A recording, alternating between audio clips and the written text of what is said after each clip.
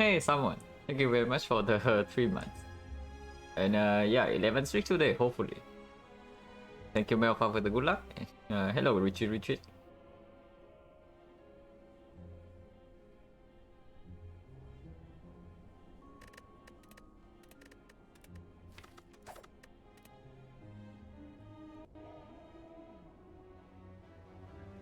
Okay, Reka started, guys. And Slime Boss. Okay, so I guess Slime Boss does make the Reka start a little bit better as well. I think it is a little bit weird, but I guess we can go somewhere like this. If we don't want this shop, we can go take 3 fights, and then if we cannot take this elite, we get 2 upgrades into 2 late elites, and also a potential late shop to prepare for Slime Boss. The ambitious path is something like this. If we want to take a floor 6 elite, to increase the chance that we can take the floor 6 elite, we go to the shop instead and buy a potion. But that's also weird. Because of course, right? Whether this fight drops a potion or not, buying a potion here is still like super mega weird. Because then you just have a non-insignificant chance to throw away a potion in these spots. And also makes the potential shop here kind of dead. And if you cannot go to a late shop to prepare for Slime Boss, then if for whatever reason we do not have an answer by this point, we are very sad. What's up, Lucky? We're just like starting the run here, and I think I'm going to start a dirt here with the red card start, but depends on what the red card is, of course. What's up, Frog? Burning elite is never happening, right? Because yeah, the burning elite is both like super risky, and then afterwards there's only one elite, so the right portion of this map is like out of the question. Which means we always start here, and I think it's always red card. Glass Knife. You think Glass Knife is the best card? Honestly, I think Alchemize is probably way better from Dio. Regardless of whether we want to take a 4-6 elite or not, I think Alchemize is a way better hit. Probably the best card to get from Dio, if I'm yeah, if I have to say what's the best rare card to get from Dio, is probably Alchemize. Because these are certainly not Alchemize. So Envenom's complete trash into Slime Boss. Okay, so we do not really get a super good card here. Like, no Alchemize, no Redfall, no Glass Knife, not even Unload, no Die. No Adrenaline, no Corpse Explosion. Storm of Steel is quite bad. It's slightly better into the Slime Boss, because if you draw Storm of Steel plus a handful of slimes, and then you can still convert your hand into damage. But I think this is just tools. And tools is not bad into Slime Boss either. It makes the need to actually exhaust the slimes and maybe splitting in the before the second cycle a little bit less urgent, because you can actually play with multiple slimes in the deck. What's up, Mo? Yeah, we were on a 10 streak here, but this new option is like not very premium. Low Thrifty? And yeah, it's never Envenom in this spot. If it's Hexaghost, maybe you can convince me that sometimes it's Envenom, but it's freaking Slime Boss. So it's never Envenom. And yeah, Tools of Trade also opens up any Glass Knife, any Eviscerate. Like Hyper Beam. I would probably pick Hyper Beam over this. I would agree with that. But yeah, probably Tools. Because we also are not forced into this for 6 elite. We also get an upgrade. And upgrading Tools in the Slime Boss deck is actually okay. The energy upgrade plays. But with the Tools of Trade, the 4-6 elite is probably not happening, even if we force the potion here. So it's probably like this. And it's not like we never take this, by the way. After these 3 fights, if some very good things happen, we can still try for this. If not, you can go for 2 upgrades. Floor 1 negative roll for 2 sticky, yeah. But I have to say though that this card synergy definitely gets worse into the Slime Boss. This boss basically punished like you playing too heavily into combo pieces.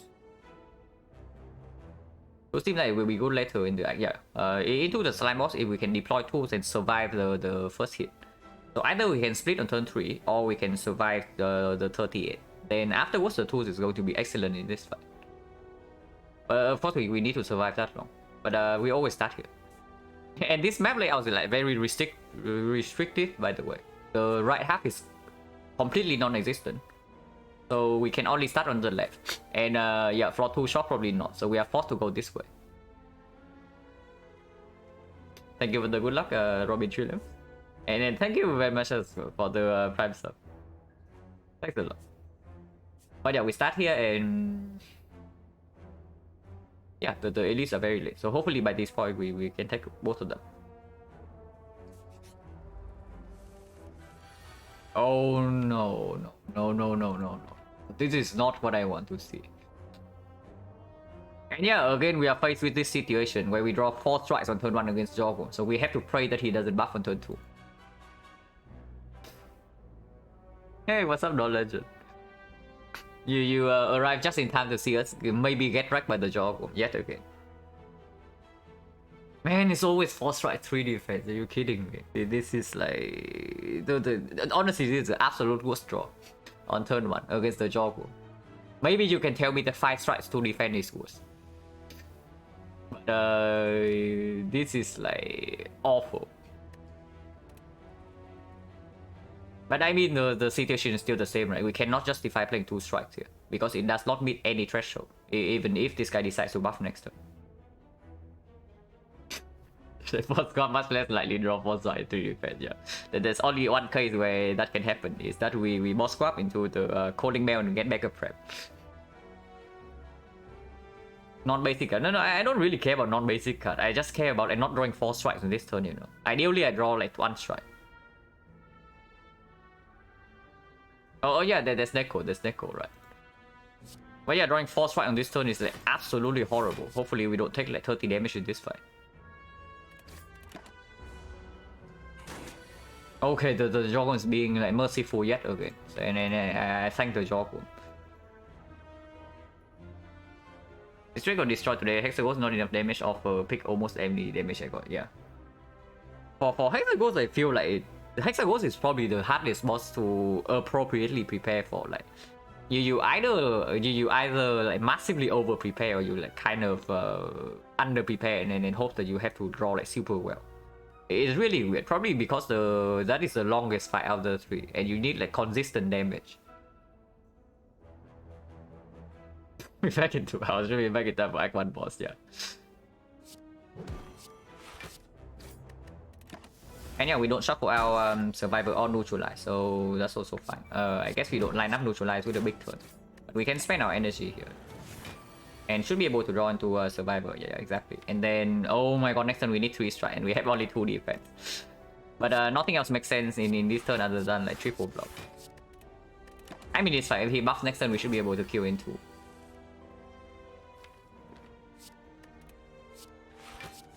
With the tools online already, even if he decides to buff next turn, we can still attack. And if he attacks for 17, we can block with Neutralize, Defense, Survivor. So I want to block this too.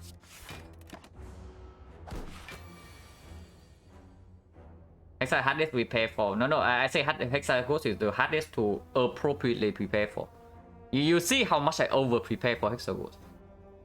And then the way I over prepare for Hexa Ghost has only killed me once in Act 2. Because the Hexagons is like really... The fight is extremely difficult to like simulate before you actually step into that fight. It depends so much on the first draw order, especially if you rely on like poison.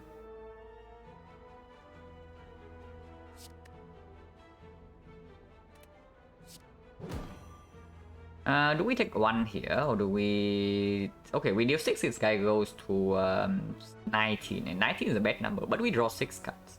I mean, whatever, we should just take this one and get out of here.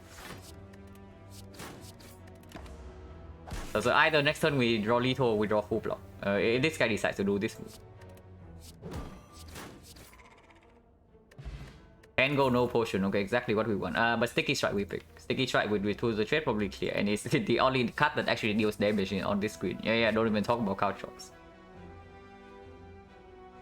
The other day I was like thinking about this card before picking this card before Act 3, you know, because like if you think about the total amount of damage this card deals during a fight, and it's actually not that bad. But the more I think about it, the worse it seems, because it's like it's basically even slower than Deadly Poison regarding damage.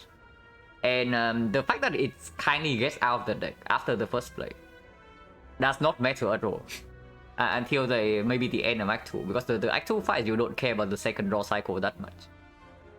The fights are way too fast. So this card's just like complete garbage until the end of Act 3, and then suddenly it becomes a good card. But for now, it's unpickable.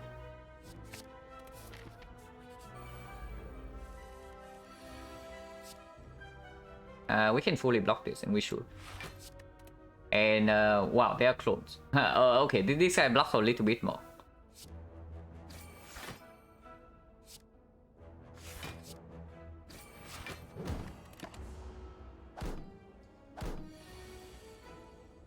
Oh, this is not just a super easy. Yeah, it is a super easy sticky. I just want to talk a little bit about the culture.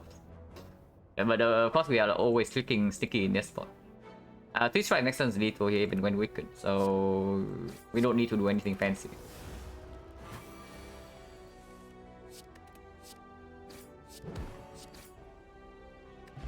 Explosive Pot is okay. Yeah, the degenerate cards. The reasonable card and the degenerate card. So are we degenerate?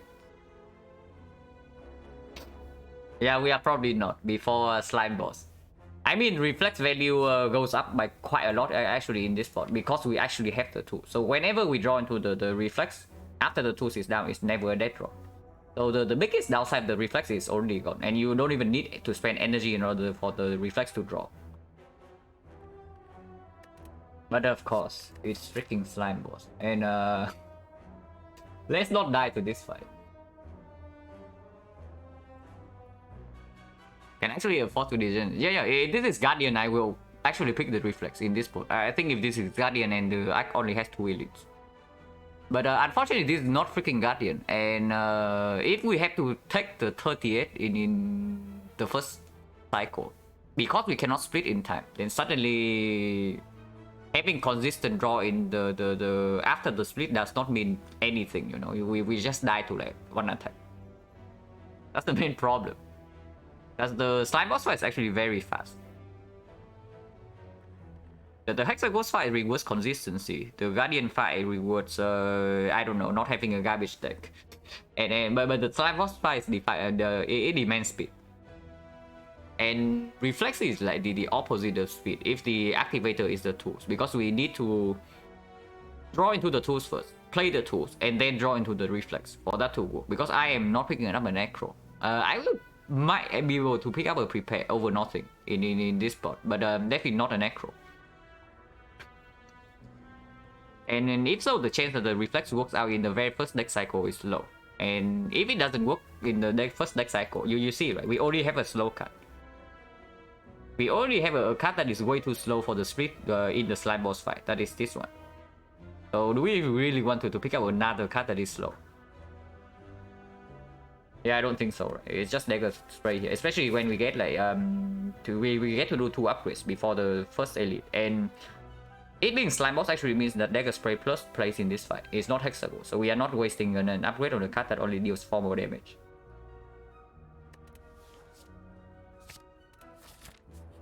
Also good against the advanced hallway here, and here potentially, but I don't know. Maybe we are probably taking with this question mark, depending on our health situation.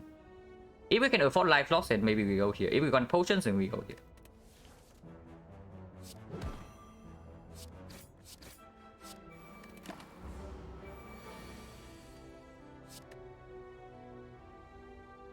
Not lethal, right? Yeah. 32 only. We are 6 off, even with this strike.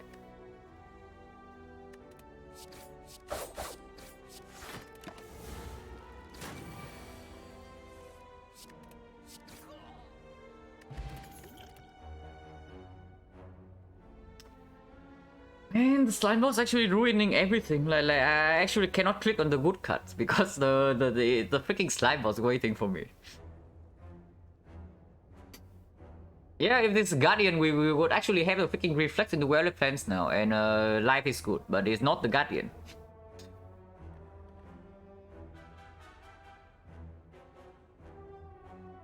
Okay, so does Quick Slash actually make us better or not? I mean, it is a reasonable upgrade, but this wants to be upgraded, this wants to be upgraded, and then honestly, Sticky Strike also wants to be upgraded. Man, I wish this is freaking Dagger Throw.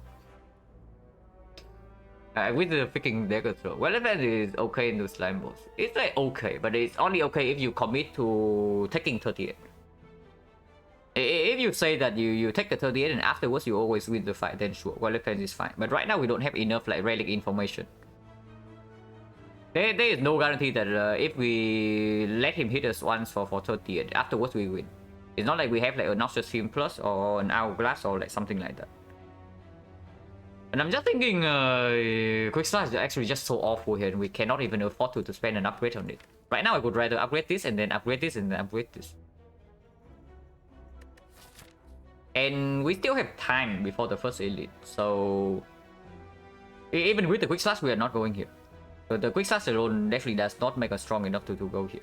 So not super interested.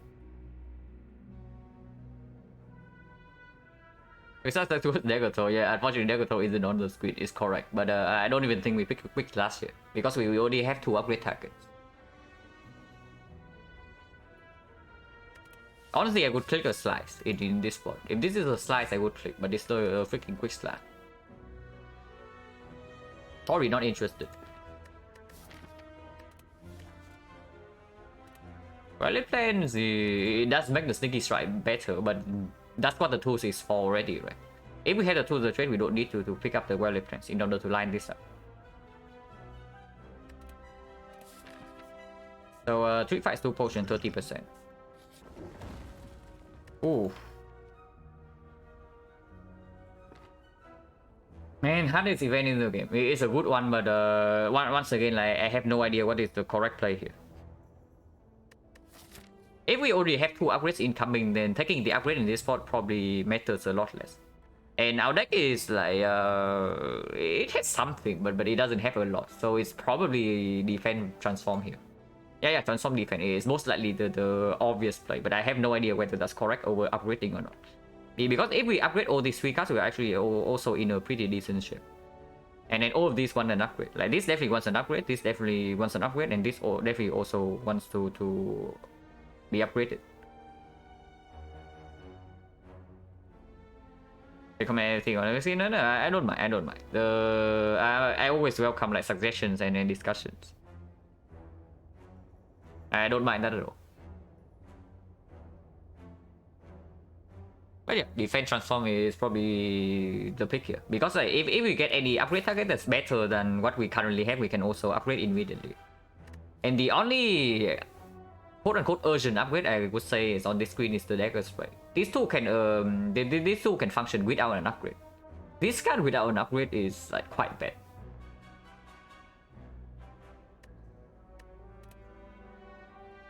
Yeah, asking for myself, yeah, okay.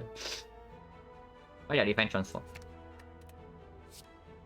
Man, we transform into a garbage curse. Okay, maybe not a curse, it's still slightly better than a strike, but it's not a good card. We are not picking up poison in this spot. I mean, maybe we pick up Noxious Fumes now, because the Fumes is still reasonable against Slime Boss.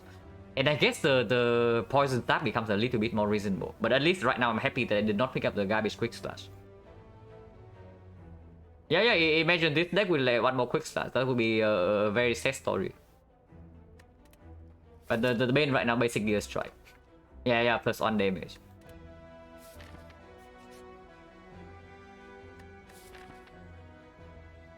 Well, technically we are very healthy right now, and we only lose 18 instead of 20 because we did lose the max HP from Neo.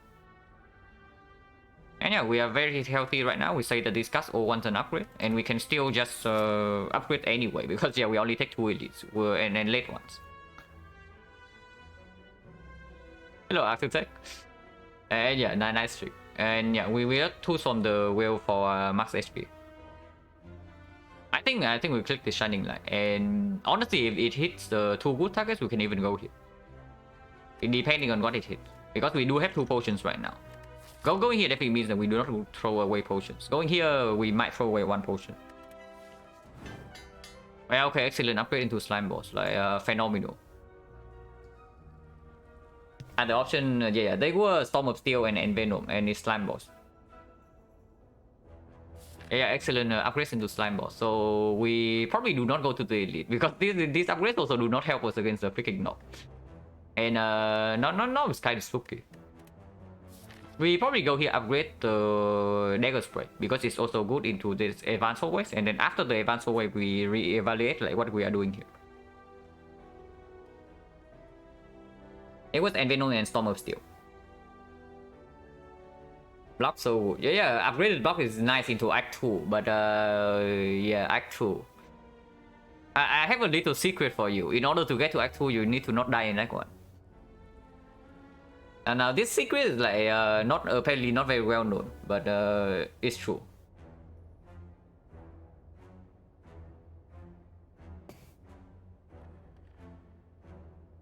Yeah, now I am scared. To upgrade the block into this fight and minus 18 HP is definitely not good. But I guess we can go tier if things are very bad, and we can even dodge this. Good evening, Ponte. Colorado Storm, is it ever legend? Ring of Snake with an upgrade? It's okay. It's definitely reasonable. It's better than normal into slime boss because you can convert a handful of slimes into damage. But with a pathing like this, the Storm still does not allow us to take Floor 6 Elite, and so we get like abundant upgrades. And if so, I probably want the tools more in case of like Sticky Strike Eviscerate, you know, and we have a Sticky already. I mean, of course, when we pick the rare card, the Sticky is not here, but picking the tools open up like Sticky Eviscerate, and it's also not a bad card into slime. Storms I probably never pick. No, I picked Storm over tools before in Hexaghost side, and it performed.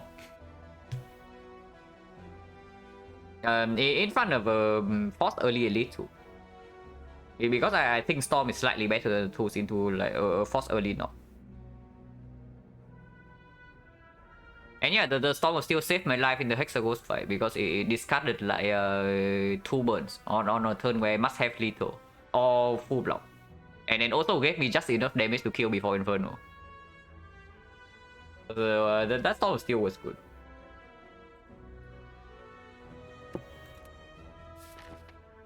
But yeah, we go here, upgrade the dagger spray and re-evaluate after this node.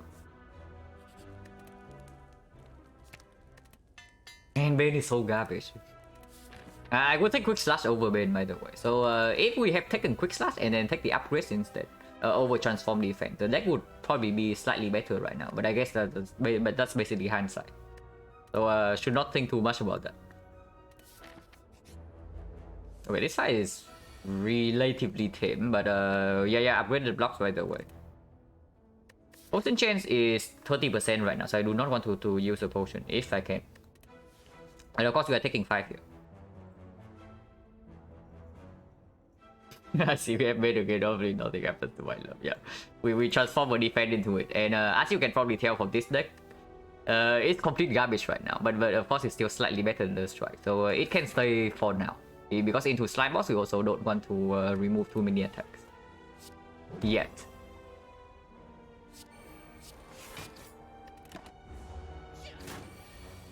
I mean, I say this fight is relatively tame, but only if we can kill this guy in time.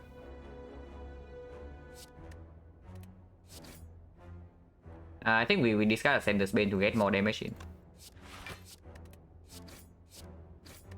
Because ideally I want to kill next turn.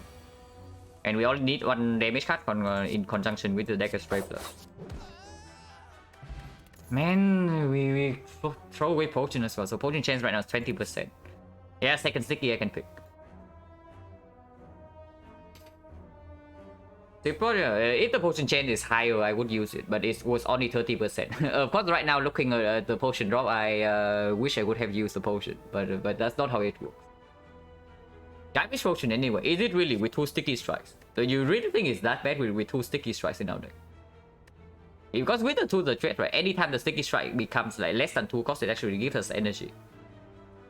So even into slime balls, and yeah, if you have a handful of slimes, you can just basically use this. Like any slime that costs more than 1, you just ignore for the rest of the fight. Any slime that costs 0 is 3 exhaust. The Seco Oil, that is. And anytime the Sticky Strike gets discounted, it gives energy.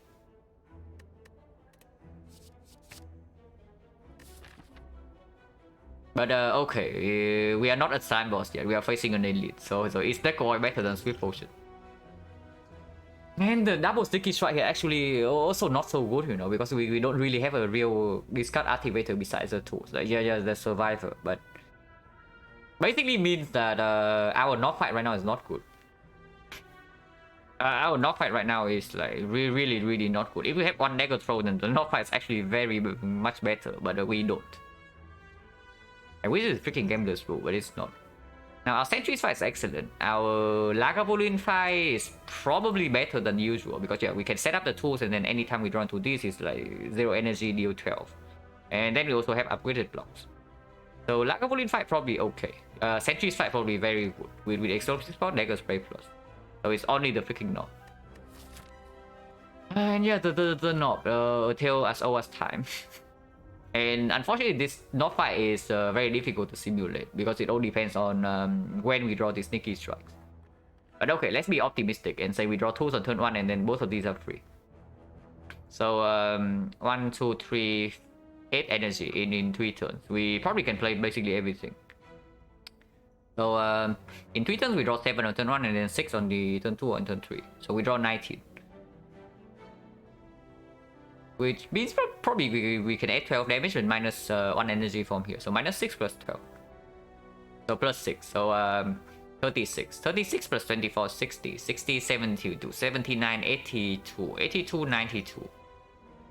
So basically if the sticky strikes line up, we can kill the knob in 3 turns. And that's only counting minus 2 energy. So even if the tools line up like 1 turn late, and it doesn't line up with any survivor, we still kill the knob in time in 3 turns.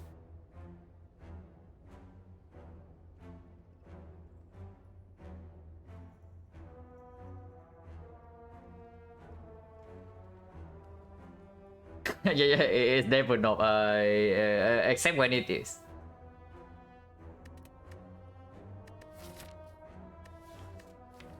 Seco is honestly, it has to be better than Swift Potion, right? But okay, Seco is not better than Swift Potion if you say that with Swift Potion we always kill the knob in 3. And honestly, I might be inclined to agree because it just means that we draw 10 cards on turn 1. If we draw badly anyway. If we draw both sneaky and like no to the trade, no survivor, and like we draw both of these, then we can actually Swift Potion to fish for this, and then also force the reshuffle faster into this. And basically, we can force the tools by at the latest on turn 2. With the Swift Potion, with the Seco Oil, sometimes the tool of trade becomes like 3 costs, and then we are screwed. Yeah, if the Seco Oil, basically if the Seco Oil betrays us in the North fight, we are dead.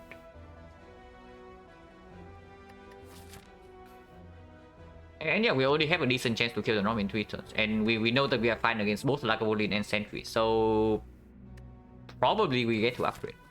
Also, yeah, we will get to upgrade here. So we can also upgrade the tools. And now with double Sticky Strike and the deck, I think the tools upgrade is clear. And if we upgrade the tools, then it's never Seco Oil here over Swift Potion. And yeah, we're also seeing a relic as well. Like, absolutely true. So I don't think we pick up the Seco Oil.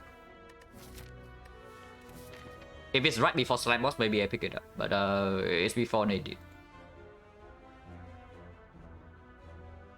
The real buff code, and yes, this attempt is for 11 streak. And Act 1 has not been going super well so far. But we have the makings of a decently strong package. We only need to survive for now. I mean, I say that. But I guess we do have upgraded blocks. So early Act 2 also not going to be that bad. But of course we need to not die immediately. And yeah, upgrade the tools. Best of luck, thank you. And yeah, potion chance being 20% probably means that this fight is like not really, right? And any healing event we get here would be good. If we see Sentry's Dead Adventurer, we can actually take. And then we can path away from this elite. Go to this shot and go to this late question mark instead. The mushroom can absolutely take with the dagger spray plus. And then if we can take the mushroom, then the knock also becomes like less risky. We basically do not die on turn 3. And yeah, question mark, the potion chance is like pretty low. We also have like 2 potions. And then at this rate, we are probably going to this shop. So any gold here would also be better. Any healing event would be good. Oh, this will not play, but we do not key this. I mean, I say we will not play. It will play into Lagavulin. Wow, healing event. At least 2 for turn 1. And yeah, they do not attack on the turn 1, so at least that's good. And then turn 1 draw is also okay. Honestly, we can probably finish it like with 0 damage taken with this draw, which is very good. Deal 16. And next time we draw into any of these is 12, so we basically only need to block 6, but only if we kill this. So I absolutely want to make sure that this dies. So it's either 1 sticky strike or 2 strike, which means that we do strike neutralize here and bane on the counters. I don't think committing 016 on this is a very good idea, but maybe it is, because we only need to block 6 from this. And then this blocks for 6, this also blocks for more than 6. So if we draw to sticky strike plus a strike, we can just like strike this guy to kill and then sticky here. Like no problem. Doing this like basically breach for the case where we don't draw into sticky strike next turn, which is unlikely because we draw 6 out of 10, but and we have 2 copies, but it can happen. I probably want to do this.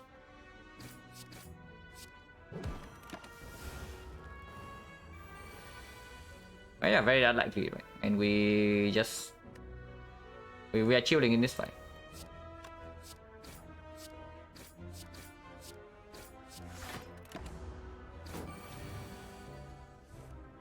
What's that beyond, dude?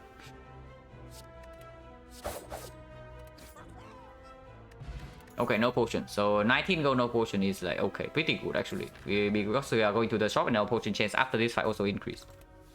30%. Oh my god, eviscerate. We probably picked that up. It's not that good right now, but it's absolutely okay. It makes the knock fight slightly better for sure. Of course, it decreases the chance that we draw 2 the trade on turn 1, which is slightly bad, but it immediately opens up prepare. My god, prepare is good now. Like, prepare is like so freaking good now. If we see 1 copy. Acro, I don't know. Acro probably still not very good, but prepare is like phenomenal. And yeah, we run into the yeah, it's never the knock by the way.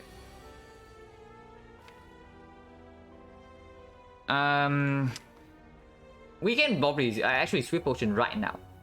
I'm definitely down to do sweep pot right now because if we draw into this second sticky, we can play it right away with a survivor OD in hand.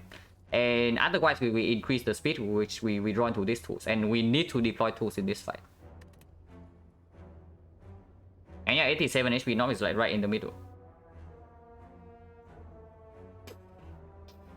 The Autobot is like catching this exact message yet again. So maybe it's just a slow in another language. Hopefully it's not too offensive. But yeah, we use sweep potion right away. Okay, very good.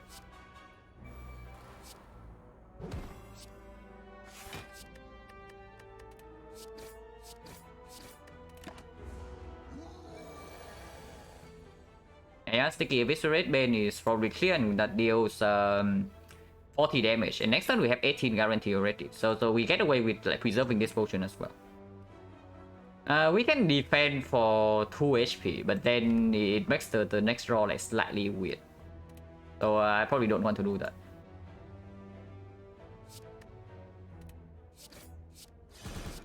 Let's take 8 and then get out here.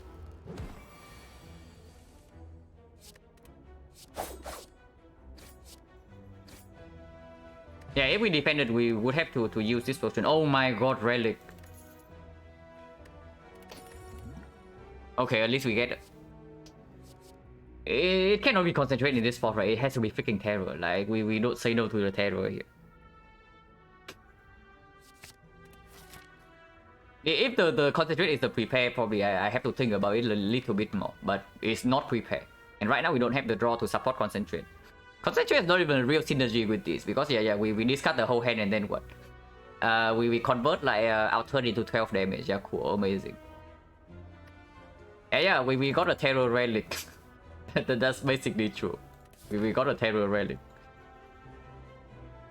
It could be so degenerate. You want to be degenerate into this guy. Now that's not a very good idea, I can tell you that. And then we don't need to be like full degenerate to win a run. And we have not even survived this fight yet, by the way. Don't be tricked. Trio for the slime boss. 2's on turn 1, but we also draw these 2, which is not that good. I guess it's okay. This deals 27, and then 2's is online already.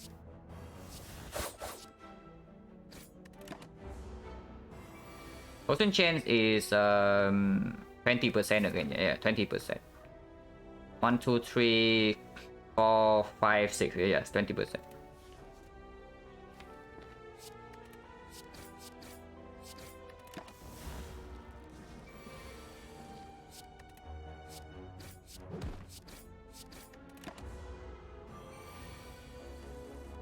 Editing dongles, I don't know.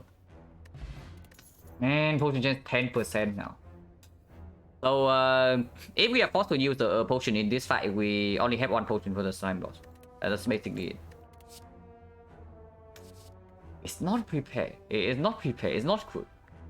Really, it's really not good. But okay, how bad is it? It cannot be that bad, right? We can upgrade terror and then it's like maybe okay. It's good into Act 2. After we see an energy relic and we just fought the knob. So it performs in the elite fight, whatever it is.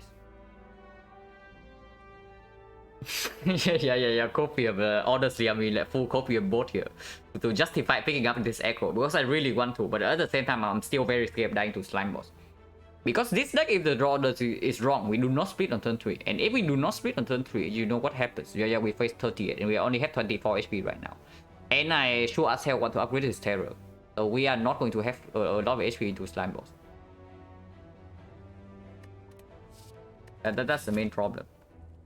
Potion chance being 10% probably means I don't want to go here. But going here, what can I do at the shop? I can buy any relic.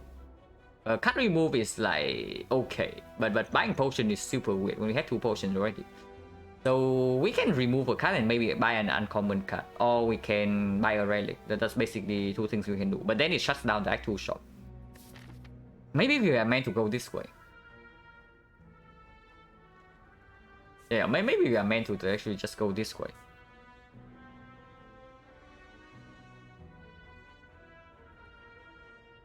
How greedy do we want to be here? Because like our relics are also non-existent.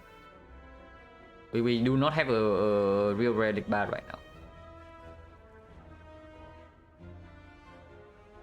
And then going into this shop here actually makes the earlier part of Act 2 like super dangerous because we cannot seek a safe note in the shop. How good are we at slime boss without shop? We are probably okay into slime boss without shop if we can finish this fight without real HP loss. Did we see a rare card yet? I don't think so, right? Or did we? So no, it's from Neo, and this card was from the whale, so we have not seen a rare card from Elites yet. So I don't think we actually have seen a rare card.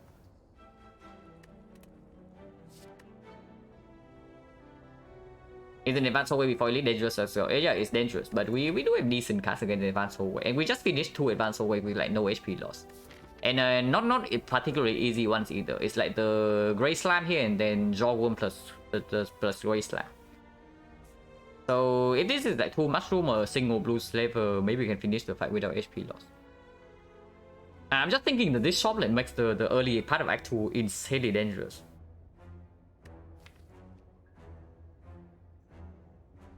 But yeah, maybe Act 2 problem is the Act 2 problem. Maybe we should actually we should just worry about Act 2 when we actually get to Act 2.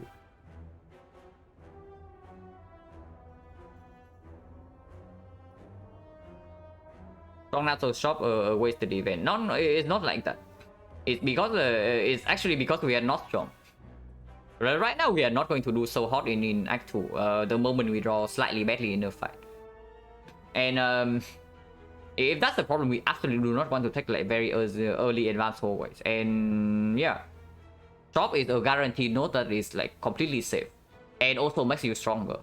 So that is one of the ways we can like avoid heavy damage before taking the first elite in Act 2. Are we gonna die rich here? Yeah, good question. We might actually die rich if we don't pass for this shop, but instead of dying rich in Act 2, we can also die poor in Act 2 if we go to the shop right here, because going to the shop right here probably increase the chance that we survive right now, but it lowers the chance that we do super well in Act 2. And what can the boss reward be that makes us suddenly super strong? Debuffs actually not that good, but it's probably okay. It does get rid of one upgraded defense, which I don't like. And the rest of the deck is like not really cheap before this is deployed. After this is deployed, the deck is actually cheap, so it can function, but we need this deployed. Hovering Kite. Yeah, Hovering Kite is like yeah, quote unquote free energy, but not really, because it demands that we draw into this card first. Pyramid, yeah, Pyramid absolutely good, but that Pyramid suddenly make us like take no damage in hallway fights, because honestly I don't think so. I mean, maybe we do have upgraded blocks and we can line up like Survivor with Sticky even before these tools. Maybe Pyramid is good enough. And yeah, I guess we go to the shop. I guess we can go to the shop. Because the shop also makes us stronger immediately for the first few fights of Act 2, so hopefully that can mitigate. And regarding this card pick, I think I want to pick up Acro, but I don't know whether it's correct or not. It's probably fine. We have like a lot of synergies. And it does get us to the tools faster. Tools is basically the most important card in this deck at the moment. It really is the most important card, and we need to get to it. And yeah, I think I want colorless over speed pot. Because we only have 5 block cards in the deck. Even if we want to block on turn 3, colorless is probably still better than speed pot. Because yeah, sometimes it's Panic Button, sometimes it's the blind and blocks for 10, sometimes it's the Dark Shackles also block for 9. And maybe even Sozu, yeah, probably not.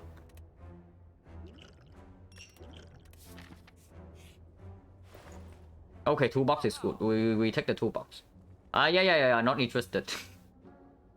This thing not interested, even though we can afford it. I mean, okay, it's not really bad. We have Tools of Trade and an Acro now, so we don't even need to rely on Tools of Trade to line up the Sticky. And we want to play Acro, right, to reach this 0 cost. So having a third Sticky in the deck, like, how bad is it? Well, we cannot afford Will and the 2 box, and we absolutely buy this 2 box.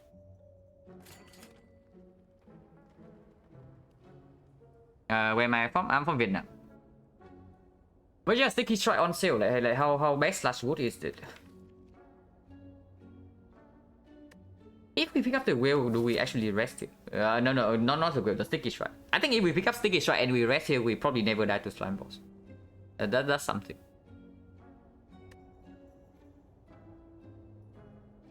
Draw the line to Sticky Strike. Yeah, we also have a freaking Eviscerate, right? So it's true. But the third Sticky definitely improves our deck slightly at the moment. I don't think by how much. I don't know by how much, but it does improve it slightly. Maybe it comes upgraded or if we have a Strike dummy, right? But right now, probably not. Yeah, probably not. It's on sale. If this card's on sale, I buy it. I absolutely buy this card. Because like we actually need the block from it in Act 2. For sure. The front load here only happens when we draw well. When we draw badly, we need block. And yeah, this is basically one of the best block card in Act 2. In terms of like cost efficiency, that is. So basically, if you cannot front load your enemies now, you want a way to block, and this is one of the best ways. Just because Slavers. If Slavers doesn't exist, the value of this card goes down by quite a lot in my book. But this is one of the cards that can almost mitigate the Slavers entirely on turn 1 with only 1 energy, and then you can actually focus energy on attacks to kill the red one.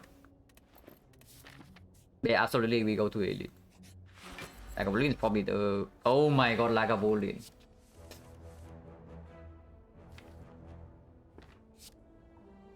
And yeah, we don't aggro here because I want to be able to play Terror.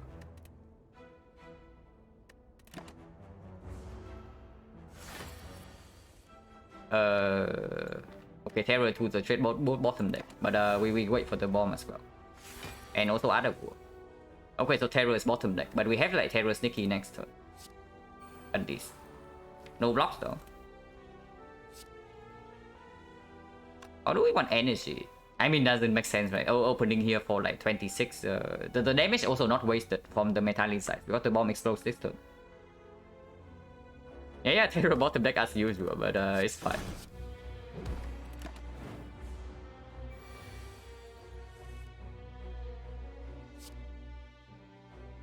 Probably not, okay, probably never playing Bane here. So what are we playing? We play Sneaky, and then we play...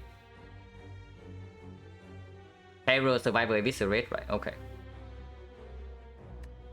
So... No, Terror first, and then Sneaky. And then, Survivor the bomb, and then Eviscerate. Oh yeah, 2 energy here goes to 1 energy, but then discard 2 cards, so Eviscerate goes to 1. Okay, that's that kill. 18 here into 30. We are 8 off. So we can Explosive Potion here to save 9 damage. Yeah, Explosive Potion is quite good into Slime Boss, but 9 HP.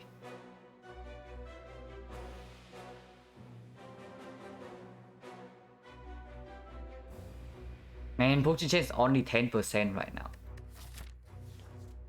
Yeah, Potion Chain is actually 10%. It's not like 10%, it's actually 10%.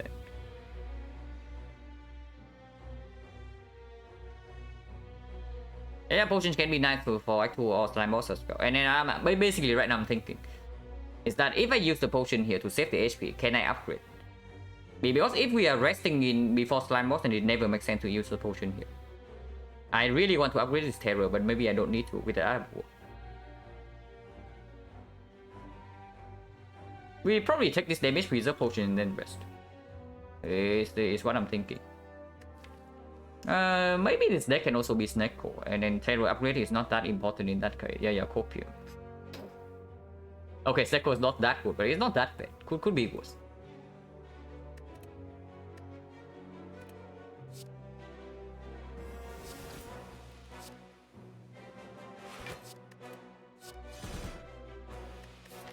Yeah, we always kill next turn, so it's basically just this potion for 9 block.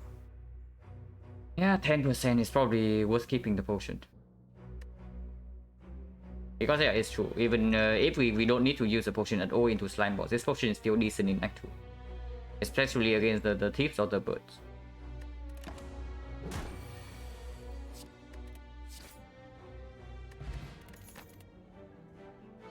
Violet Plant. Yeah, Violet Plant is pretty good. And in this part, Violet Plant is actually probably very fine into Slime Boss. Because if we have the Violet Plant, we always block on turn 3.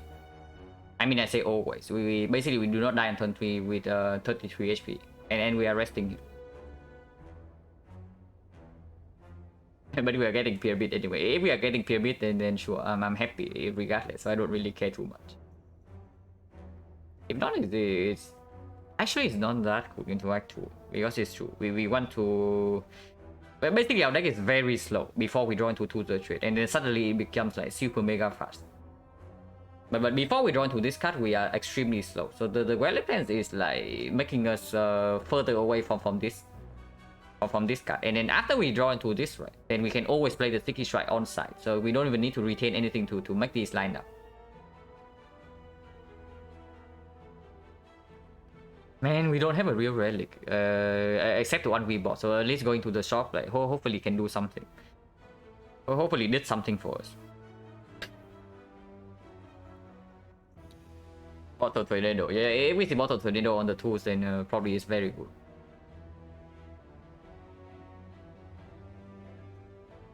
I don't like, honestly, I don't like the Relic Pens too much in this spot. The only reason to pick up the Relic Pens here is to make sure that our split into Slime Boss is actually not bad, because we can hold the Eviscerate or the Sticky Strike. to ensure that whenever we want to split. So basically, right, we accept the fact that we are taking 38 on turn 3. We block that somehow with the neutralize and then upgraded blocks. And then afterwards, we hold like one of the stronger attacks in order to force a good split.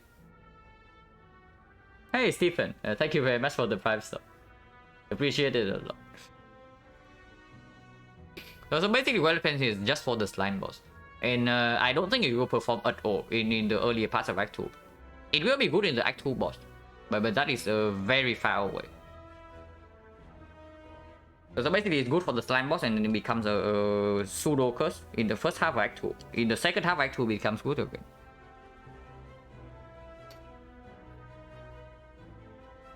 If we also have this freaking potion, like, do we really need to pick up another thing that helps with slime boss? I mean, maybe. We also have 2 bucks or a little bit of front load, which helps with early Act 2 as well. So maybe we can justify the squared plans. Because honestly, in my mind right now, I'm like, oh, still somewhat scared of the slime boss. If we have to play that fight with 10 slimes. Yeah, so the squared plan is probably okay. And we rest. Unless you say that it's burst, but right now burst doesn't work with anything, right? So not really. Burst does work a little bit better with 2-0 trade because yeah, you see more cards, so the chance that the burst lines up with something good is also higher. Hey Ferials, thank you very much for the good luck. We are having a pretty sad icon relic bar right here, but hopefully we can bounce back. And the slime boss fight is like dangerous. Man, I really want to upgrade this terror, but 15 HP does not cut it. Our damage is extremely reliant on drawing the tools early. If we bottom deck the tools, our damage is like complete crap. And we never split on turn 3. And if we go into the fight with 15 HP and we do not split on turn 3, we die.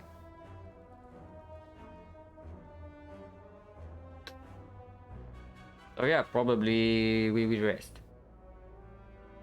Okay. We don't even have freaking golden idol. So Act 2, having a safe part in Act 2 is probably impossible. We always have to take some risk in Act 2 here. But if we are still heavily passing for events, then I guess the weather plans gets a little bit stronger because yeah, you always think of like apparition. Of course, the burst also gets stronger, but and also yeah, weather plans enables. Okay, not enables. We always do that, but. No, not always. Most of the time we do that. But the well defense also makes the potential red form after the slime boss like much stronger. If we see a red form. Next team's guy, okay, lots of synergy, yeah. But it's freaking slime boss and we are at 15 HP. So I am like still a little bit scared here.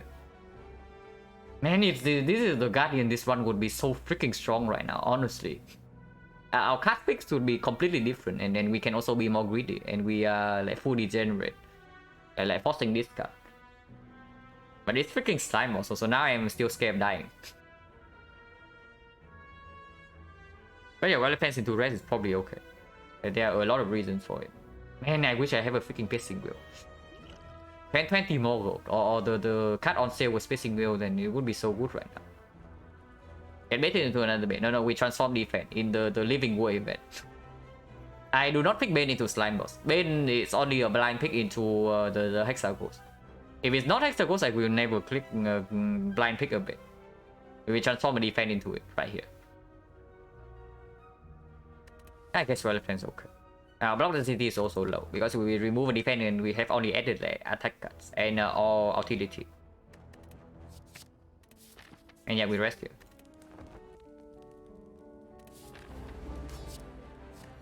Master strategy is very good. Defense turn 1 is also quite nice. Well, good thing we rested. You see what's happening here, right? We withdraw to all our damage on turn 1 without the tools. So good thing we rested, yeah? Because we are taking the turn 3 hit.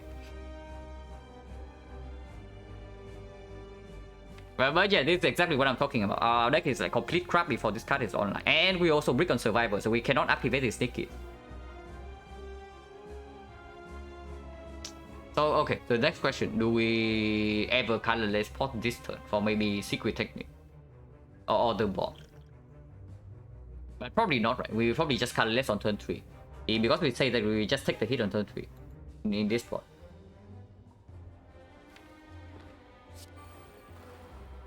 And yeah, it's just dagger spray Bane. I kind of want to hold neutralize. It blocks for 10 on turn 3, but that of course it means that I don't hold the sticky and then we are guaranteed not to split. But splitting in this spot is like also complete garbage. We're trying to split in this spot, that is. So I think I want to actually just hold this neutralize. And also whatever card I hold here, if I hold it until turn 3, it's going to be shuffled out the deck. And neutralize after we block the 38 with the neutralize, I also don't want to see it like as one of the cards drawn. I want to see heavy damage cards. So holding neutralize is probably correct.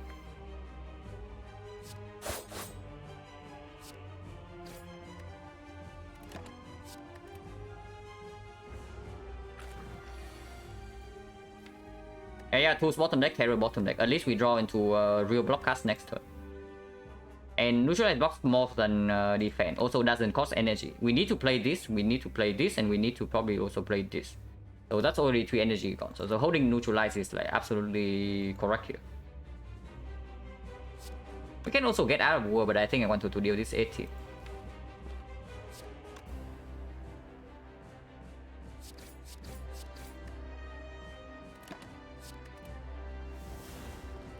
Yeah, good thing we rested, yeah. Did not draw into the defense, so we take like 5 more. But I guess that's fine. Unless you tell me that we hold the terror and not deploy it, and then play aggro and defend and such. Cardless potion. Potion chance right now is 20%. Yeah, this is okay. It also shuffles in the card if it's good. Oh, that's convenient. We can also do metamorphosis. Wait a second. No. We are not splitting next turn, and then all of these attacks are going to be shuffled out. So it's not even that good. We probably just take the finesse and then mitigate this a little bit. There's also Mind Blast. Okay, Mind Blast actually pretty hilarious, but it's not good. Our deck's not big enough.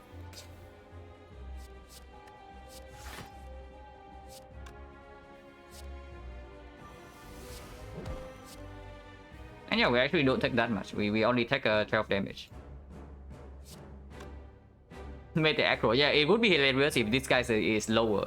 If this guy is at like maybe 90 HP, we can actually force a very good split. If the metamorphosis is good things.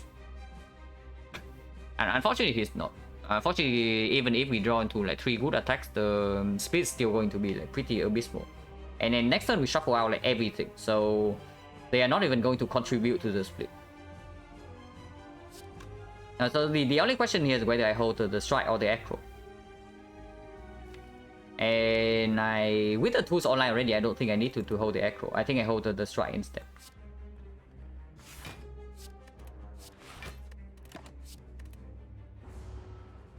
Yeah, we take 10 damage. This 1836 is too much, but we can do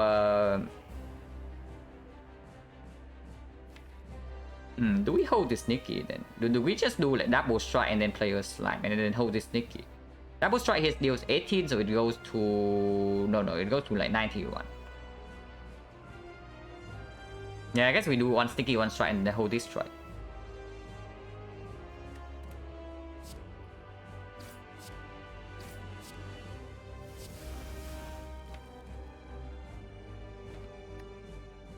Drawing into nothing next turn would be actually the best, because then we have like heavy attacks for turn 3, and then we also have other war energy.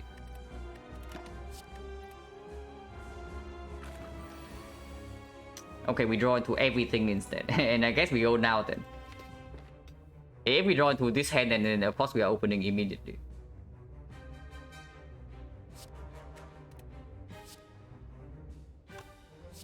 $36 into 30, we split at like 22. So should be fine. Actually, it's 16. Oh yeah, it's like 30. It's 30. And a 16 split is like completely okay. especially with this potion. So we can hold survival, we can hold defense. I think I want to hold... With 2 defense coming up, honestly... If we do like triple attack to kill on the slime next turn, like something like this, we still have 1 energy defense. So defense is fine. But holding the strike increases the chance that we can actually kill the one attacking. And then the only case where we die in this fight from now, without using this potion, is when they both attack and we cannot split. So holding strike is probably just straight up better. And yeah, we kill this guy immediately. We don't end up needing the rest, even with the disastrous draw, because of the finesse. We can hold the finesse. I mean, doesn't matter, next turn this guy dies. We know that we have 16 damage. So yeah, colorless potion actually did something good here. Wow, red form. Here's a red form, by the way. And yeah, well, it ends with burst, and we just hero operation act 2, yeah? In fact, considering bottom deck heroes with 2. Yeah, well, Elephants play. Well, Elephants block for 10 and then allow us to get a better split. So the Elephants like, absolutely perform in the slime boss fight as we thought, right? It basically mash up the analysis. Like if we do not split on turn 3, then Elephants always plays. But yeah, now's the time where Elephant becomes bad. So hopefully we can do something to make this good again. The starter, the first thing we can do with that is like the burst. Or we can do some unload stuff. Yeah, unload. Unload with Elephant synergy. Unload to make Abyss Red cost 0. But honestly, real talk, if we want to try to front load enemies down Act 2, then actually unload is the pick. The burst is the more well-rounded pick. Picking burst in this spot is basically being optimistic. Basically saying that you do not die early Act 2. By picking up the burst here. And yeah, I probably want to be a little bit optimistic because it also works better with the Violet Plants. And ABC operation is also phenomenal. Opens up operation, works well with the Violet Plants, and then we have upgraded blocks already. So it's already not that bad. Could be worse.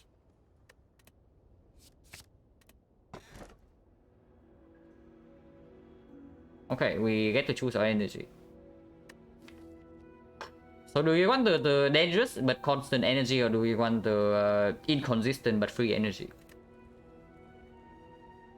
Because yeah, the moment we deploy the tools, this becomes free energy. But then we of course we have to wait until we draw the tools. And yeah, if we draw the same way as the slime boss just now, we do not get energy until turn 3. Slime boss activated the master law. Okay, yeah, cool. Very interesting. Probably has to be the tools in this spot, right? Coffee Dripper is way too dangerous. When we only say that our deck does not do a very good job at not taking damage in Act 2. And then we also don't have Golden Idol, so Forgotten Outer can like completely screw us up.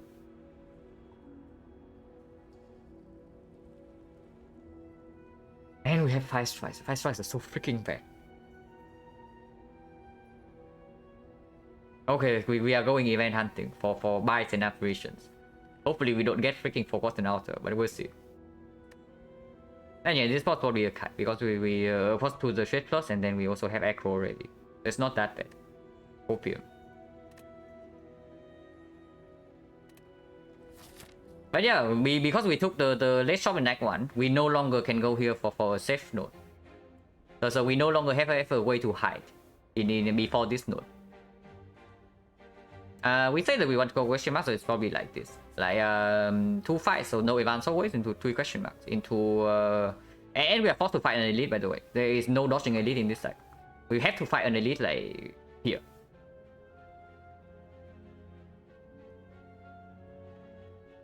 No more EU friendly streams. Yeah. We are like slowly moving back to the Asia stream time. But it's worth bottom decking 2 having 3 energy, bottom decking 2 dealing garbage and not being able to rest. Yeah, honestly, that's probably the accurate analysis.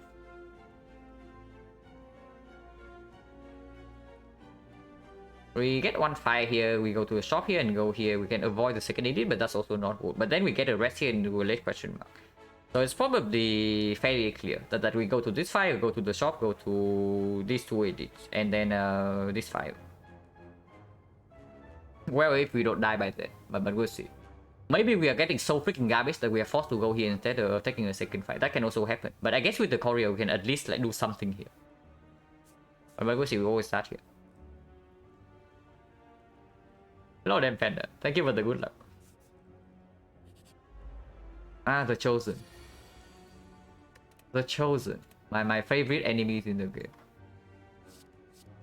Can I show that? Yeah, sure. To the trade from Neo, and then we pick up cast that has synergy with the tools. This was from a defense transform. So the deck is looking, I don't know, it's honestly quite a mess. But it's like a few pieces away from being strong, and also like a bunch of removes. Is the extension not working, or are you on mobile? Extension is working, as far as I can tell. But yeah, it's probably trip, right? In case we bottom deck the freaking terror. Or are you saying that Menace is stronger? Probably not, because Menace is not from colorless spot. Yeah, Menace is not from colorless spot, so we actually lose energy playing this. Well, Monkey's Paw. We draw 2 turn 1, but we also draw like all the damage in our deck. But that's not good.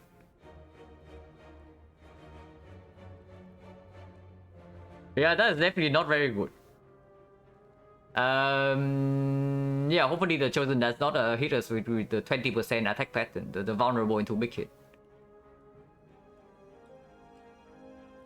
Anyway, more bites will be tough to pick up early on 20 max HP. Max HP irrelevant. I talked about max HP like multiple times before. I don't care too much with bites and aberration. As long as we don't have a chance to be instantly killed on turn 1, bites and aberration are good. Because bites, the bites actually mitigate the downside of like apparition, you know. Because here's the thing, like what are you scared of when you pick apparitions? It's not being one-shotted by turn 1 on turn 1. It's like taking 20 damage because you brick on apparition on turn 1, and then you cannot rest back up because your max HP is so low. The rest is worth like 9 HP, and you eventually slowly die. But the bites mitigate that for sure. As long as you don't instantly die in one hit, anytime you brick on apparition and you take like 15 HP or something, you can heal back to full instantly with the bites. And basically that actually makes your run like a lot safer on average.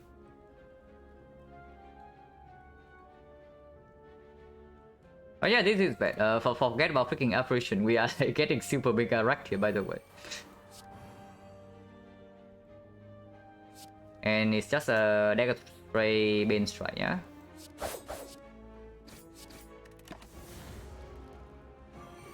Okay, no vulnerable. Okay, well, so thank you, Chosen. So no vulnerable. Turn 3 she always attacks, but for now she has mercy. Echo's a good cut. Either get us into well plan faster, or basically just shuffle into the good damage cards.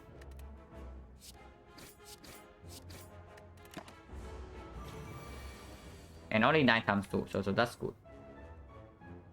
I don't even know. Do we play well plans? Everyone needs to be played. Needs to be played, and this needs to be played. If we play well plans right here, we draw into 3 days next turn. Yeah, probably not. Okay, she does not run. Oh my god, this Chosen is so kind. This Chosen is actually so kind. Thank you, Chosen. Yeah, Eviscerate, another one.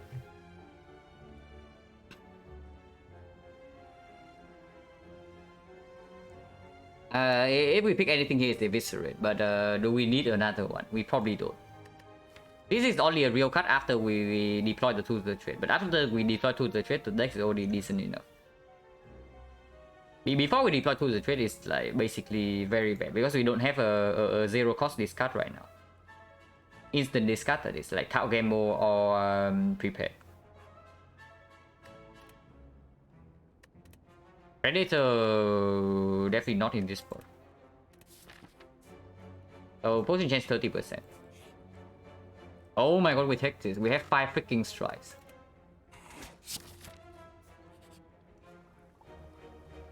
Okay, so try an event. Advance away incoming if we don't go to this shop.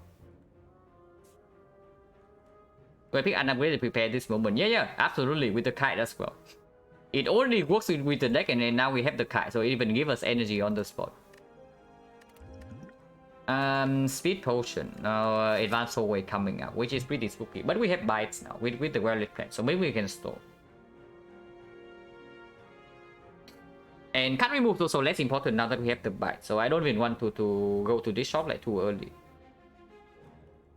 Yeah, I guess with the bites, the risk of taking one advanced away is like mitigated a little bit. And we can use one potion. Our potion chance right now is 50%. Yeah, I said it was 30, it was actually 50 because we started 40 and not 20.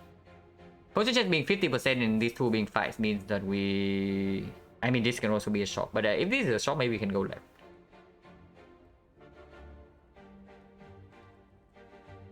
Going left is pretty bad, but maybe we can go left. And Blood Vial will trade for bites and market speed. Yeah, absolutely. Because if you have bites, you don't need to sustain from Blood Vial anymore.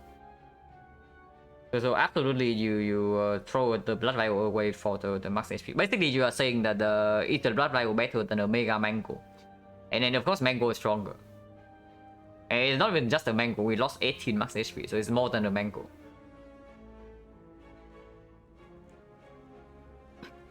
Yeah, we don't need the shop here with the bite. Hopefully, we don't lose too much HP. We just saw chosen, so this is baseball, avocado, tips, or the birds.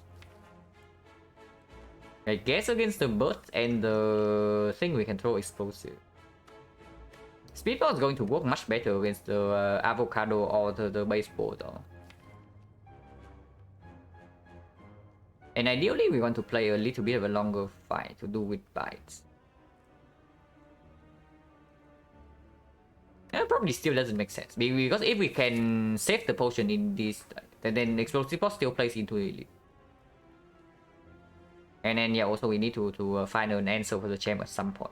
The time in this is actually not like we have fairly limited time here. the baseball, yeah, everybody calls it the baseball. And yeah, here's the baseball.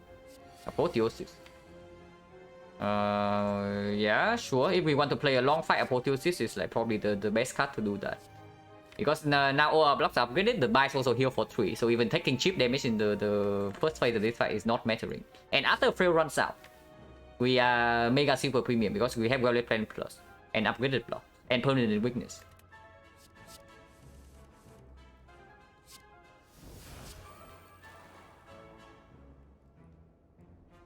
And yeah, turn 1 is like super clear, right? And we hold Survivor and honestly probably defend. We are not interested in killing this guy too quickly anyway. Because we probably cannot kill him before we take the 22 hit. So our best bet right now is probably to mitigate the 22 and then eventually back up with this. So we don't even want this guy to take a lot of damage. And yeah, this can actually block 2 fail. And we also don't need the terror debuff, so we can just trip right away to make the neutralize land. I mean, we still need to cycle one more time. I guess we cycle pretty fast. And yeah, the trade is here.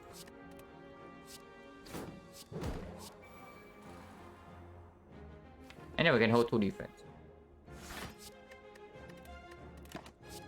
We are playing a fairly long fight. If we don't lose HP here, then also excellent. Yeah, upgrade all bites defense. This will never be played. I mean, we don't even play bite. We don't play attacks. We just play like yeah, burst and then double block is full block. I guess we can play an attack. We have 4 energy per turn now. We don't need 5 for that.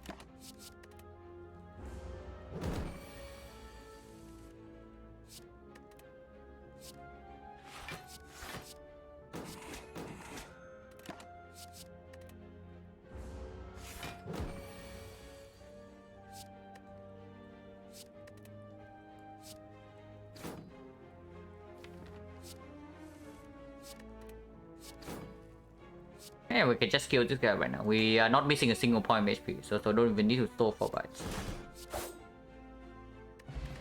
Block potion. Oh my god, it comes upgraded, this screen. Okay, that was possibly the best card we can see on that screen. Out of basically every non-rare card. Seen a lot of potions this one. Yeah, we have seen. I mean, maybe not that many, but the potion change has been going to quite a low percentage. And if the potion goes to like a low percentage, it means that we have seen a lot. But yeah, block potion versus strength potion. Oh, explosive. Now, every damage is basically non-existent. So, explosive ball is probably quite useful against Gremlin Leader. Not so much against Levers, but against Gremlin Leader is okay. Because we wipe one of the Gremlins with this, and we wipe the second wave with the Dagger Spray. And that's probably enough time to win the fight. What do we even remove? Yeah, you see it right here. There is a very obvious card to be removed in this deck.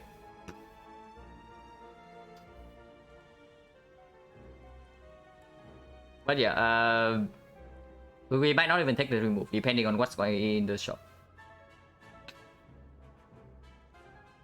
I'm just thinking that maybe we need this strength potion against move stabbing, but I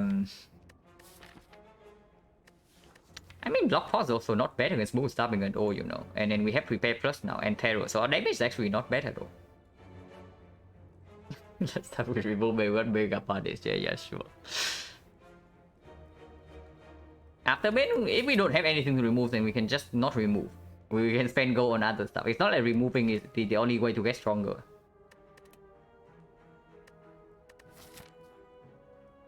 Okay, what advanced always cannot be stored? And if the advanced always cannot be stored, then block potion is worth more in that specific fight. The snake plant. The snake plant cannot be stored. The avocado mushroom absolutely can be stored. We kill we kill the mushroom first, and then the avocado we have garlic plants and upgraded block. And the fail attack doesn't happen very often, so we can store the fight forever because yeah, we can bite, and the plated armor means that he actually doesn't take damage. And we have 4 energy after the tools is down, so avocado mushroom actually storeable. Century mystic absolutely. Chosen +1, yeah, not storeable. So Chosen +1 not storeable, Triple Cultist not storeable, the Snake Ball probably not storeable, and the Snake Plant not storeable, so 4 fights. Okay, that's quite a lot. Maybe we probably cannot store in the advanced forwards.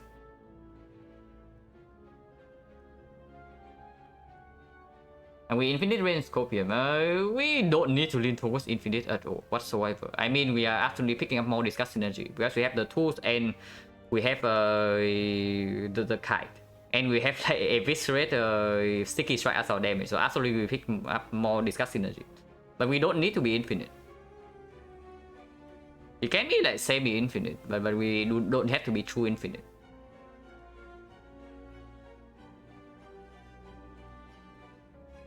I feel like I want 2 damage potions though in the event that we run into. No. Blood potion has to be also better against the slavers. Blood potion has to be better against slavers as well, because if it means that if we play blood potion instead of committing maybe 2 energy on defense on turn 1, we only gain like roughly equal value compared to this strength potion.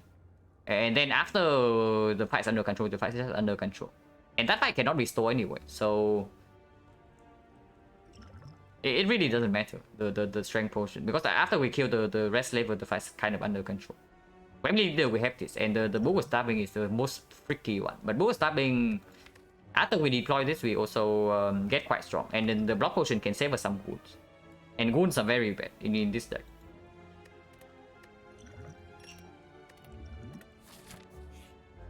Yeah, triple cultist.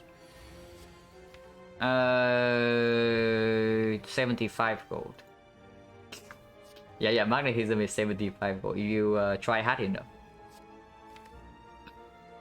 Mayhem is actually quite good in this spot, but it costs 2 upfront and we don't have the energy. On the other hand, we can just pick Swift Strike for free damage. Yeah, Swift Strike is probably fine. This fight is not easy, by the way. This fight is absolutely not easy for us. We don't have a real way to block them like the piercing wheel, and we don't have real AoE damage besides one dagger spray.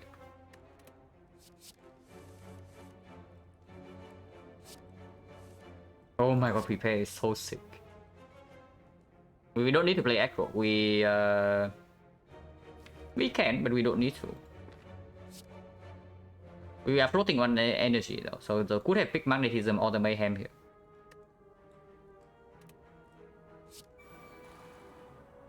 Damage. Probably want to leave the one we are hitting at 12 HP in order to open up and out with this. Or we do one sticky strike and can kill, if we have to kill them next turn. So how much damage is this? It's 21, 33, 40, 43. 43 makes it very clean here then. Yeah, 43 just makes the hit like very clean here. This leaves is at 11.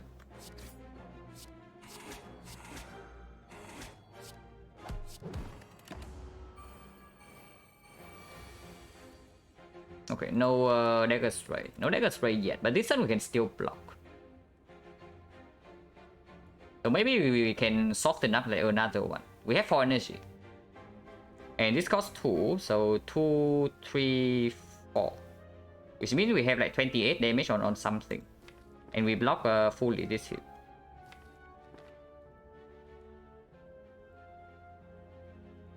Yeah, that's fine.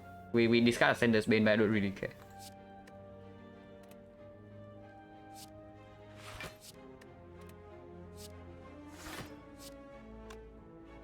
This is 28.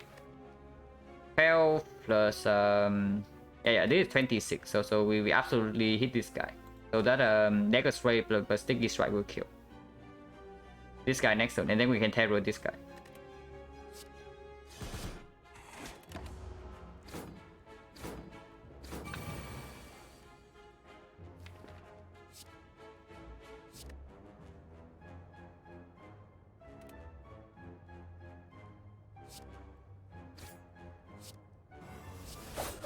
And yeah, everything lines up like according to plan. So now we just have to deal with one cultist, which we kill immediately, and we heal back to full with the bite.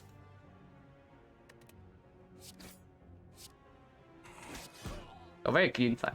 No potion is actually good. Potion chance is 50 right now. Backflip. That's also bouncing flash. Plus, we say that we are extremely scared of the champ. And don't even start.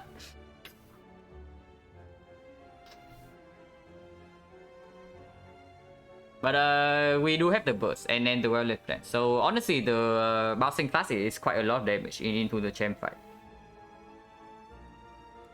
Right now, our best possible yeah. Poison. Yeah, they said it would be nice, or something like Phantasmal would also be good. We need something to answer for the champ, and maybe Bouncing Flash is that, because Bouncing Flash is also good against the move stabbing. The Terror alone is like good, but it doesn't solve the champ fight immediately.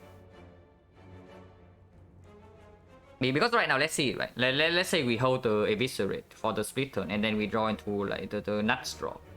Double sticky strike, maybe dagger spray, and then we have 4 energy. So this costs 2, this costs 1, and this costs another 1. So currently we have 10 damage here, 18 damage here is 28. 28 plus 36 is 64. 64 plus 30 is 94. So we are splitting the champ at like maybe 120. And yeah, afterwards, what are we doing? And yeah, it's true. Catalyst Monkey Pivot, like no kidding. We have like well-lifted and the burst, which immediately opens up Catalyst. And yeah, Catalyst absolutely murders the champ. Even without Catalyst, it's still like a fairly big amount of damage with the burst.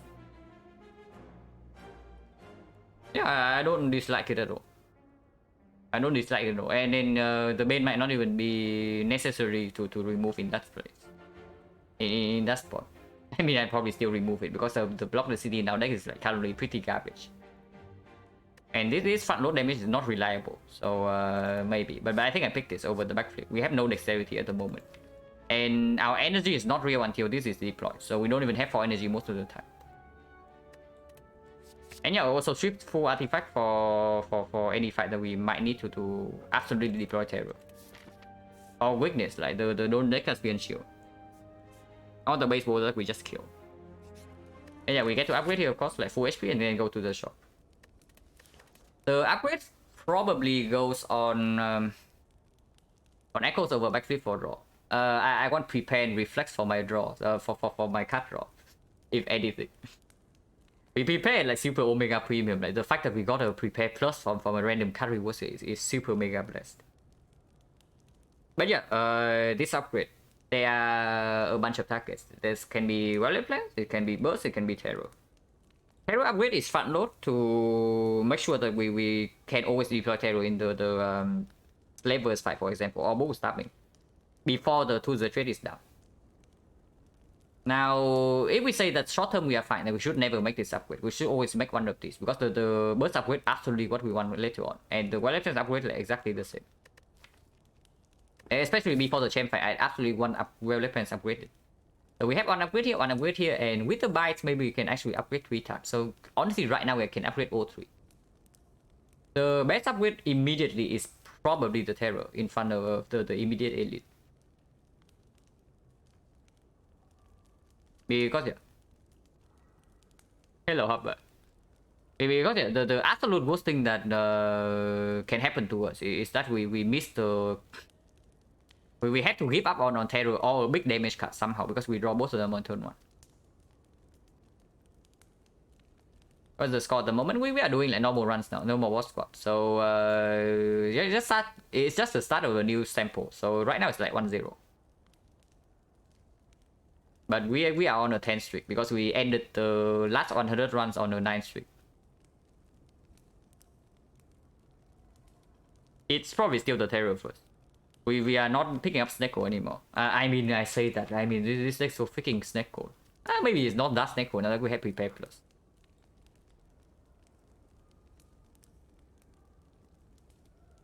Maybe don't know what is going to starting models to start. Yeah, and map layout also needs to accommodate for that. We are breaking world record. Yeah, if we win this run, we have a new world record. If we win this run, that is. And yeah, it's probably Terror first. Now that we have Bouncing Fast, this upgrade is no longer needed, by the way. Now that we have Bouncing Fast and Burst, we no longer need to make this upgrade.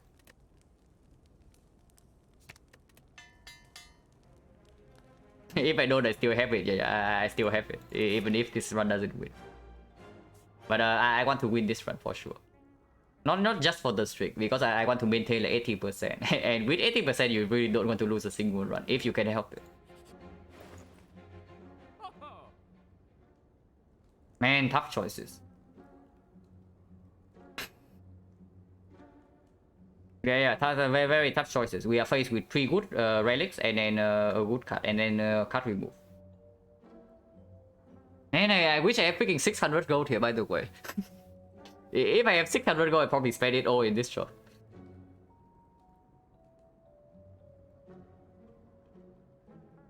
But Acro can only be bought with Frozen Eye, so that is already something.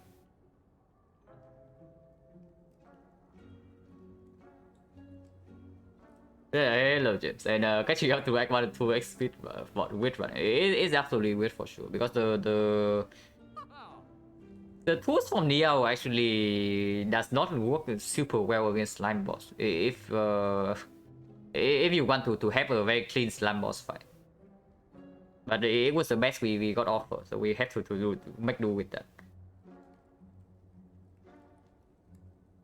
Yeah, Monkey C decks, but you buy the Smoothstone. Okay, Smoothstone is very good into the champ, and it also works better with the bites because it allows stalling to be easier. But the main problem is that we cannot buy the Acro together with it, and with the Kite we absolutely still want the Acro. Like, it's not like we have mortal tools or anything.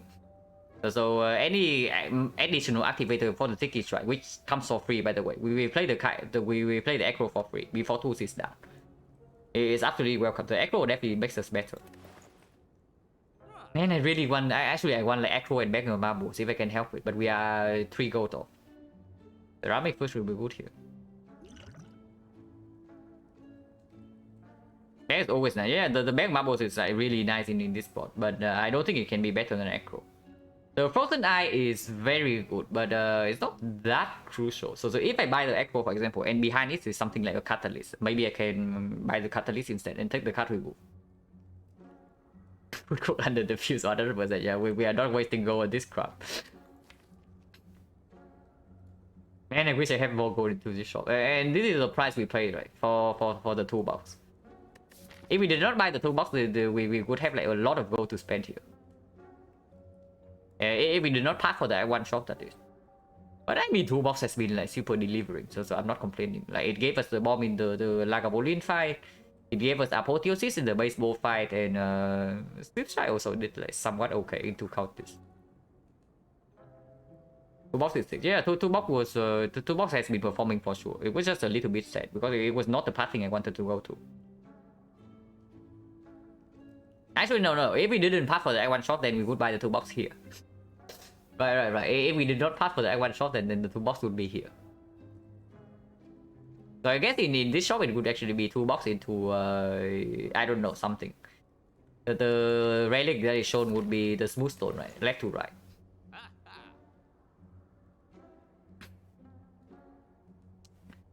Probably buy Acro and then see what's underneath. And if nothing's underneath, I buy a Frozen Eye. Oh my god, something was underneath. Man, do I buy the whale or do I buy Frozen Eye? Because yeah, Fishing Whale also plays Super Mega well into like O3 elites.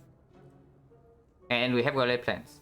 It's not so good into the Champ though, but against the Champ we have the Burst Bouncing Flash already to deal with like some stuff. And if we take the Piercing Wheel here, we can actually remove the bin. And yeah, who knows, maybe under the Piercing Wheel there's something else.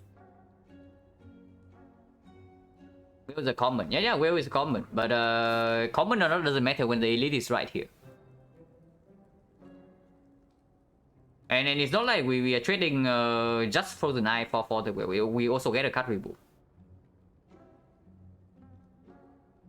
And then the bin is like complete crap.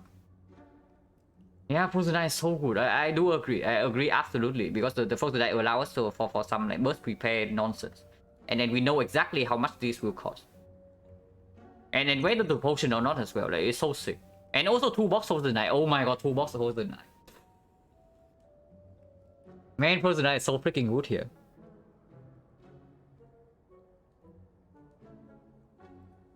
How bad is the elite fight really without the wheel? Okay, it's really bad. But we have like 2 potions to mitigate.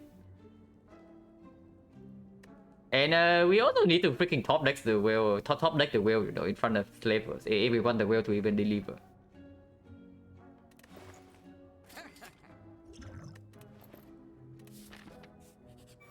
Okay, it's not the thing. Yeah, we draw these 5, so we know that the main is complete curse, and Bouncing Plus doesn't come until next turn, and we cannot mitigate damage. Okay, fine. Good talk. So we can Violence, we can Madness, we can Metamorphosis. Now these are pretty crap.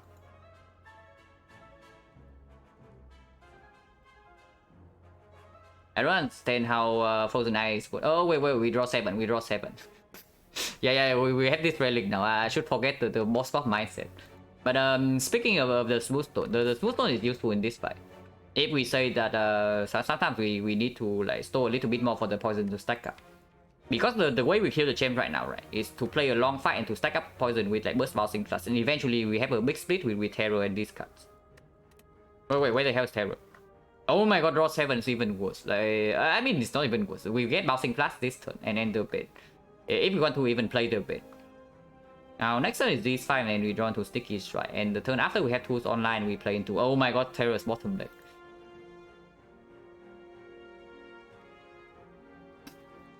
Okay, Terror is at the bottom of the deck, so we probably need to play Bouncing Plus this turn. Right, our HP so low, we traded for bites. What the hell is the attack anyway? Okay, at least it's not 24. Do we play Violence here to dig further into the deck? We don't have a single dagger throw, so Violence actually just make our next turn draws worse. Because yeah, we want to actually draw into these after the tools is down.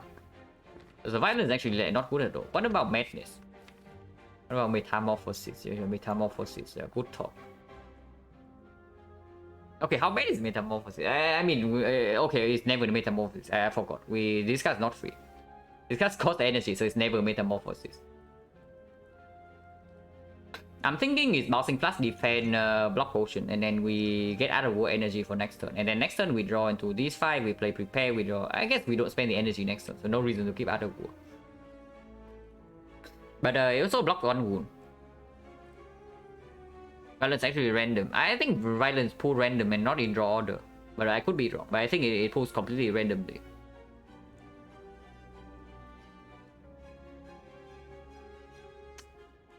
Okay, when do we reach tail? 7 this turn. We draw into this. Next turn we get until here. And then we discard the Light Dagger Spray. And then we play Neutralize Sticky Strike Survivor. Turn 3 we draw 6 until here. And then we can play Aggro and deploy Terror. And then we can play Eviscerate. Okay, so Terror is on turn 3. How much damage? How much damage are we dealing? Because we need to kill this guy on turn 4. Okay, maybe not need, but we preferably kill this guy on turn 4. So the deploy bouncing fast right here is 12 poison. So 12 poison is going to be 12, 11, 10, 9. So 42. HP does this guy have? 170. Okay, so it's roughly average. So 42 damage. And we also have how bad is 1 wound? Because this is 14 damage. 14 is quite a lot. Getting 14 damage and 2 HP for 1 wound. Okay, let's ignore the Bane first and assume that we don't play the Bane this turn. And then what happens? 42 damage here. And then on turn 2 we have 12 damage. 15. So 57. 57. Turn 3 we have Terror. This costs 2 energy only. So Terror, Eviscerate. And then early plans defend. So 30. 87. Okay, we are not even close. Oh my goodness. How are we so bad in this fight? But yeah, if we have to play long, then wounds are also very bad. Also, we bottom deck both aggro, so we cannot use the Sticky Strike this turn.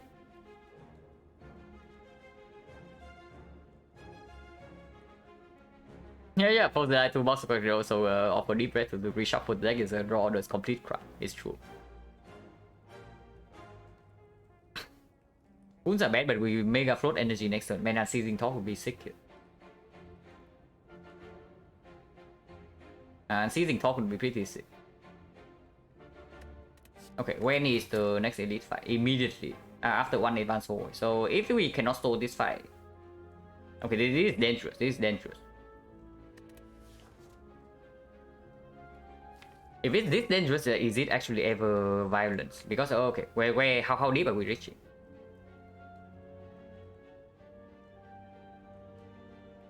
Because violence does give us some free damage in the reshuffle as well.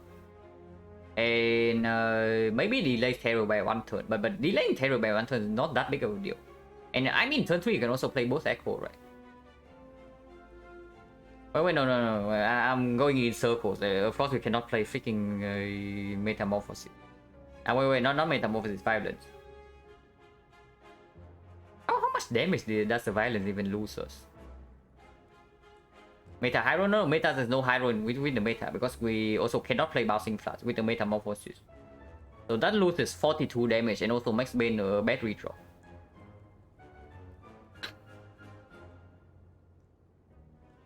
And yeah, Coffee Reaper would be good here, by the way. A Coffee Reaper would be like a million times better than the Kite here because it means our turn 1 is much cleaner and our output becomes good immediately before the discard.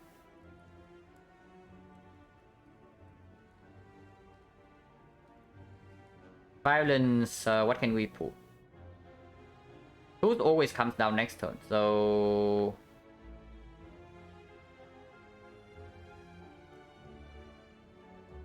We basically just get to the terror like maybe 1 turn faster. Like, let's say we pull 3 attacks. Okay, we pull 3 attacks from the draw pile. So we draw 1, 2, 3, 4, 5 on turn 2, and then turn 3 we draw into this. It is still the same. We don't draw into terror 1 turn faster at all. Because right now, currently turn 3 we're already drawing into the terror. But maybe it allows us to not play the prepare on turn 2. Man, prepare in the opening hand would be so sick. Like if these 2 card trade plays, this one would be so much better. Like insanely good. But it's not. And yeah, not removing the Bane also like costing us right here. Because Bane remove, we get to draw into this. So Piercing Wheel plus Bane remove would be way better in this spot currently. Of course, we would not know that because we would not have Frozen Eye. However, it's taking 7 times 5. So how much damage are we taking in all of these turns? We know exactly what happens. Counting tools. Yeah, I already counted tools though. Yeah, but tools doesn't come out this turn. So this turn, let's say we... No, if we are taking more damage in this fight, it also doesn't sense a block potion. But it prevents food. Maybe we are forced to play Bane and take 1 more wound for 2 HP. To deal 14 damage. But okay, let's say we take 2 damage here. So we take 2 damage on turn 1. On turn 2 we have Weaken. And we block for 11, so we take 4. So we take 6. And we do not play this bite. So we actually take the 6 damage. On turn 3 we have... we draw until here and we play the 1 Acro. And we take 2 Acro to maybe force reshuffle. Because the Acro also doesn't make the Eviscerate any more expensive. It shuffles out the Eviscerate, but it's probably fine. Because I also don't want to see these cards in the reshuffle. But on turn 3, we are spending 2 energy on Eviscerate and double Acro. If we play the Violet Plans, which we might not need to with the Frozen Eye, and there's nothing important to retain. And maybe we get to block like 16. And if we get to block 16, then we take 8. So we take 12 damage in total. In the first 3 turns. And then the turn after it comes like 7 times 5.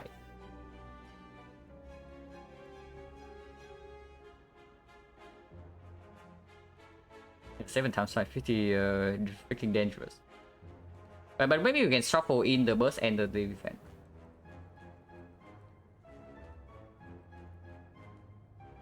And I guess technically, and that's already with the potion use, so we cannot even count on that. Turn 5 we need to kill. Then there's a chance that we die immediately in the advanced 4-way fight. But not a lot we can do, right? Unfortunately, we see the worst elite fight for us, and we also bottom deck the card. So not a lot can be done here. Maybe if you say that we may Hyro Madness. Okay, so what about Madness Hyro? No weak in the deck, yeah, exactly. No weak in the deck, no Piercing Wheel either. And then we brick on the way to kill this guy quickly.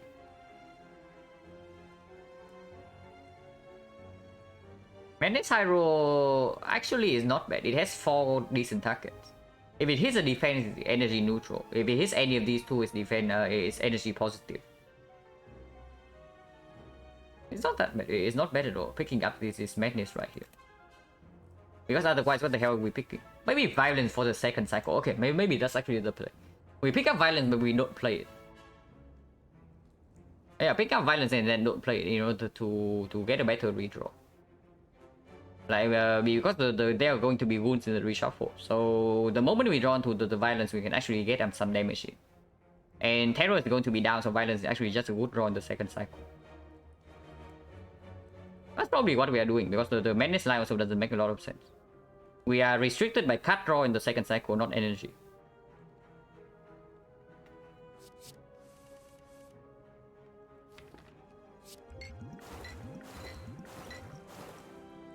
Yeah, it's been block potion, yeah.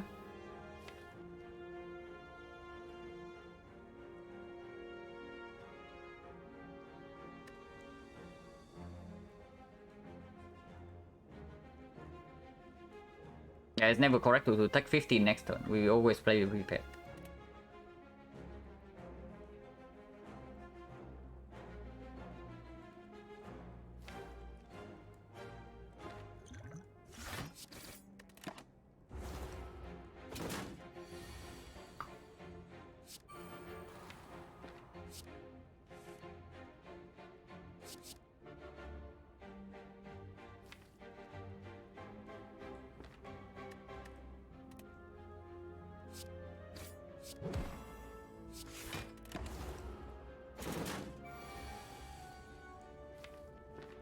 Yeah, this defense is never going to be played this turn. But also honestly, oh yeah, we also don't want to redraw into the defense.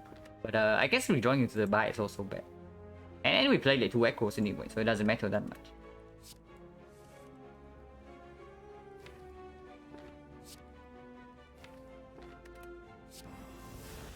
Pause the reshuffle right now. Or do I want defense plus in the reshuffle? Let's not reshuffle right now, because if we draw into the sticky right now, we can still play it. If it's the exactly this card. It's not sticky, but we know next time we draw into this, and then we get to sticky again, and we block for 16. Okay, it's not so bad, not so bad. Do I need Violet Plans? We can also Violet Plans. Okay, no, we know exactly how much damage we deal next turn. So let's like do the math and stop being lazy. We have 30 here and we have 18 here. If we only block once and take this 60. So 48. 48 plus 19 is 67. 67, we need to deal 51 damage. And we have 36 right here. 36, 56. We actually have a kill next turn. Okay, how much damage do we actually have? We have 4 energy, and this costs 0. This costs 2, and this costs 2. Okay, so we can actually play all the damage cards, because we discard these 2 with prepare. No, that's not true, that's not true. We have to discard a bite. We have to discard a bite, so we only have this. 1 bite, double sneaky, and then 1 bouncing flash. So it's 12 damage here. Plus 10, so it's 22. 22 plus 36 is 58 damage. We have 58 damage next turn. So this guy's at 60 right now. It's at 50. It's at 41. Which means that we need to play Eviscerate and not the buy. Eviscerate and Dagger Spray, and then we play defense, and then we do not take the next hit.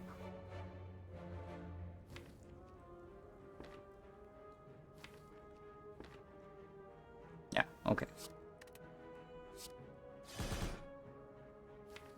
Yeah, Dagger Spray defense. And then we don't take the next hit, we also don't need to potion. We can potion for 8. If we use the potion right here, we can actually burst defense. Hazuran coming along is okay, but we are in a slightly dangerous situation. Slightly.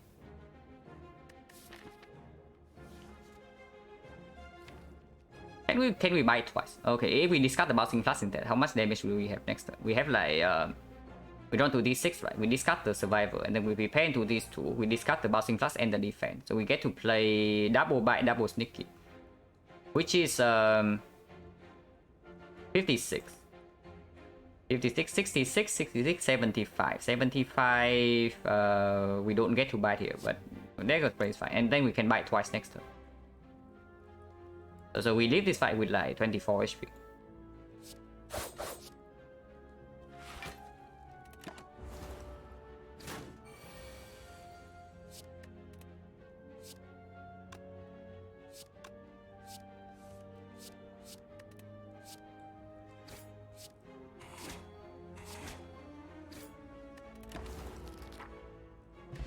Okay, Preserve Insect makes me feel a lot better for this fight.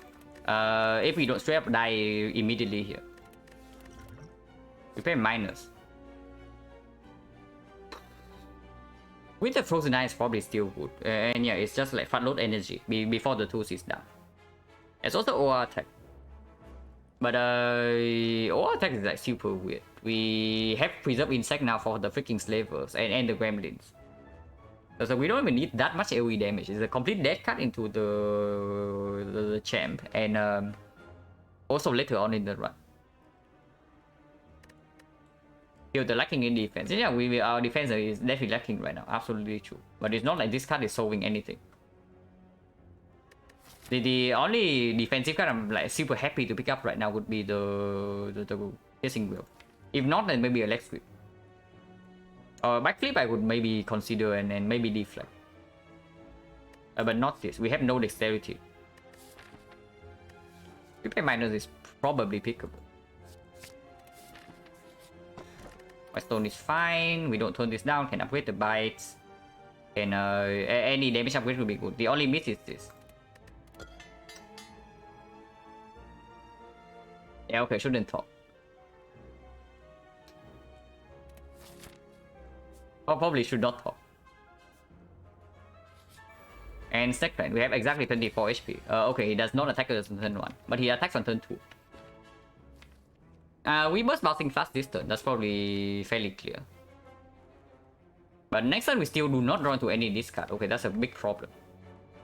Okay, maybe the Bane can bail us out next turn, by the way. Because this turn we burst bouncing fast, and next turn we have like 4 energy. And then we can do like Bane plus with double bite or something. No, bite sticky strike Bane. Because we know exactly what we... Oh, wait, we draw 7. yeah, we draw 7. I should really stop at the boss squad brain. Man, boss squad brain is... it's probably going to take a while. But I mean, I don't make the mistake before the line happens. So at least it's okay. I see the new glitch, the satisfy glitch for speedrun. The infinite potion. Yeah, I saw the infinite smoke bomb, and it's both cool and stupid. Probably should be restricted, otherwise the runs not going to be very fun. Hey, Redship, thank you very much for the 2 months. Thank you very much. But okay, if we draw 7, it's actually a good draw. Then we always have a kill next turn, right? We just burst Busting Flash this turn, and the next turn we have like prepare into Sticky Strike Eviscerate. Double check that that's enough damage. And it is always the trip, it's like super clear, the trip here. 24 poison, so 24, 23. He goes down to... We definitely don't play the neutralize, unless you say the next turn we need the... we don't need the energy. Do we need the energy? We play prepare plus here and we discard 1, 2, so we have 4 energy. This costs 0, this costs 2, this costs 1, and this costs 1. So we need the energy, yeah? For 4 energy plays next turn, so no reason to play neutralize here. Actually no, we have the energy already from the prepare, so we actually play the neutralize, okay. Get the people into easy infinite, yeah. On the run at the moment, took boss cop never do silent, got busted crowd. No, don't worry, man. But busted crowd is like, apparently busted crowd is way more winnable than the kite. But busted crowd is way more winnable than the kite or the wristless one. Because apparently you actually see more cards that work with your deck within the busted crown run compared to those two. And even bite maybe. This turn is always burst bouncing flash. I don't think we can get away with not burst bouncing flash. Because without bouncing flash, this is also not a real card next turn. But with burst bouncing flash, this deals like 30 damage alone, so we can always like bite next turn. So no problem there. Unless you are telling me that we can do something like single bouncing flash into neutralize bite. Which maybe I can see. Let's see how much damage is that, because we have a lot of damage. So single bouncing flash is going to be 23. 23, we neutralize here for 4, and he gains so 4 damage here into 9 damage here, so 13. 13 plus 23 is 36, he's just 43. 43, we are weakened, but he's vulnerable. And we know that we have these 4 cards. 43. So we open with this, it's 7. But it's only 4 because he gains 3 block. So he goes to 36 and gains 3 block at 39. 39, this deals 13. So he's at 26. 26 and gains 4 blocks, so it's actually at 22. 22 with 4 block after this. This would be 22. Yeah, it goes to 11. So it's 22. But he gains 5 block and then 6 block. So it's going to be at 11 HP, which Eviscerate will kill. So we can do bouncing plus by neutralize here. But let's get extra energy. Yeah, but we don't need the energy. We know exactly what we draw. And we already have the energy from Prepare Plus.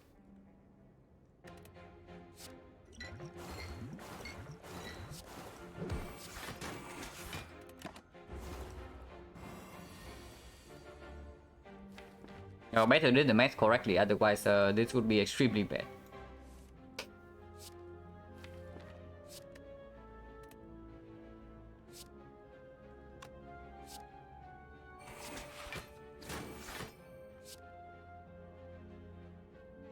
We are off a little bit, but we still have enough damage here. Exactly 2 in fact.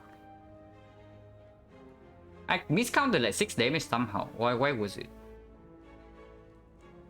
Mine was 7, it goes back to 7 with weakness vulnerable. Did I miss 1 instant of a shield? Because that's the only way I see that I missed the damage. I probably missed 1 instant of a shield somewhere. But it doesn't matter, we have like exactly 2 here. So all calculated. Bane times 2, yeah, I counted Bane times 2 as like 5 plus 6. So I know that I counted that, but I missed something like before that. Doesn't matter, we have exactly 2. Never punish. Oh my god, it comes upgraded. Now I am very sad that I picked this up.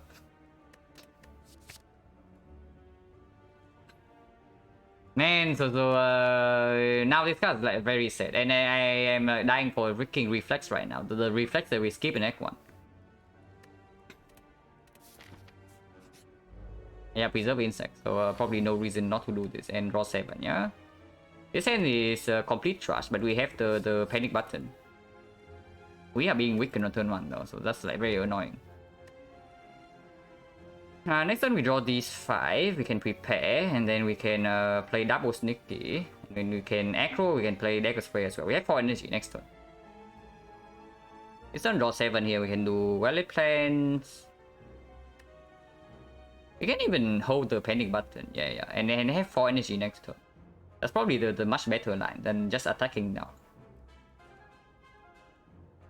Yeah, reflex super good. The reflex is like insane omega premium right now, for sure. When we have like 3 freaking prepares and no other card draw.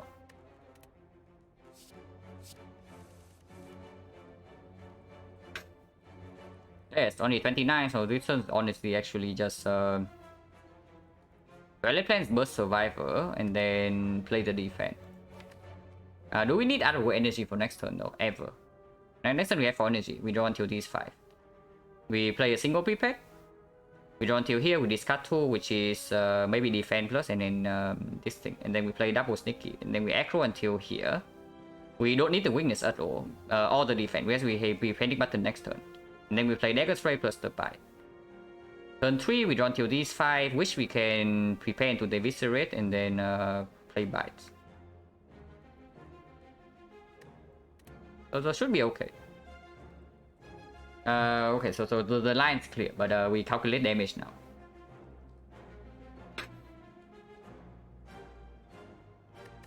And do we get a fight to store? Maybe here, but maybe this question mark can give us something as well. So yeah, we calculate damage. This turn is like burst survivor. Discard next draw cycle never matters. So we discard Ascender's Bane, and then we discard the we calculate the discard the bite first and see if we have like spare damage. And then play the defense. Block for 27. We take 2 damage. And then we play the bait. Break other wood. 1 energy, 2 energy, 3 energy. Yeah, we don't need the other wood energy next turn ever. So we deal 10 here. This goes to 26. Next turn we are weakened. So this deals 6. Deals 6 and this deals 9. This deals 4 to everything. So it's 8 AoE. 8 AoE plus 18 is 26. 26 plus... How much are we drawing until? We draw until here and then we draw until here. Okay, so we draw until this point. Can we play this prepare minor to draw until here? Because drawing until here is much better. We reach Terror on turn 3 in that case. So let's see. We draw these 5. We prepare plus. Draw until here, discard the... No, not prepare plus. We aggro first. We aggro first, draw until here, discard the defense. And then we prepare plus. Draw until here, we discard the defense plus, and then the neutralize. And then we play the prepare to discard this for nothing. And then we play these 4 attacks.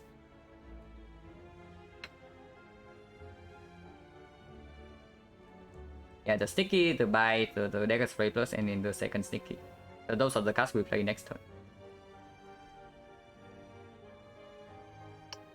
So 8 AoE plus 16, so plus 18, 26.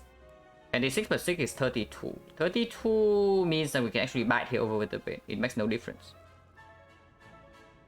Actually, no. If we bait now, we can bite plus this guy. If that ever matters. What's our potion chance? Okay, good question. I probably should do that. 1, 2, 3, 4, 5. In 5 fights, we got a block potion, we got a strength potion, and we got a flex potion. So 30%.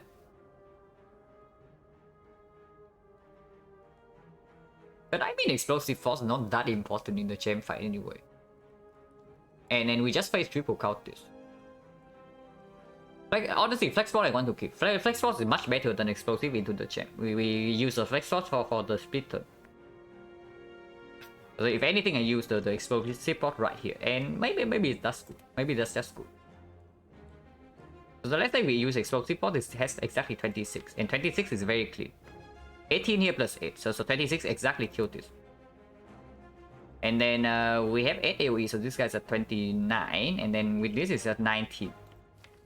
So 19, this deals 6, and this deals 10, so it doesn't make sense. It means that we actually bite here. Yeah, we can bite this guy this turn. We will explosive port. We bite this guy this turn, we explosive port, and then we kill both of these next turn. And then we hit panic button full block. Turn 3 we kill this with terror. So everything's clear. Let's do that.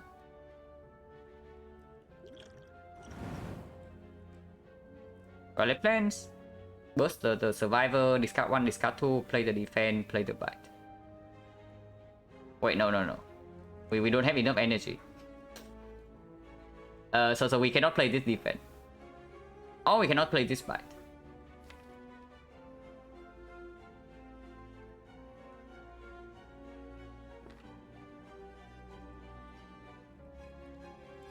But regardless, we do this.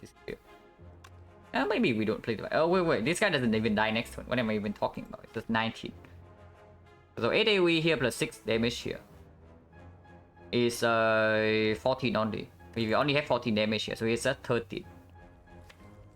And then 13 means that 7 here goes to 6. And then 6 means that 1 bite will not kill. So honestly, we actually have to bane this guy. Okay.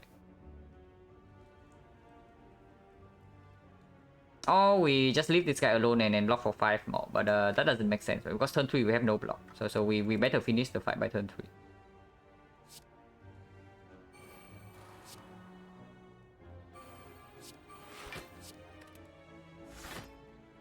Yeah, I guess we take 7.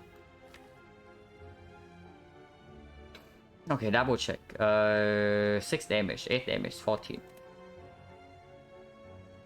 14 plus 7, he's at 6 HP. 6 HP, turn 3, we draw until we draw here. Until here, so we prepare. We discard bouncing flash plus bite. And then we bite, and then when we terror middle, we eviscerate middle. Which deals 21. We actually short a little bit. So we don't even kill by turn 3. I guess we take a little bit more. Doesn't matter too much. Oh yeah, doesn't matter too much.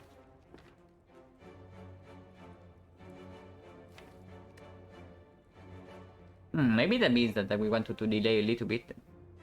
Because Guardian Pence is in play. So we actually bite the left here instead of it. Okay. Double check. 26 next turn. This is 8 and this 9 each. So 18 let's say. Exactly 26.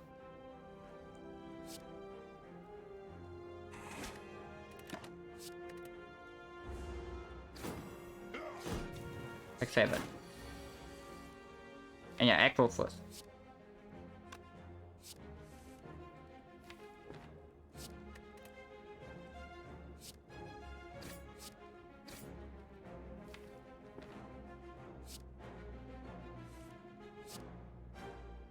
And I do want to prepare right now to reach terror next turn.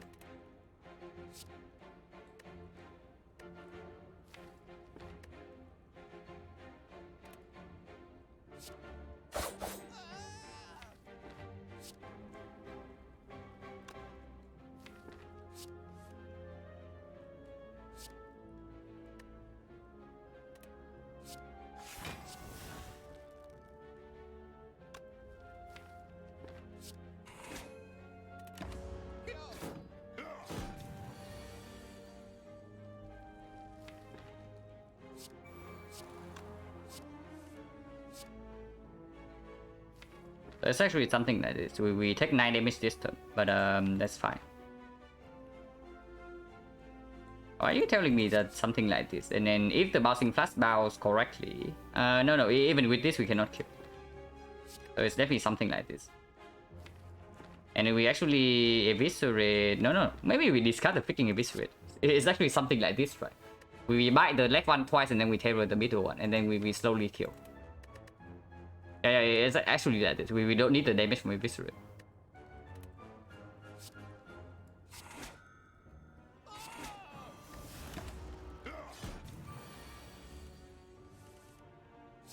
And now the fight is super chilling. We were super chilling.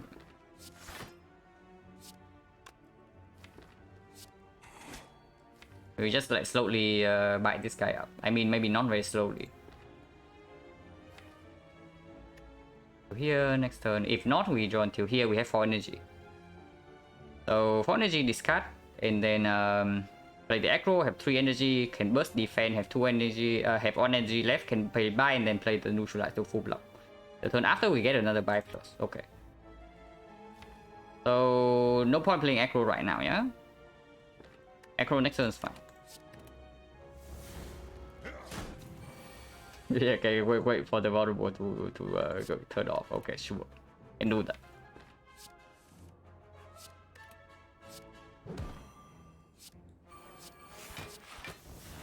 And yeah, next time we play buy plus and then leave this fight.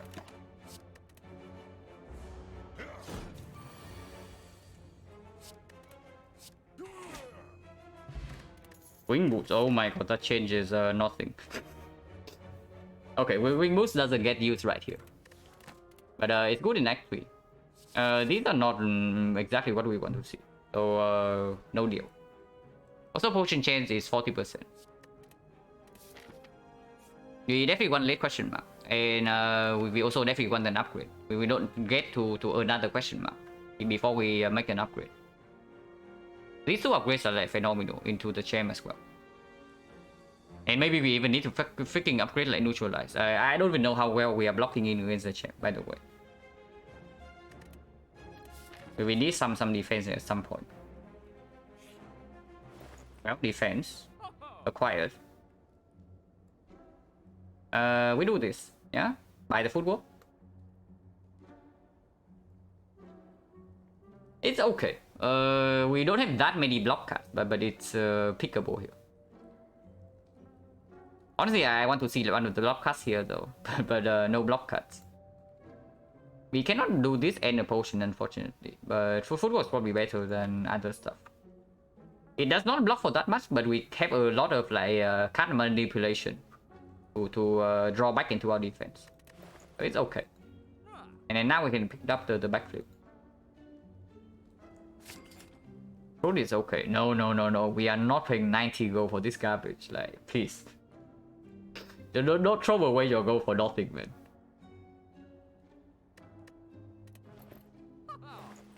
And yeah, no, we are absolutely not interested in this. Yeah, is it true that we still want upgrades? I mean, it's probably true. Man, we have so many upgrades right now, honestly. The neutralize wants to be upgraded at some point, the aggro wants to be upgraded, dual defense needs to be upgraded, burst also needs an upgrade. Footwork also needs an upgrade. The aggro upgrade also like much stronger than before, you know, because like we have like 3 prepares and these are cut negative. So they only give us actually more cards to play in our hand to use the energy when we actually have more cards. Upgrade burst football. You don't want well defense upgrade. Somehow I doubt that's correct. But we absolutely take this upgrade first, yeah? Yeah, where reflex? Good question. I also want to know. First upgrade here is probably... Okay, what is the upgrade that absolutely needs to happen? In case, for whatever reason, the advanced way completely destroys us and we need to rest before the chat. And what is the upgrade that absolutely needs to happen before the chat? It's probably the burst. It's probably the burst. I say Wildpan is a very good upgrade, but the burst upgrade allows us to do some like very degenerate things. That we can burst prepare into to reach this bouncing fast, for example, or reach the block cut. And then even after burst prepare to reach block cut, we can still spend the second charge on this. And also a phenomenal upgrade later on. And yeah, this fight can also drop a catalyst, like who knows. And yeah, burst for block also fine, like for sure. Deck will do great with pyramids coming our way, yeah. If we live through the chat. If we can preserve the fake spot and we go into the fight relatively healthy, I think we should be fine. But depends a lot on what this fight is. Oh yeah, burst upgrade first.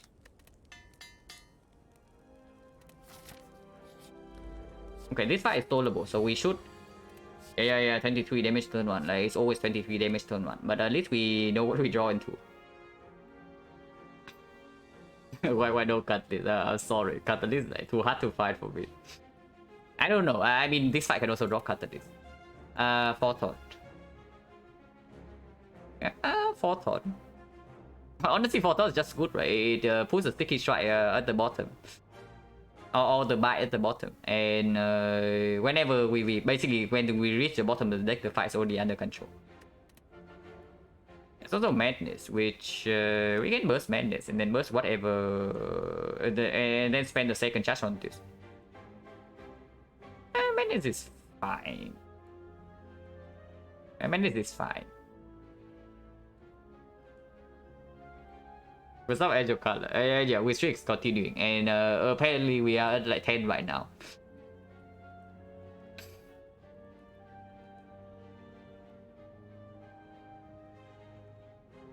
Notice something when my runs being followed for her Lord Catalyst Act 1. Similar observations, that's bias, well unpickable in Act 1. It's probably just bias, right? The chance that you see a specific uncommon card is like basically the same. And then, but I would say though, the chance you see a specific uncommon card that you are looking for in Act 1 is actually not that low. Because I would say that I see Terror fairly often in Act 1. And Terror I usually always pick up in Act 1, and I notice like how often I actually have this card in my deck. And the silent uncommon card pool is like, it's pretty weird. There are a few cards that basically are never takes. I mean, I say basically never take, but basically you see them, you are like just, I don't want this card in my deck. Usually. So you notice the ones that you want to pick, but cannot like more often. Is what I would say. Playing too much silent developing Gunless syndrome, yeah. Bandit is probably good. Bandit is probably good. How bad can it be anyway?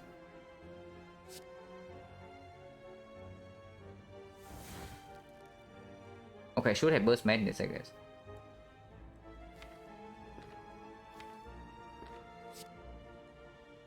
But I did not want to commit, like, mega commit energy. But I was hoping it would hit like one of these three, or even this one is fine. Apparently not. So I guess we take some damage. I mean, damage in this fight is irrelevant as long as we don't die. Because we are just healing to full. For that, this guy needs to die first, and then we can talk about the healing to full. Full also doesn't need to be deployed just yet.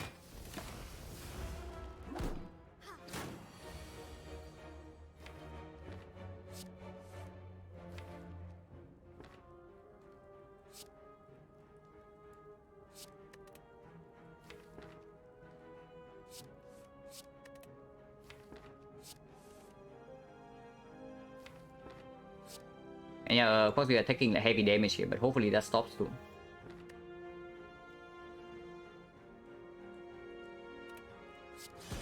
And I want to buy just in case that both of them attack next turn for whatever reason.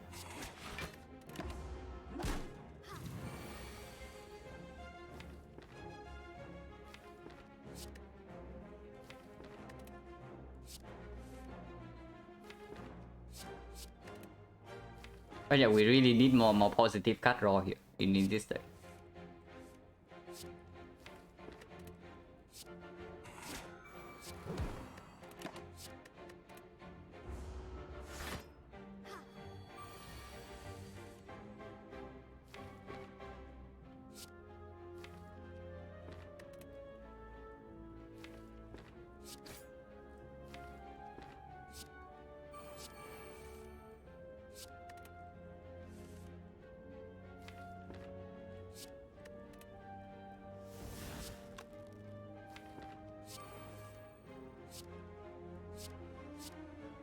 This is 18 and this is lethal, so we don't need to block this turn.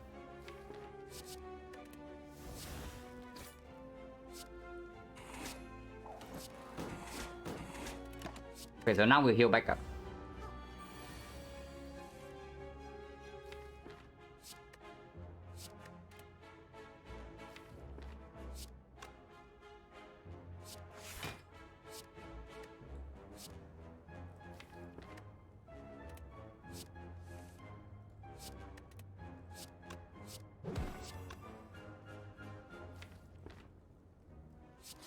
Need to make sure that to force a heal next turn.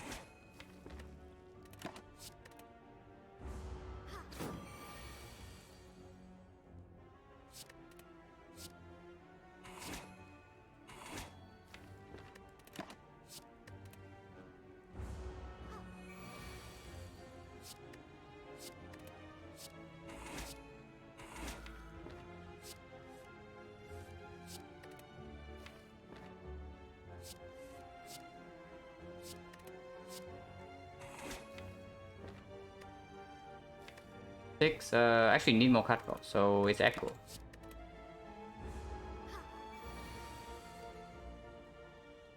And yeah, and you need cut draw exactly because she can attack this turn.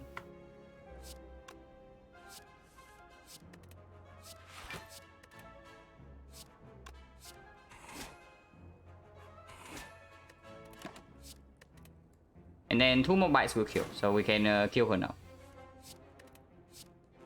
And then full HP. Okay, so very good. No potion, 50% potion chance. Okay,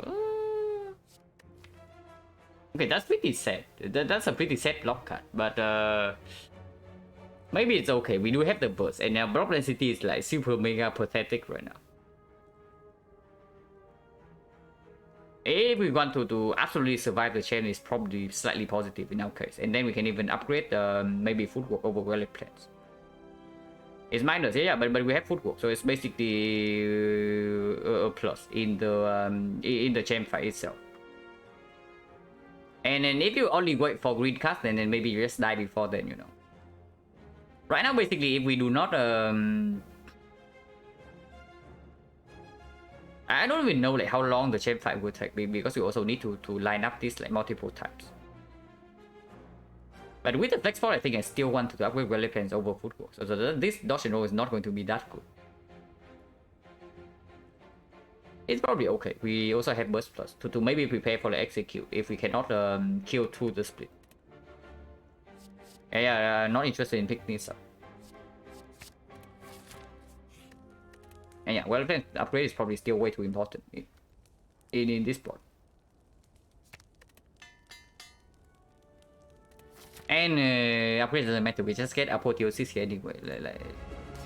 Okay, no apotheosis. We was hoping for apotheosis, but no apotheosis. So this fight actually we need to think. Okay, we're sort of real talk. It's probably time for the madness to play here. We actually do burst madness this time. Impatience play. Impatience is like okay, but is it really better than madness? I mean, maybe we don't really have energy problems, right? It's true, we probably don't have energy problems at all, but we have a big cut draw problem. So it's probably the impatience over the madness. Also means that we don't have to. Oh my god, this draw is so good. Burst madness looks winning. You think impatience is not winning? Is burst madness really winning when we don't really have cut draw to use the energy? Or are we just floating like 5 energy per turn? That's the problem. Because this generates an insane amount of energy, but it's not like we need energy for anything when we just have negative cut draw everywhere. Impatience probably completely fine. I like it, I like it.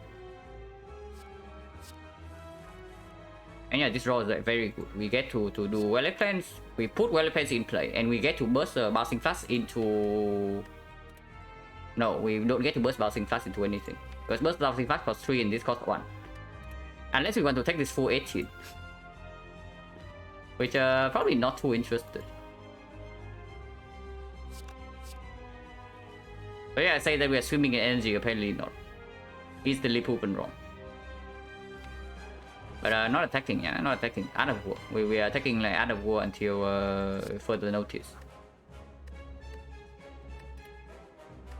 And yeah, we can impatience right now if we want to.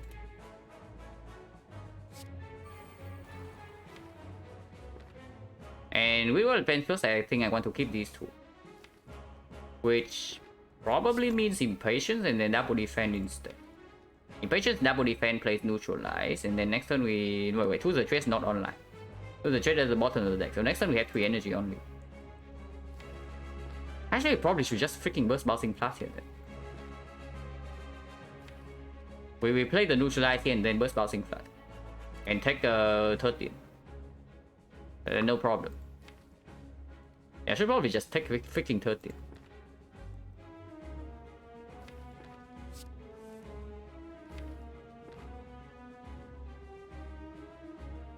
Yeah, burst impatience can also work, absolutely. I think it's quite a lot, but should be fine, right? Should be fine, should be. Next time we have this and we draw, we have footwork, we have 4 energy. So 1 energy, 2 energy, 3 energy, and then we can also bite. Should be fine.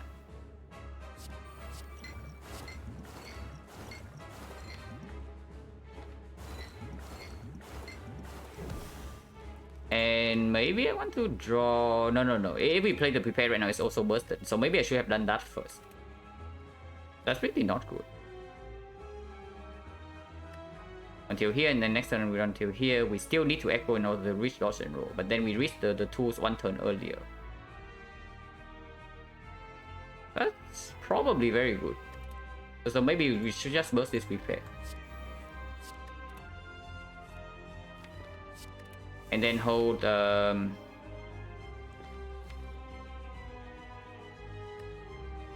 these 5, we echo until here, we echo until here, we prepare until here. So if we hold the echo, we can actually reach do the trade next turn. Let's actually do that. The earlier we get to the trade down, and this way we also accelerate the fight. We draw it back into Bouncing Flash faster.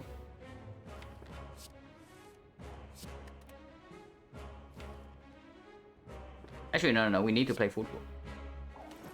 And then I also don't want to take this garbage hit. So this turn we just take out of war then. That's also fine. And not interested in attacking, by the way. With the only attack we play right now would be Bite to heal back up this missing HP.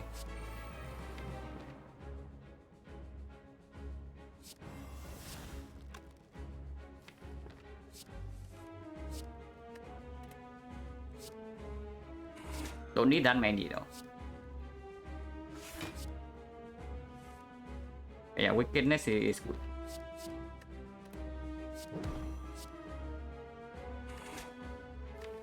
Six. And then burst Bouncing Flash lines up eventually. That's also fine. How many turns ahead I'm playing? Or maybe 1 or 2 at most. Because after deck reshuffles, we also don't know what happens. So there's no point like over calculating.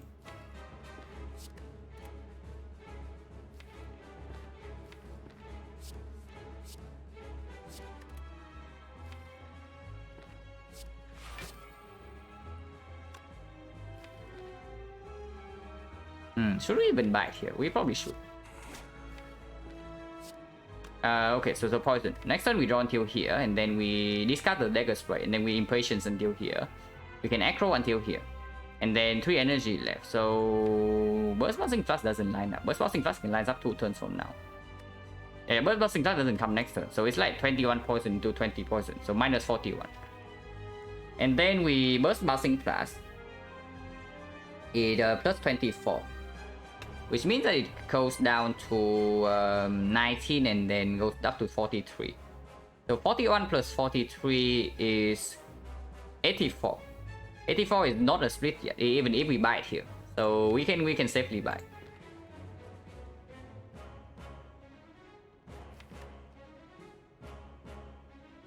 And we buy burst impatient, we draw until only here 6 cards. It's not like we draw 7. We only draw 6 cards. And then if we can aggro first, but if that's the case, right? If we aggro first and then we burst bouncing plus, we have no energy to block. And this guy's hitting us also next turn.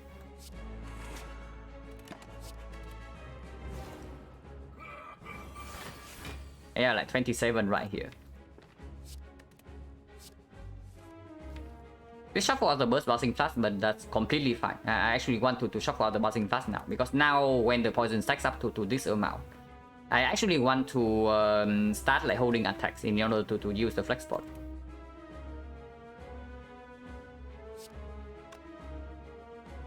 And then next turn we also get the things. This bike cannot be played though. This bike cannot be played. It goes to 39 right now. So 39 damage and then no, it's like 20 and then 43. So 63 right now. If we play bite right now, it's like 72. I guess 72 is fine. So 72 is fine. So defend bite can still be played. Yeah, double check, because if we do things wrong here, we die on the spot. So better not do things wrong. So yeah, bite here deals 9 and 20, it goes to 19. Next turn is like 24. Energy plays next turn though. Energy absolutely plays next turn. So maybe we should just not play this bite. Because if he attacks again, I want to block. Yeah, that's probably much better than playing this for 3 HP.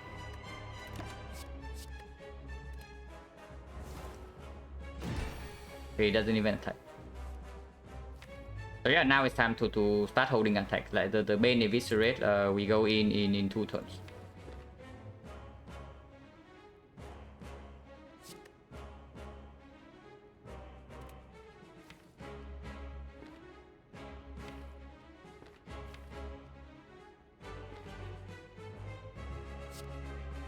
Three energy here, 1 energy here, is still fine. So something like this, yeah. And we play burst bouncing fast into sneaky into bite. And then hold survival eviscerate.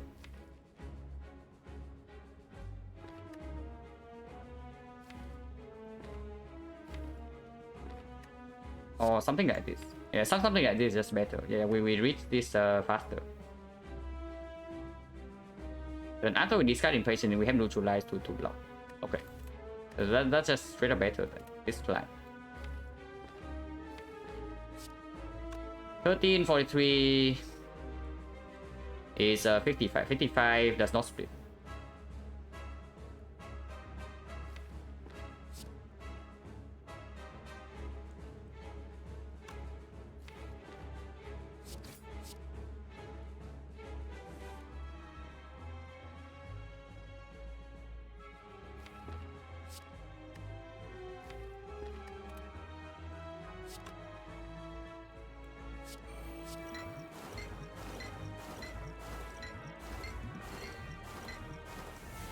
Yeah, this is at 225 right now. Next turn, Weakens runs out and exactly the time we go. So, perfect.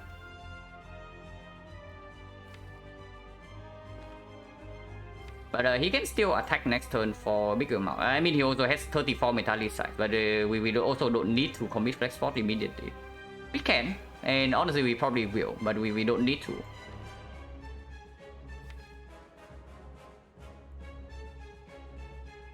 Actually, you can even discard this bite. So we discard the bite. We flex spot, we play these 3 cards. Then we impatient, we play these 2. And that should kill. By kill, I mean kill in time.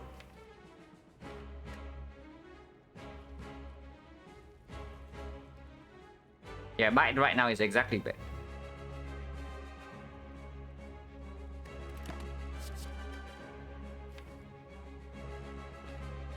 Probably this is really to make eviscerate 0 cost. And then we don't need to block next turn. And mostly we are hit for like 18 next turn. Oh yeah, so completely fine.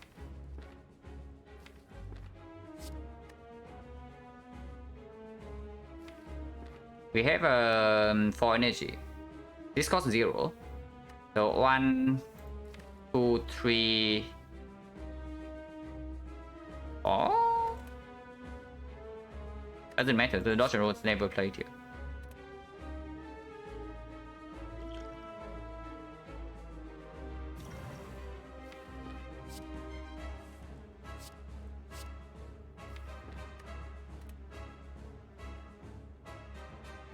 We cannot actually play Sticky Strike in this spot though, so slight miscalculation, but doesn't matter too much. I think we are like mega ahead on damage anyway. Yeah, we are definitely like super ahead on damage, and then Flex Potion make sure that he dies next turn. Yeah, so did it.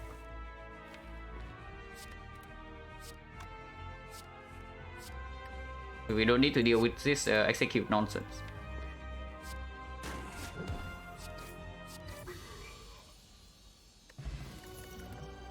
Yeah, Malays, burst Malays. We have absolutely no weak chain, and Malays work better with dexterity blocking.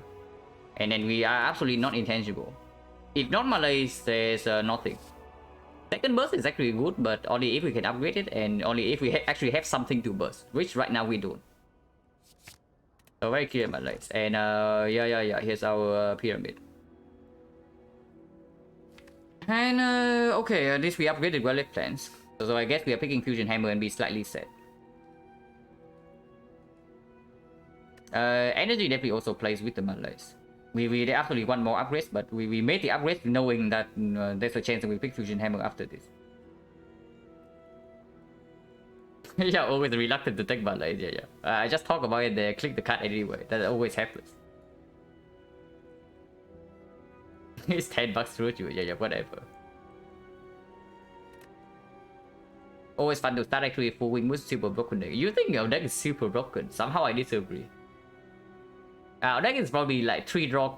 We need like 3 more card draws to be like mega broken. Right now we are nowhere near broken. Do we need more energy? Energy plays. Energy can play for sure. Energy dump always happens with the Malays here, you see. And the back is cute, but we have no white beast, no alchemite. So trusting in the back instead of the guarantee energy value when we can actually, you see right, with the energy you can actually burst aggro, and that compensates a lot for our card draw. They need 3 energy are silent. I mean, yeah, sure, 3 energy. Actually, the boss relics that do not give you energy are also very strong. Like the pyramid, P-Box, Astrolabe, and then a bunch of other stuff. And a lot of times you actually don't need 4 energy at all. But this deck is one of the deck that appreciates more energy. And yeah, if the toolbox gives us apotheosis, we better have energy to play it on turn 1. And on turn 1 right now we only have 3 energy. Just saying.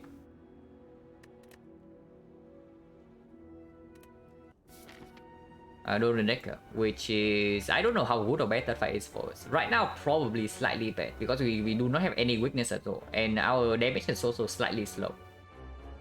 Our scaling defense also not phenomenal.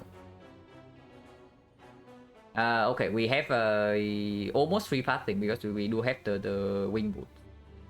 No rank mask, so question mark before shop gets a little bit worse. And we want to dodge fire, so right now I see something like this. We start here, take 2 fights, 2 question marks.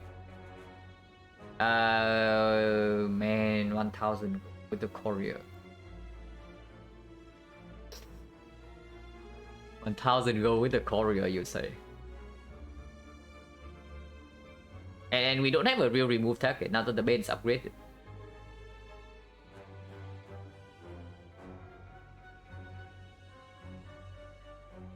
Regardless, we always start here, right? We go to 2 fights. It's never this short. So we go to these 2 fights, then we go to this question mark, and then we see. But I think the pathing is something like this. We go to this, and then go here, go take the first elite, jump to the burning elite, so 1 jump. And then This is the same node as this. Okay, so we can jump in immediately into the second edit. So that's 2 jumps. Take this one, and then we jump back to the shop if we want to go shopping, and that's 3 jumps. And finish up the app. It's probably the pathing I'm looking at here. But okay, what if we... If something goes terribly wrong here by this node, like advanced always take a lot of HP, we can immediately jump back here and rest. And we rest here, and then we face the burning indeed. And afterwards we have like more information.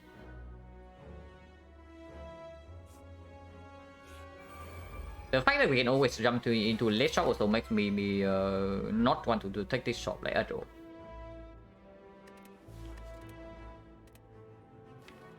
Draw 7. We can necro until here, and then we prepare until this 2 the trade. So the next turn we actually have energy. And 2 the trade draw until 6 until here. If we don't play the prepare, if we play prepare for Well-Defense Plus, we draw until this point. Then we can eviscerate next turn with these cards.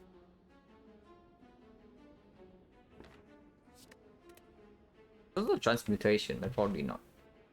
I think it has probably the pick. And also be forethought. So to put like maybe defense minus at the bottom. And then defense plus at the bottom.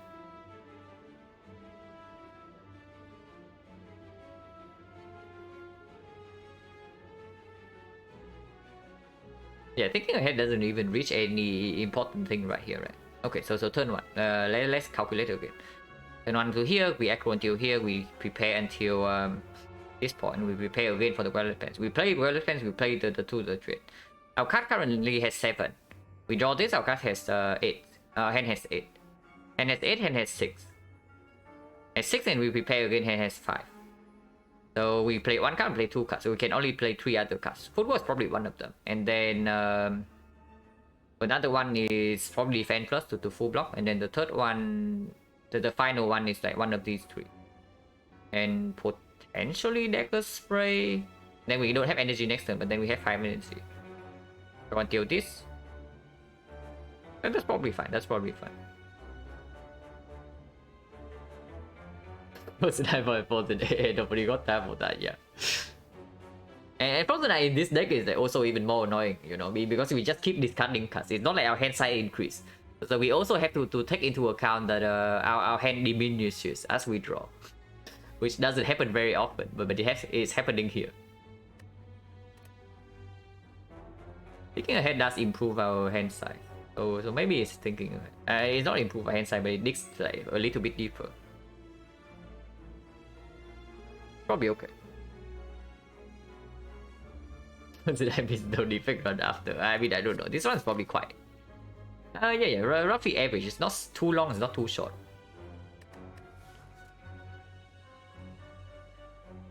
Energy wise, okay. Can we afford to play transmutation?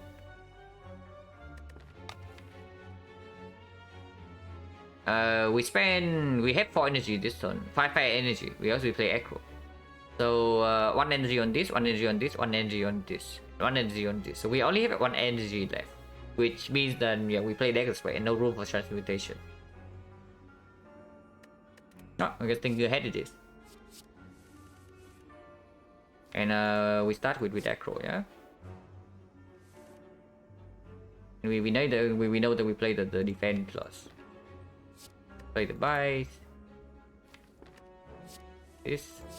At Ascend the Spain, whatever.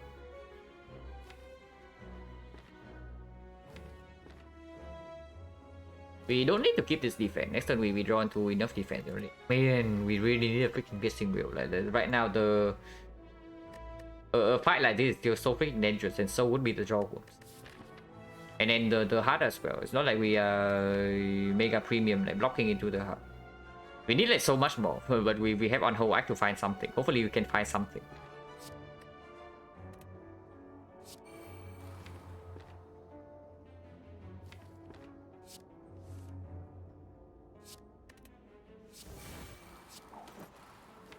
Actually, I can do something like this as well. And hold these 2. Also completely fine.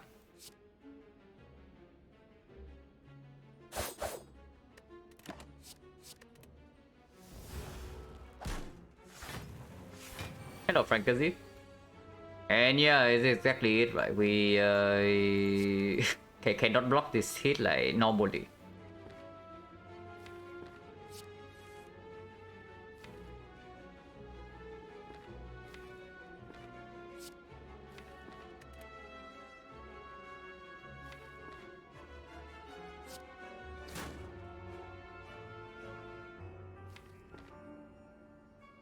Yeah, we have exactly 2 here, so let's do that.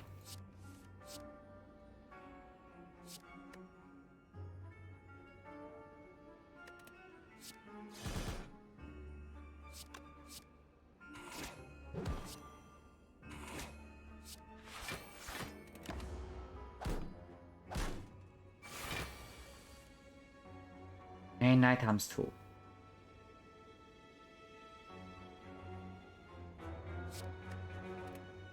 Yeah, we are taking damage because we actually cannot handle a fight like this. We are very bad against the AoE fights right now, both regarding damage and block. We better get faster at some point.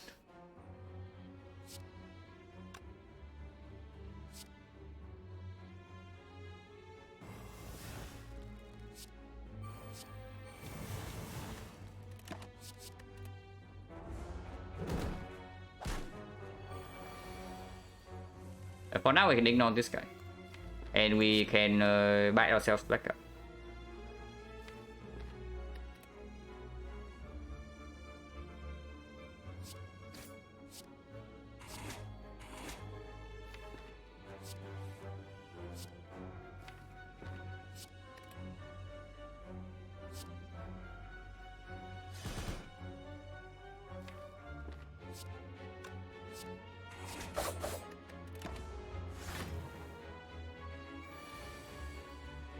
AoE damage is slowly going, yeah. We slowly kill them one by one. That's our AoE damage. It's not wrong. And now that we can kill 2 of them, the fight is like slightly more under control.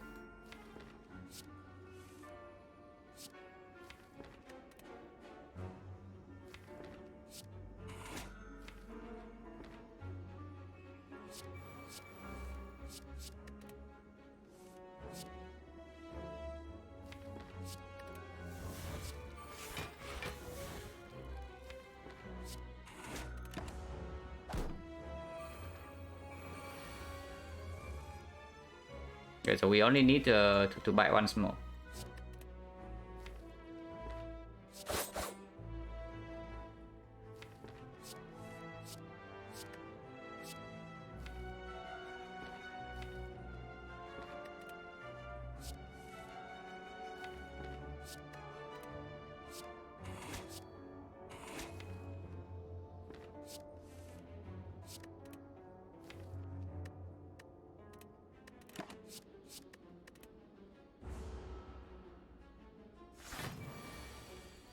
Yeah, this will not cut it against anything that deals like very fast damage to us.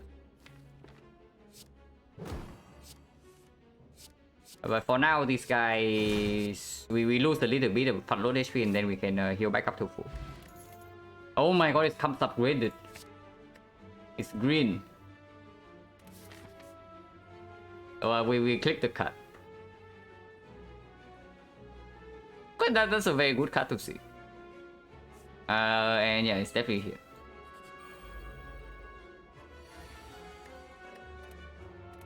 $11, we don't to 7 here. Where's Terror? Terror's here, so trip value goes down a little bit. How much do we need to block for? It's only 11. So back flip neutralize only a full block, and then malaise as well. Which means that we don't need this good instinct. So maybe it's still the trip. That's probably still the trip then. Yeah, shock plus in a different way. That's true.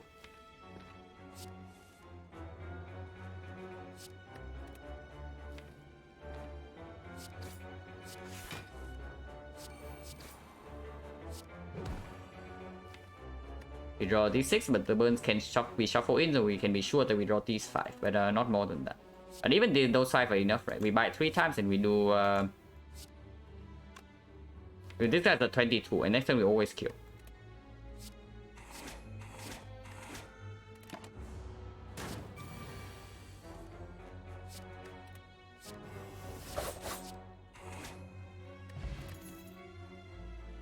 Ash?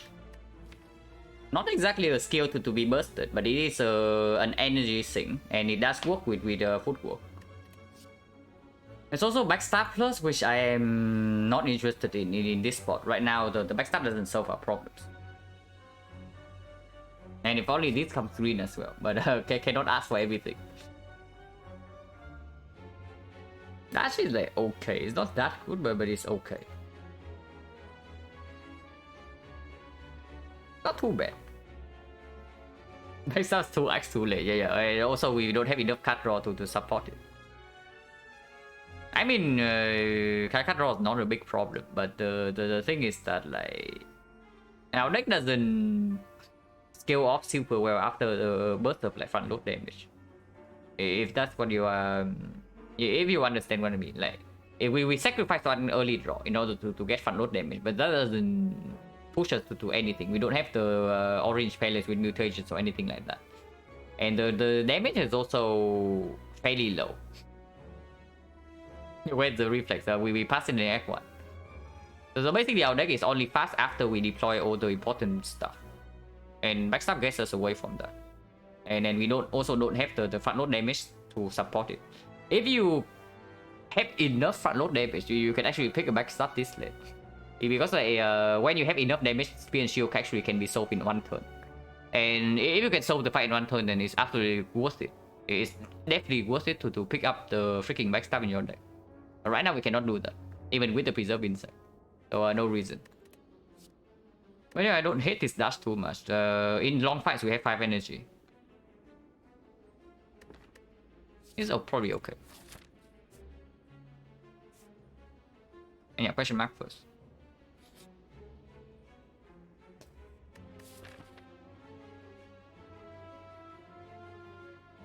Man, I want to click it so badly. And then we have Darkstone Period. Yeah, it's freaking 12 max HP and like 1,200 gold, which we can spend with Courier. And we have the shop. We have the shop immediately right here. This can be curse remove event or something. And then we only have to take risk for one fight. Afterwards, we can freely use the Wingwood, but it's a freaking Burning Elite. Only on normality though, and we have like a million discard, and then we also have the Toozer trade. So like, how bad is it? It probably cannot be that bad. And yeah, we even have like Frozen Knight. No, we absolutely removed normality, but we can mitigate it for one fight. Yeah, we remove abnormality immediately, and we have a million discard to deal with the other one. Of course, we are missing out on like tough bandages here, but it's fine. Man, tough bandages. Yeah, tough bandages could be pretty freaking sick if you have not discovered that. And I take the gold here. I have to take the gold here. I cannot refuse. This is like way too big of a bet for me to refuse. And yeah, we have Wingwood, so we can, if this fight goes badly, we can always take the safe part. If this fight that goes well, we can actually take another elite. And if this fight goes badly, we can bail out. And then again, if this fight goes badly, okay, if this fight goes badly, there's no bail out. Because the next fight also is always advanced whole way. But then we get the shot. So we only have to take the risk for one node and potentially 2 nodes. Upgrade or any good? No, probably not in this spot. Our deck right now has like major problems. It does not have upgrade depth. If our deck only has upgrade depth and then nothing else, and if we solve the upgrade depth, our deck is omega strong, then sure, upgrade O is fine. But it's not like that. We have like, so many problems in a lot of directions right now. Hey Macchiato, thank you very much for the good luck. It's only Incense Burner, yeah, it's only Incense Burner and not top bandages. I got an Ambridge. And it is good. It's actually really good. Penny is actually really good, but of course we get a choice. Is this better than a random relic? Pen is so freaking good. The Penny with the Preserve Insect actually means that we can maybe sometime... And yeah, we have not seen Akabeko yet. And with this much go into the shop with Courier, like, there's absolutely a chance that we see Akabeko. And then suddenly Akabeko Penny with Preserve Insect. We kill Spear and Shield on turn 1. And that cannot be understated, you know. And it's not like our damage against the heart is insanely good either.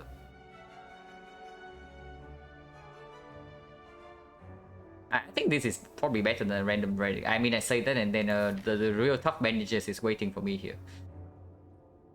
Also, a massive fee went up. Oh my god, that stone period, like, so good.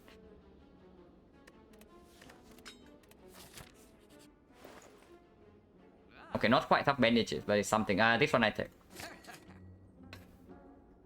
And then can't remove, like, absolutely. And yeah, here's the boot. Tincture has to be pretty freaking good, right? The tincture. Do we want to roll powers? I probably don't think so. I don't think so if it at the cost of adding this cow chops to my deck. This tincture is like probably very heavy damage, and it's not like we have no gold. I do kind of want the sling as well though, so maybe I buy the sling first. Yeah, Mew ticket is like not really. We have bites, and we have fusion hammer. Orichalcum, Orichalcum is probably not it. But good instinct is probably good. Good instinct is probably quite decent. And sure, we have membership card, maybe possibility. Yeah, possibility, but it doesn't really matter. We also gain a lot of gold from fighting elites. If we don't need more than 2,000 gold, we need to make sure that we don't die right now with a normality in our deck. So the better make ourselves stronger.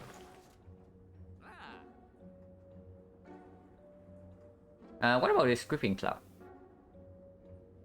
Yeah, Orichalcum normality synergy. Yeah, sure. Actual synergy. You're not wrong there. The boot for Nemesis. Okay, now you have my attention. Probably can stop by buying relics, but I'm interested in this. Under this can also be apotheosis. It's only a good card, and under it can be apotheosis. Okay, not apotheosis. Okay, we can buy a potion though. I think I want to buy a potion. Ooh, this one we can take. This one we can take. Yeah, duping. Okay, duping food was not that good. Dupont is like kind of mediocre. Yeah, Dupont is actually kind of mediocre. Like, what the hell are we doing duping? Yeah, okay, I guess dupe some burst, but it's not even that strong. Like, we can dupe bouncing flash sometimes. There's like 12 poison. Yeah. It's not really a potion that's worth buying and keeping forever, right? With our deck. Man, if the next elite is not the freaking burning elite, maybe I even buy the smoke bomb. But we cannot smoke away from this fight.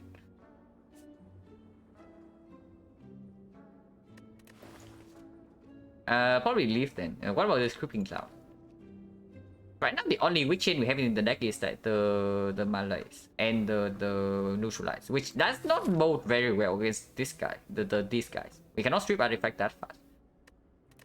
But with the Creeping Cloud, which we can burst, we strip like all layers instantly, and also makes the Bane slightly stronger. I guess the Bane is staying in our deck forever because we are removing this garbage next. So the card's not so bad. Again, it's also like front load weakness, and then we cannot upgrade to Neutralize right now. We have not seen the leg sweep. Malaise is good, but Malaise alone is not enough because in Time Eater or Awaken One, for example, the Malaise comes down like first cycle and then second cycle we have no weakness. It's not like this thing is like premium weakness either. The Creeping Cloud's premium either. But maybe with the Creeping Cloud we can hold the Malaise until the second half of the fight. So we do something like burst Creeping Cloud first cycle with the Neutralize, and then we reset strength with the Dark Shackles, and then second cycle we burst Malaise, and that's our whole weakness. It's probably fine. That's alright against deck lady. Not really. The Creeping Cloud does not mitigate the Retromancer at all. She deals way too much damage. So you have to kill the daggers or kill the Retromancer herself. Or have like insane, overwhelmingly strong club. Right now we don't have that. So our plan against Retromancer right now is just kill with both the Sling and the Preserve Insect. But I think this card's positive. Oh my god, I buy that. Okay, good shot, good shot. We live. Yeah, nothing else in here is worth buying, right? So we leave.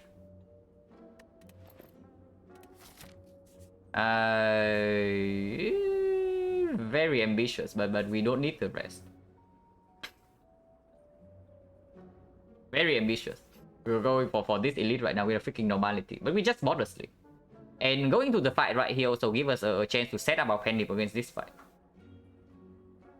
Yeah, we can also go here and recall. So do we? But the problem with going here and recall, right, is that you are forced to rest here. And with the bites, right? With the bites and after removing second normality, we have one more fight to heal. If 400 gold, do we need to risk? That's the main problem. Right? Do you think we are strong enough right now that we don't need to take risk? Because honestly, I don't think so. We just got a lot stronger in 2 floors, but are we strong enough to actually win the run? Because we are not aiming to like beat Act 3 here, you know. This deck is good enough to beat Act 3, but I don't know about Act 4. And then we have both Preserve Insect and the Sling of Courage and the Frozen Eye. Like how bad can a normal elite be? We have like also 50 for max HP. It's not like we have 20. Yeah, we have a freaking full HP. And if this fight goes wrong, as long as we don't die in these 2 nodes, we can just go here and rest instead. So double check with the wing boots. Oh, okay. Oh, wait. We actually have to spend 1 wing boot charge here. So 1 charge here, 2 charge here, and then we just have to jump here. Oh, okay. Change the plan. Because normally we were planning to not spend a charge on this guy. Normally the pathing is like this. And then we go here, we jump here once, we jump here twice, and then we jump here 3 times. But now that we have path for the shop instead because of the freaking Mind Bloom, we cannot spend a wing boot charge on this, right? And we jump here once, and then we jump here twice, and then we have to just jump again to get 1 extra elite here. So we take only 3 elites. Instead, we can just go here, recall. We go take the burning elite, and then after this, we can re-evaluate the situation, and then jump here and still take 2 extra elites. Okay. Because of the change in pathing, like going fire to just make sense then.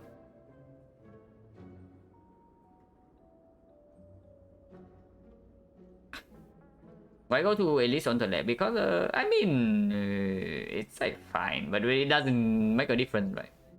Because here's the thing: if you jump here, and then jump here, you get basically the same amount of elites. You get 3 elites. The order is just different, and you take more risk because you face an elite immediately with normalities.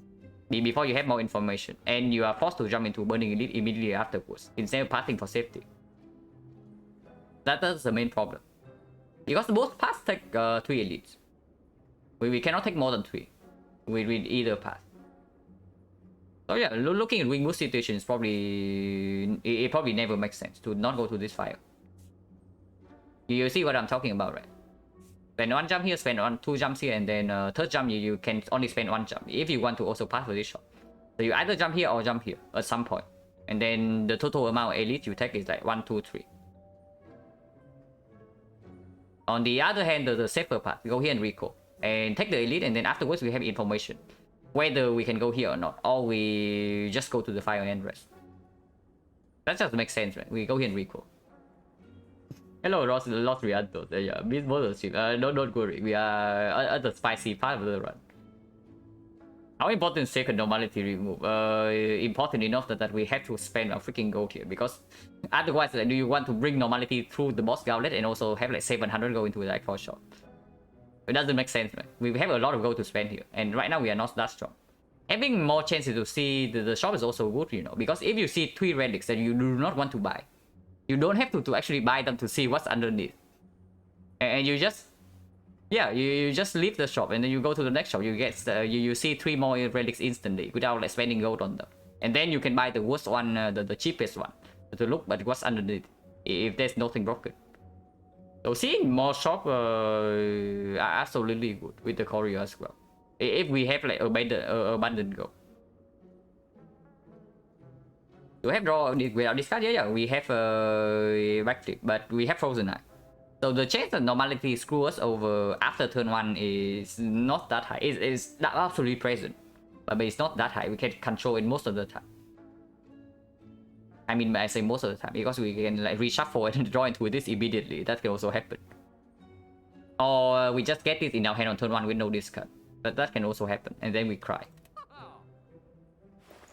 But nothing else is worth spending on here. We leave.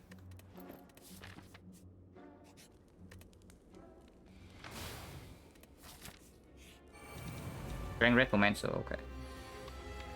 Where the hell is normality? Okay, after 2 the trade. So should be okay. This deals 16 AoE only, which is enough to kill this, but then we can spend another attack on that. Okay, so fine. We draw until this. We can also do some deep red to screw ourselves over. But okay, let's look at the draw power first. So see like how good / bad this fight is. If the fight is good enough, we never force the reshuffle with this. Otherwise, we shuffle our deck to get a new draw order. And also keep normalities in our hand. Yeah, we will depends. Absolutely true. It's the same as like the status retained in the hard fight. But yeah, we draw until 7 until here, and then we aggro until here. We have Relic Plans in play, we have Terror in play, we kill both daggers. And then we can prepare once, prepare twice, and then turn after we draw these 5, which is not that good.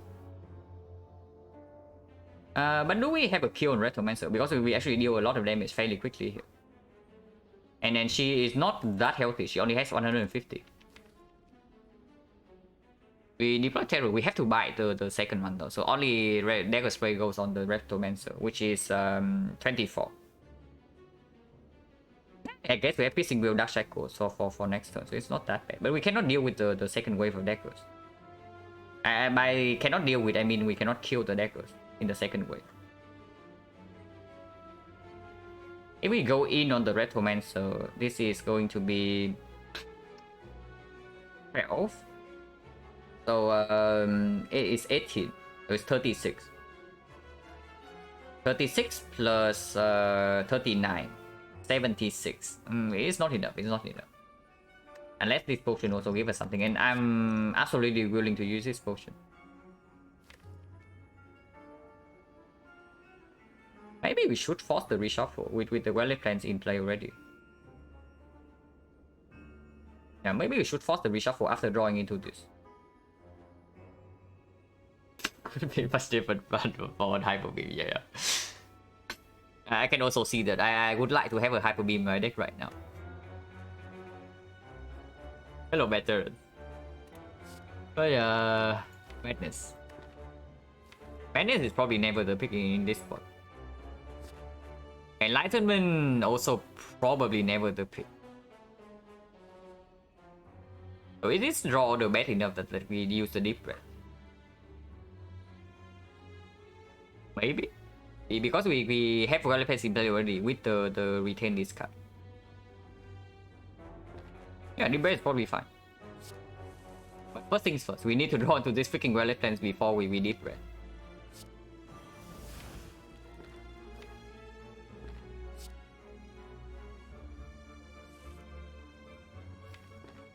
We can play the Dagger Spray as well, yeah? Bouncing here would be so good. Oh, wait. We don't have to spend bite here. We can like prepare to kill. But oh yeah, the Deep Breath is also phenomenal because it shuffle in this card so that we can kill the new waves of daggers. Manages as wins the run. I wouldn't say win the run outright, but it will get us very close. Like for sure. Bandages is ridiculous.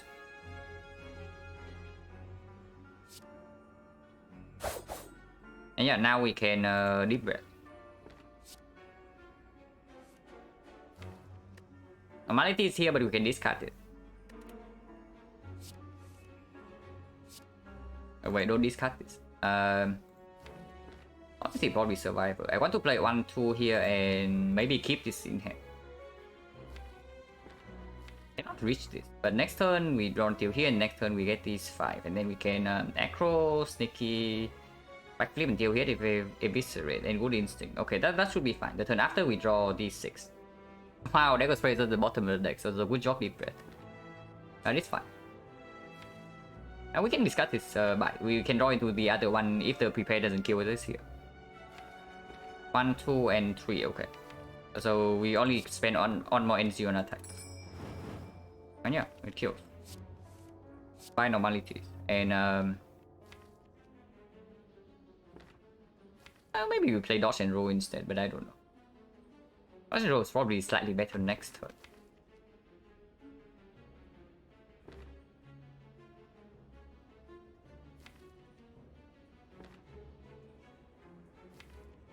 maybe we just don't play anything. We hold like Dark Shackle Spacing Wheel instead.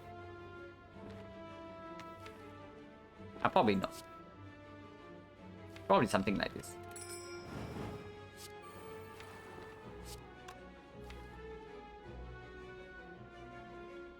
Next turn, how much block do we have? If we play the Dodge and Hold here, we have 6. And then we draw until these 5, we draw until here, and then we draw until here. So we have 1 backflip, 1 good instinct, and 1 defense. Which is 10, 8, 18. 18 plus 7 is 25. 25 plus 6 is 31. We don't need 31. 25 is enough when Retromancer's weaken and we only face 2 damage from the... Oh, wait. Might not even be enough. Because she has 4 strength. We can also just skip the prepare for next turn. No, doesn't make sense. Actually, it does make sense. Yeah, why wouldn't it make sense? It only makes sense if we say that we need the card that we draw next turn, which we might. But we can also just discard this bait because poison doesn't come down. Normality come from my bloom. Yeah, we took my bloom. And 12 Fox HP with Darkstone period. And this max HP is like strictly better than Mango, by the way, because we get it after we lose max HP for the bites. So effectively, this is way more than 12.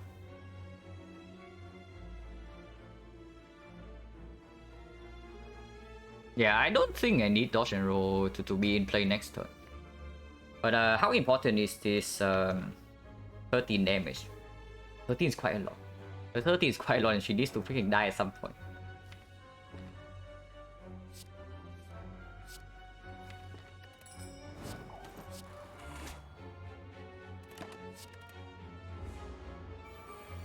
It doesn't even attack.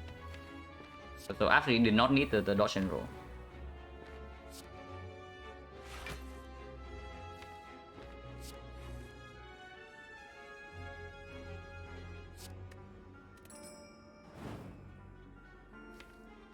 And the trade is online now, so next time we draw into this.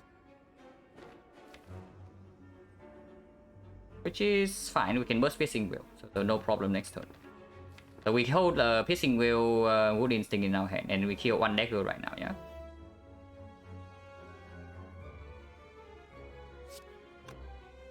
Five damage, 1 off. You can kill both daggers. But I kind of want to go in... what if you just go in right now? Like, how much damage do we even have? 60. 78. Okay, maybe we go in. 78 plus this is 85. 13 HP. And next time we have this, so it's perfectly cool. Okay, we just like go face. Yeah, we just go face. No reason to care about the daggers. Full block, let's go, yeah. And even preserve this next for next turn to get bouncing plus damage. Not even bouncing plus. Creeping Cloud guarantees that this lands next turn.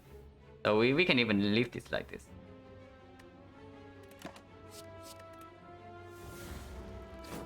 Oh yeah, Burning Elite like 0 damage taken, and then the Sling absolutely performing. Penny setup would be nice. And we actually can do that. Can put to 8.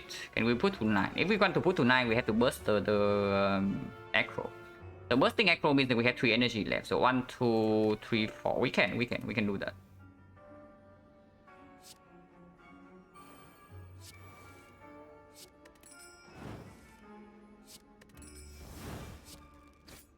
And yeah, one attack, any attack will kill her right now. So we can spend attacks on other guys.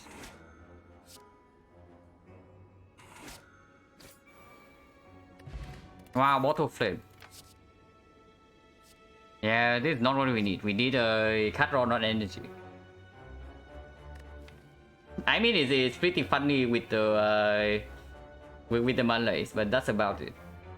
And Seizing Talk would be good here, by the way. And Seizing Talk Frozen Eye with our high energy but low cut draw. Well, I'm not interested.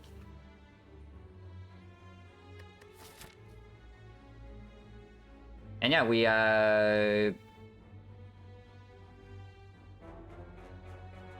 I mean, jumping here or jumping here doesn't matter. It makes no difference. Is this concentrate ever good? Probably not, right? But when Bottle Flame, I mean, you say this worst stuff. Like, does Bottle Flame suck that much? When we can guarantee to bottle like Dagger Spray to deal with the cultists in the Awaken Run fight. Or if we see Akabeko, it murder the Spear and Shield. With Pendiv Akabeko setup. Honestly, it's not that bad, you know. And then we draw 7 cards on turn 1 and not 5. So, having an attack being in is not that bad. And save 1 charge. For what? But why do you want to save 1 charge? There's nothing after this side. And then right now the maximum thing we can get is like 2 ADs and then 1 shot. We spend O2 charges on that. Actually, no. We spend, we spend 1 charge here. And then we jump back here and then whatever. We can go to this question mark, I guess, if it's good enough. But there's nothing different to do. We just jump to the elite immediately.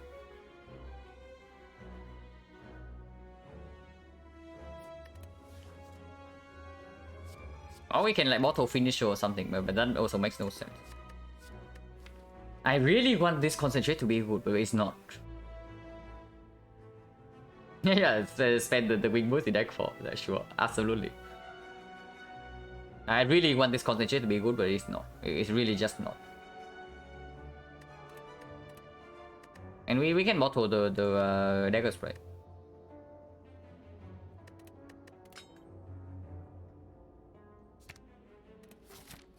And yeah, go here. Emesis. So, well, depends top deck. Who's bottom deck? Not what I want to see too much, but maybe it's fine. No discard this hand, so Sticky Strike doesn't get to play. We get to have a Dark Shackles or a Panache. Or a Secret Weapon. Secret Weapon doesn't do anything. Yeah, Secret Weapon doesn't do anything. We don't have a Dagger Throw or anything like that. Concentrate can be good with backflip on Burst Cycle. Yeah, it's good if we have more cut draw, but that's the main problem. Like, we don't have cut draw most of the time.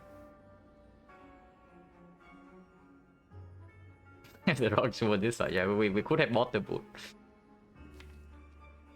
Panache is like okay, but Dark Shackle is probably just straight up better, right? It even blocks through the 45 sometimes.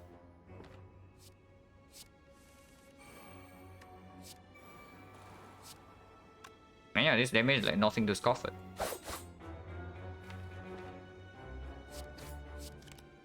Wait, okay, whatever.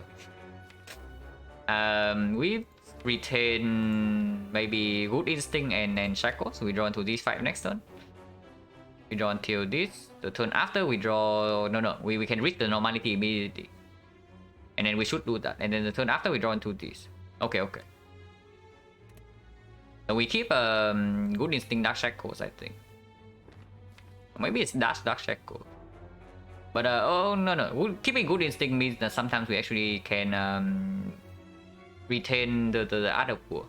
If it's not 45 next turn. If it's 45, what happens? We don't have footwork. So next turn we know that we draw these 5. We aggro and then we double prepare until here.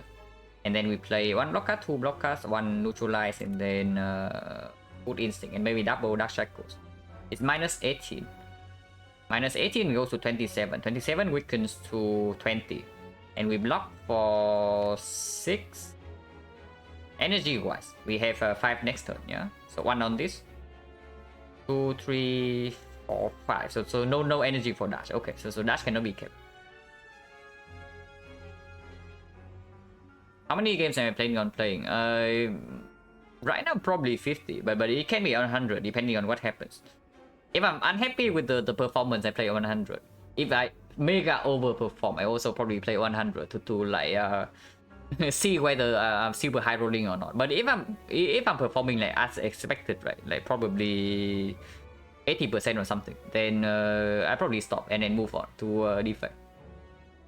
But if I get something ridiculous, like I don't know, maybe more than 85, then I am obligated to play another 50. Of course, if I'm mega underperforming as well, like maybe something like 70, then sure, I'm also obligated to play another 50.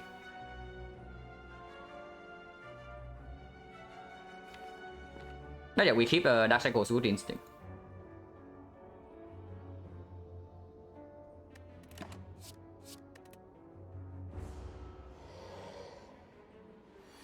Okay, it's not even the big hit. So one Dark Cycle is full blocks here, and we can do that.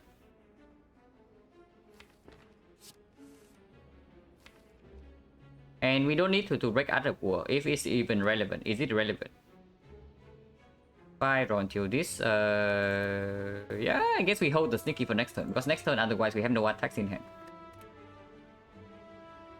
70% mega underperforming. Yeah.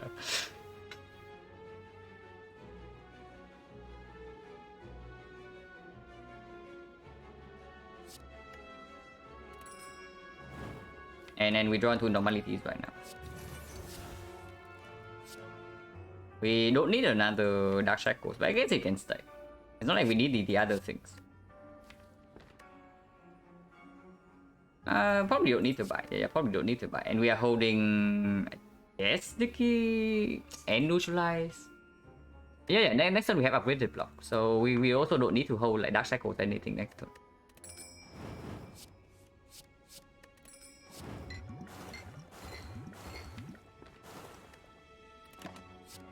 Oh, this to attack.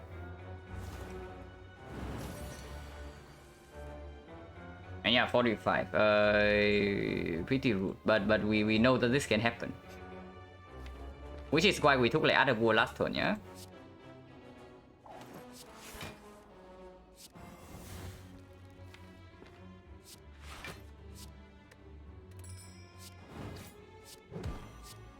Yeah, full block. And pretty sure he dies in next turn. Yeah, he dies next turn.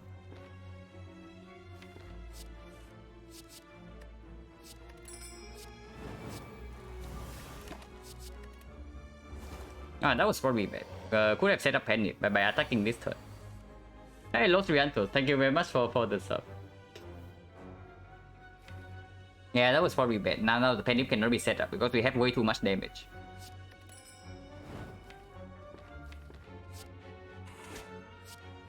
Maybe it's not too bad. No, we cannot play 4 attacks. Okay, so 7 I guess. Bird phase 7. How old is that? 1, 2, 3? I guess it's okay. We don't need more sustain now. Man, it's not reflex. It's not reflex. It's the wrong one. Yeah, it's green, but this one's the one we take. Is it this one or is it like piercing will? It's probably backflip, right? Over piercing will. We are like severely lacking card draw, and also works better with this anyway. And then we have footwork. I'm slightly concerned about the hard damage, but I guess with Dark Cycles right now we don't need this. Dark Cycles, Malays, and then piercing will only covers like 3 cycles. So the only reason we pick up the Grey over the backflip is that we say that the fight goes for 4 cycles. But with Burst Blasting Flash, we probably can finish the fight earlier than that. And then Penip Terror as well. This is get so humble because you talk about like deck size. My decks usually always end up somewhere like this. Especially when I don't have to remove strikes. But yeah, backflip is good. Green Temptation is like very cute, but no ice cream here, no unseizing top. I mean, I turned out Concentrate Plus, like why the hell would I pick up Temptation in this? Infinite, yeah, infinite. In British accent. 5 potion probably not better than this. And yeah, we pick Penip over this. Let's see what this is. Okay, Penip is probably better. And yeah, go here, right? I mean, we can jump here right now, but it also like exactly the same. It makes no difference. Yeah, Rectomancer again. We run till this, where the hell is normality? Okay, it's very far down. So it probably doesn't hurt us in this fight.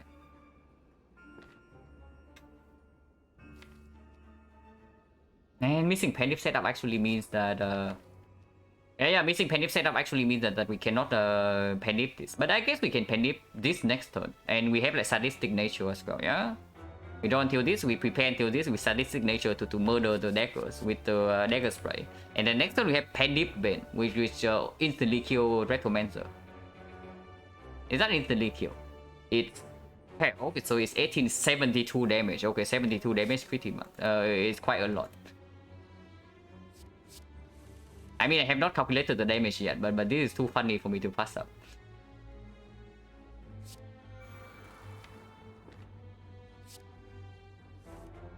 No well effect, so no reason to ever play Good Instinct here.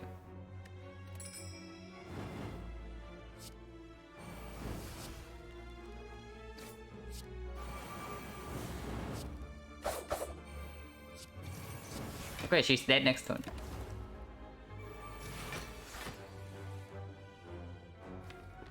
Oh my god, look at the bait go.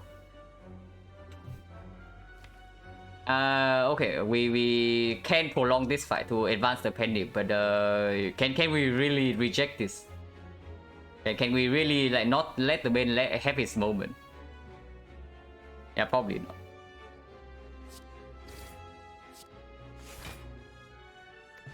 Immortal say okay. Next spot is good. Next spot is good. I picked the next spot. Man, deflect. I freaking bought this Good Instinct and now you give me deflect plus. But I guess I have like 2 backflip now with 2 echo, so it's probably fine. It's probably good. And especially if I save the next spot for the later part of this one. Immortal rule inside. yeah. Immortal makes the foe to die. Probably take like a little bit more time. That's probably true. And 5 potions probably not relevant from now on, right? We even have this for like spiker solution, so we don't even need to save 5 potion for spikers. Man, spiker would be a pain though, because we bought all this freaking dagger spray. So if the spiker comes with like maybe 2 exploders, we might have some slight problems. But we heal a lot. We heal a lot. We heal like 6 per fight even without a bite. So no problem there. This is good. And yeah, I can jump now or can jump later. Like jumping now probably. I mean, it doesn't matter. Oh my god. Okay. No exploder here. And yeah, Immortal is raw. Where the hell is normality? Okay, it's at the bottom of the deck. Good job, normality.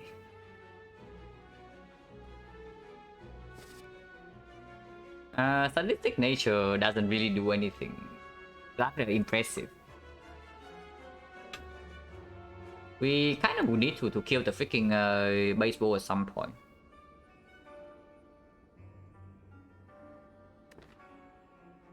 So trip to strip artifact, and then next turn we can do terror, and then hold the dark shackles, and then the turn after we can neutralize and dark shackles to full block. And afterwards we slowly kill with like poison. That's completely fine. Otherwise we don't strip artifact in time, right? To dark shackles on turn 3.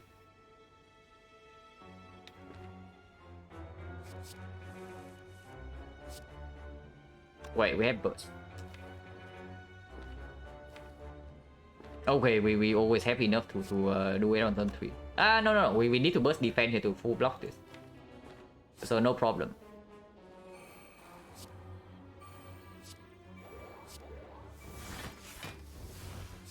Do we want other war or what?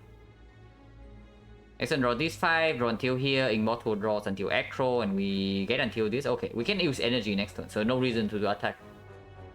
No reason to attack him.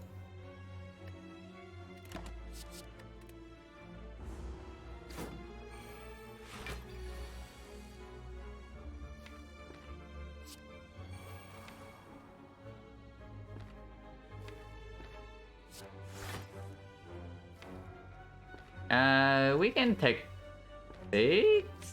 Or we can play this. No, we are not taking 6. We're taking less than that. We probably just play this and then the other thing anyway. And yeah, we are playing Cloud, so we don't need the thing.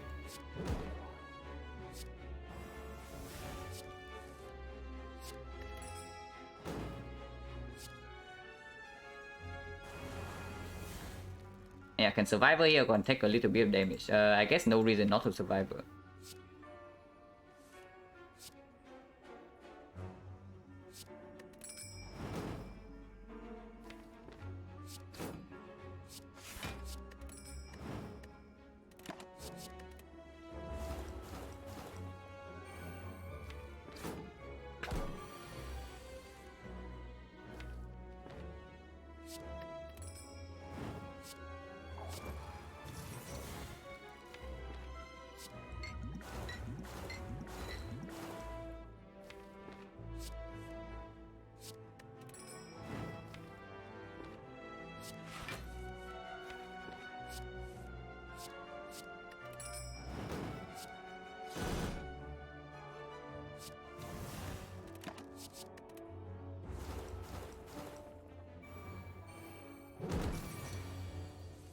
They're aggressive, but we have Piercing Well for this turn.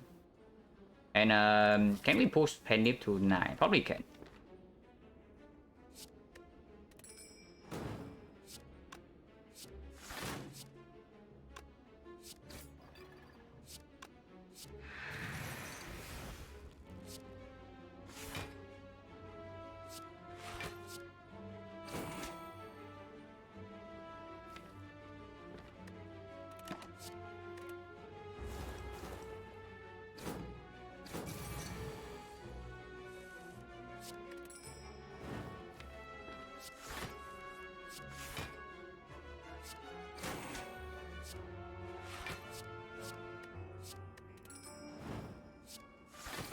Okay, now we don't attack again, and then we just wait for the Bouncing Flash or the Take Shot.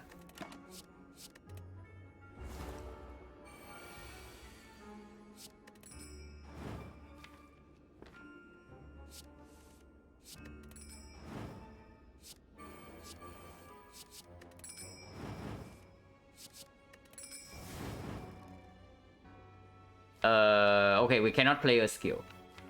Because any skill we play right now would play twice.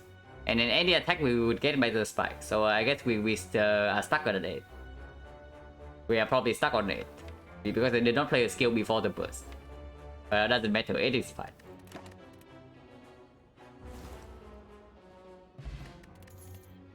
Yeah, it's back. Still not interested. This stuff is not even green. So it's like it downgraded itself in protest. Deadly Poison Plus is ew. Yeah, probably not.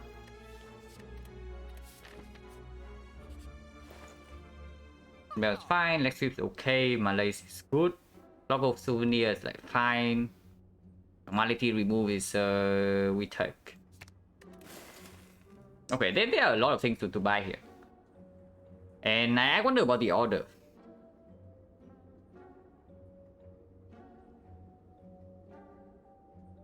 Cool crowd run, question card icon, yeah. With free energy. We all know the crowd is free energy. So no surprise there. Aroma Souvenir is like probably very good. It's probably very good for us because this deck is not a deck that burst Catalyst and win in a few turns. It's weird to buy Potion Bell and then buy the cards and then not potions. It's super weird to do that. And it's not like we are like super attached to this colorless potion either. And then these potions are also not mega premium.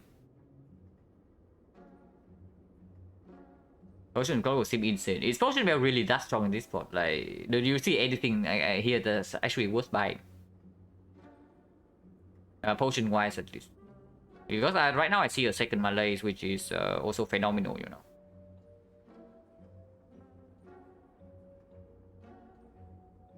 Yeah, for potions are not insane here. Like the potion, we cannot even like we can afford these potions, but we cannot afford like other things.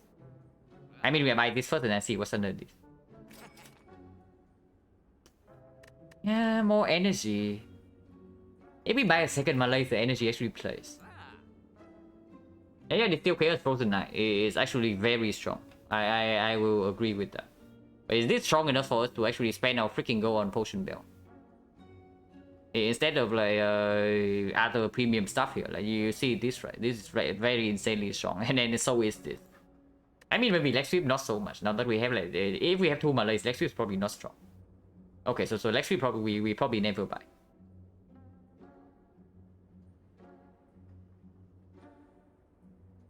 Some of your account will drop, yeah.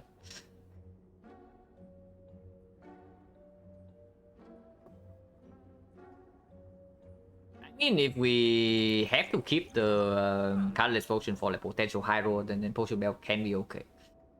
But flower is strong, right? The flower is like really strong and it's also cheaper.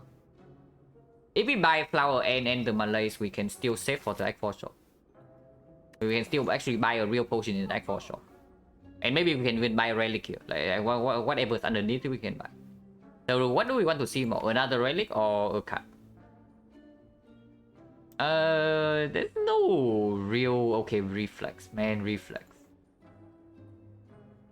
We might need more potions in X4. Yeah, more potions. But do you think potions grow from on trees or what? Like, where do you think we get the potions? Yeah, we have one more fight. So where do we get the potion? We buy them in the shop. And yeah, you see exactly what potions we can buy right now. And then let me tell you something, that if we buy the potion belt, we actually have no gold to buy more potion in the X4 shop. If we buy one of these two as well. And we are absolutely buying one of these two. So where do you think we can fill the potion belt with? There is no time. There is no more time to get the potion. And we don't have an alchemist to do it in the boss gauntlet. So I think potion belt is never to buy here. I'm just wondering whether I want to see a relic or a cut. Because the cut is probably only reflex, right? Maybe catalyst. But catalyst is not green. Catalyst cannot be upgraded, so it's not even that good. Honestly, it's probably just reflex. And even reflex is not that the mega premium that I buy it like every single time. Over a premium relic. We click flower here to see what's underneath. Wow, the specimen. We missed out on a rare relic. But yeah, we get the rare garbage relic out of the pool. So next time we get to see maybe something else. But I don't know, if we buy Malaysia, we also cannot afford another relic in the X4 shop.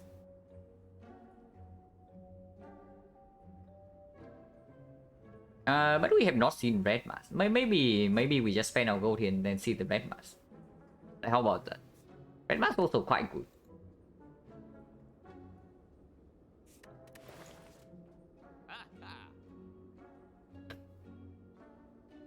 And yeah, if we buy something like potion bell and one potion, we can actually spend all our gold.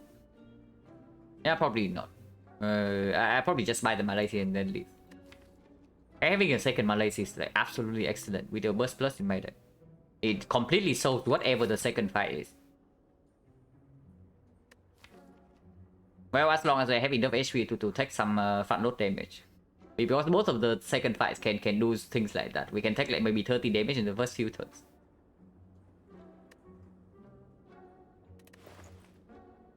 But yeah, Malaysia. Wow, setup. Oh. The setup is the cut underneath. Okay, so we leave. And now we can think. Because we still have one wing butcher. So do we want to fight or not? Do we want a question mark? The only question mark we have seen in this act was Mind Bloom. And what did we see here? A chest. Okay, a chest. We saw Mind Bloom into Pendip. So we have not seen any other event. Red Mask is like slightly better than normal, but I think maybe I want to buy a potion in the X4 shop instead. If I can do so.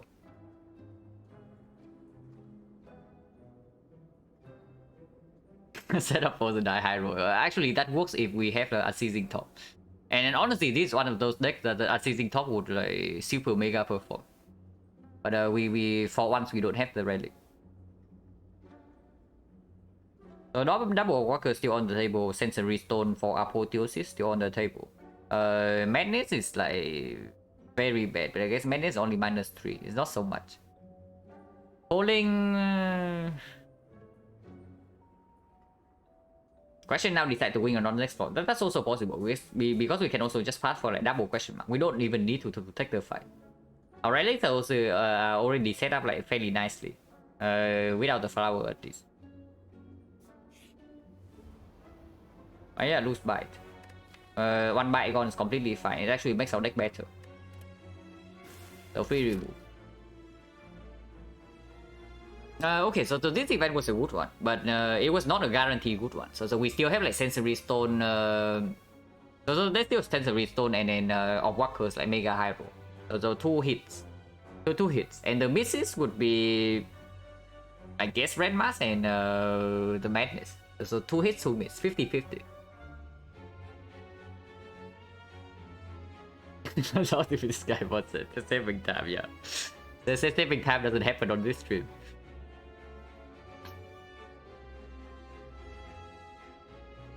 And yeah, the fight, man, the fight is another chance to see like echo or backflip though, and this potion can absolutely replace.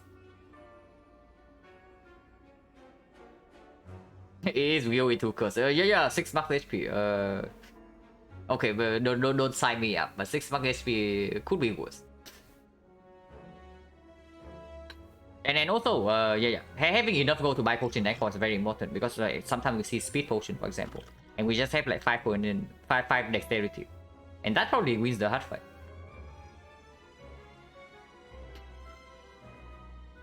Advanced away we can probably handle basically everything, but I don't know. Maybe we cannot. Because my PB streak with Silent is 10.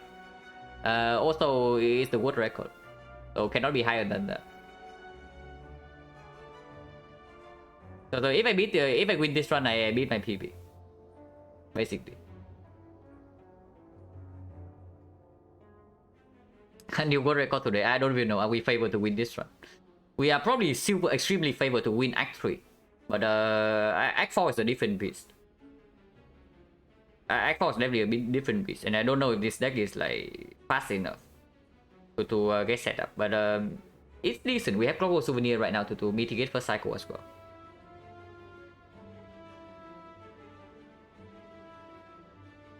Yeah, 5's pretty good, but okay, what's the potion chance? 1, 2, 3, 4, 5, 6, 7. 7, and we got 1 potion, 2 potions, and 5 potions, 3 potions. Yeah, 3 potions, 3 potions. So 50% right now. Man, 50% is pretty high. Yeah, 50% is actually pretty high, and they are like mega hit potions. But if this is walkers, we also get a potion chance drop, right? And walkers also, walkers are just insanely premium, mega super high roll. And yeah, tough bandages still in the pool. Tough bandages and sense burner both are still in the pool, and even dead range not so bad. Okay, maybe dead range not so good. It doesn't really work without that. But we have seen a decent amount of rare relics as well. Like we have seen the wing boots, the Tingsha, the bird faison, and the specimen from just now.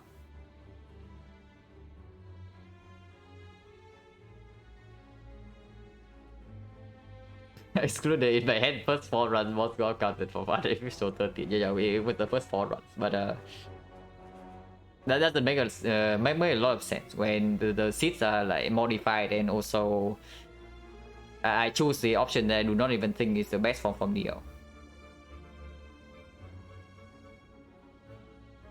If I discount the losses, not my longest win streak. I don't know, maybe a couple hundred. Yeah, question mark is probably just good, right? Probably just good, because it's not like this colorless potion cannot be something insanely premium, you know. Like any apotheosis probably. Yeah, apotheosis probably mega wins in the hard fight, that is. So only 10%. That this potion gives us basically a win. And then there's also magnetism. Yeah, heals 2 immediately, so we don't even lose HP from immediate death. And then we can generate premium stuff.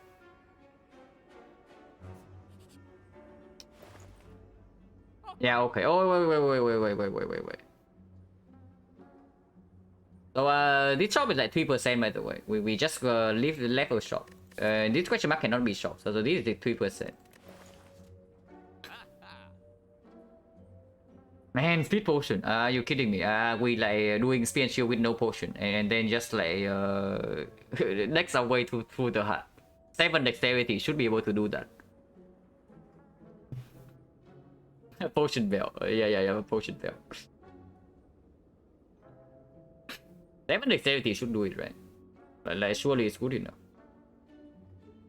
Of course, the trade-off is that we are vulnerable first cycle, but multi-hit we most likely can easily block, like fully block with 2 malaise, 1 piercing and a dark cycles.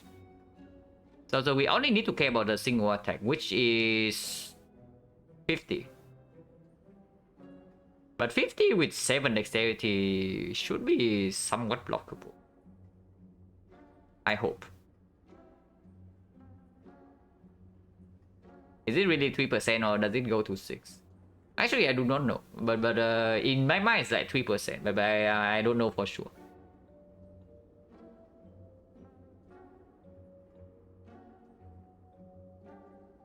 Yeah, 7 decks, we can also just freaking set up the dodge and roll turn 1, right? And with footwork is 9 dexterity.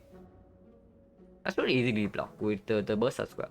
And if we cannot use a speed potion for dexterity in the hard fight, we also know with the Frozen Knife.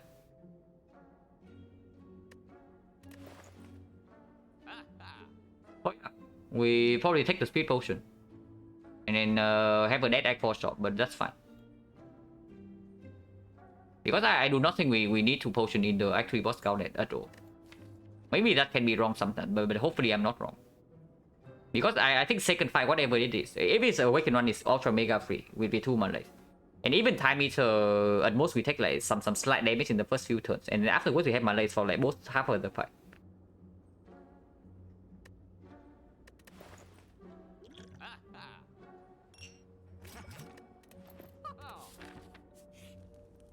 Yeah, rest. Rest PD set. Ranash, Madness, draw 7. We had Survivor with double Sneaky and like Pandip Dagger Spray or something. So that's not too bad. And we can backflip into this Creeping Cloud. Strip Artifact and then malaise again to strip more artifacts. So that's fine. Panache is serviceable, but not what we need in this fight. If we do Madness, we actually have so we have 5 energy this turn because we play Survivor. So 1 energy here, 2 energy here, 4 energy here, and Madness goes to 5. So malaise does not strip. And then we draw these 5 next turn. We aggro until here. Dexterity is not in play. Where the hell is footwork? Oh my god, it's so far down. But we can buy back up in this fight. Until here, these 5 and draw until these 3. So no weakness next turn if we cannot deploy malaise. Which honestly probably means that Madness doesn't make sense. Unless it's... Wait. Madness has many hits. And Madness has a lot of hits. It can hit Sneaky Strike. So if it hits Sneaky Strike, it generates energy. So 1 hit, 2 hit, 3 hit, 4 hits, and I guess 4 hits out of 7. Is that worth the risk of potentially not having weakness for next turn? Actually, it doesn't even have weakness for next turn. Yeah, it strips all artifact and then next turn there's no weakness. So we have to take 1 big hit from don't do no matter what in this fight, and then we bite ourselves back if we don't die immediately, which hopefully we don't.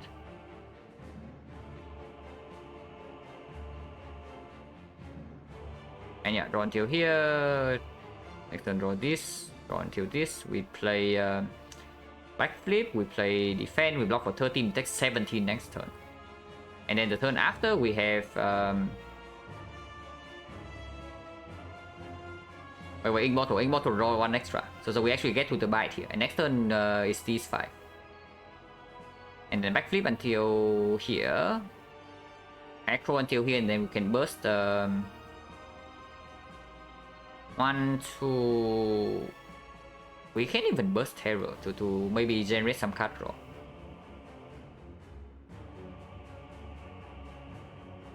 How many cards are we playing? So panache. So 1, 2, 3, 4, 5, 6, 7. Ink bottle goes to 5. And next turn is man, we can never reach the burst with the backflip, so that we cannot get this much block next turn. But ink bottle goes to 5, so ink bottle goes to 6. Ink bottle goes to 7. Ink bottle goes to 8. Ink bottle goes to 9. And we burst, ink bottle goes to 10. We draw until this, and we can burst the prepare, draw this, and draw this, and then we burst the malaise or the dodge and roll. Energy wise. 5 energy next turn. So 1 here, 2 here, 3 here, 4 here, and then the last one is on the malaise. Okay, that's reasonable. So we malaise the Donu for 2 next turn. Yeah, okay, that's reasonable. Which means it's panache. It's not menace. We actually need to play all the cards this turn, and also strip artifact.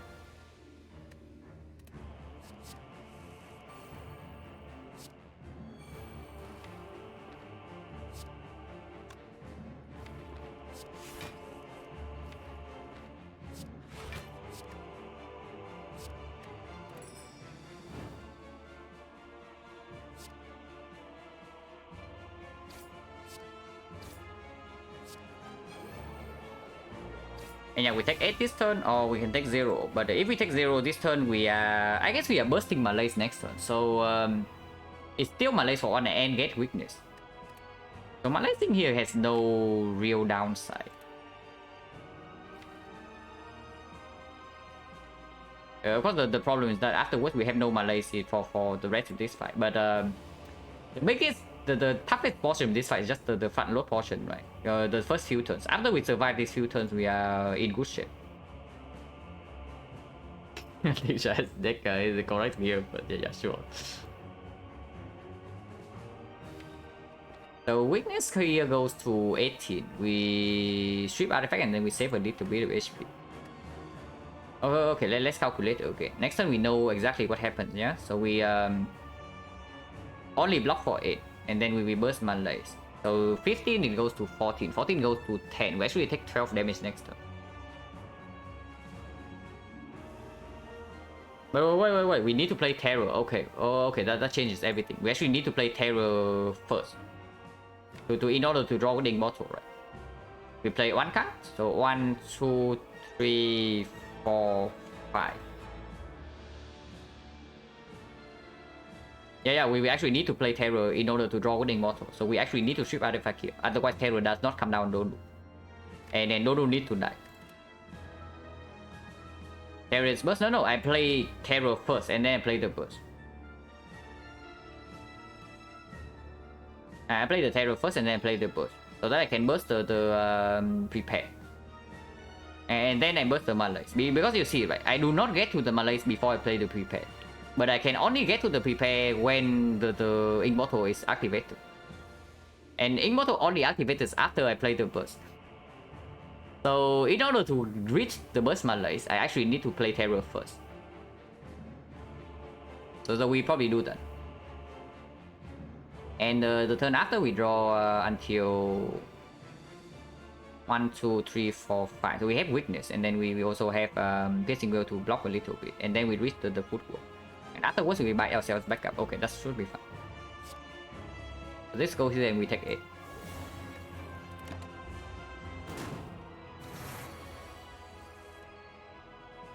And yeah, we know exactly what happens this turn. So let's do what we want to do. Double check.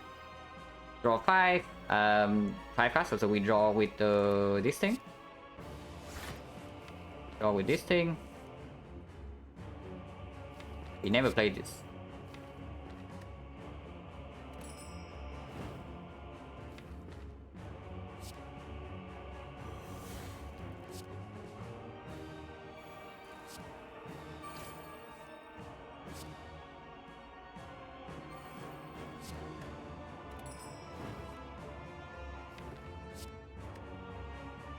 And this guy send this bane to hold both block cards, but we don't need to do that.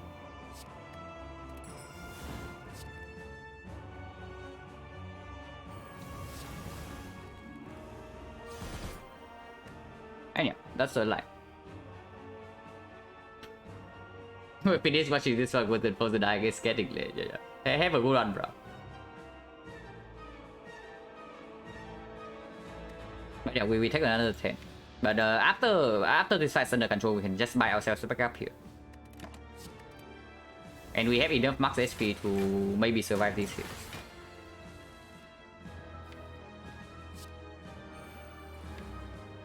But of course we don't have artifact strip yet on the deck card.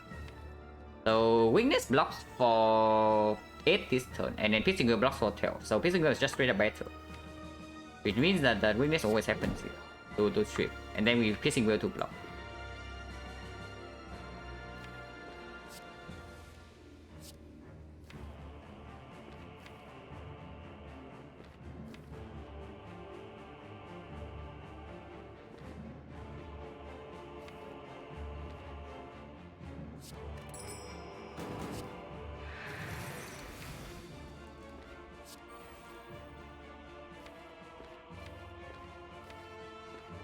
But yeah, here is when our negative card draw is like really showing why it's bad.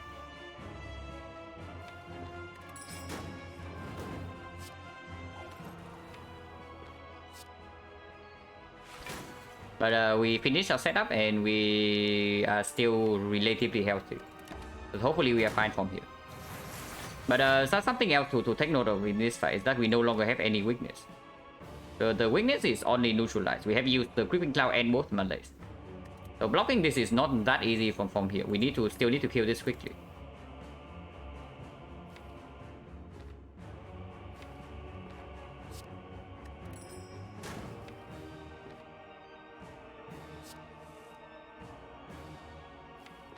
And dodge and roll actually plays huge in here.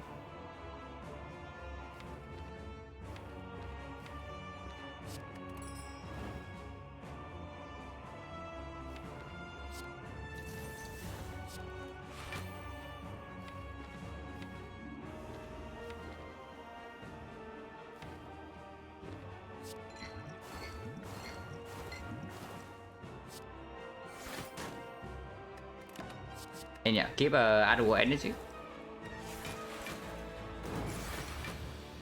And have weakness for this turn.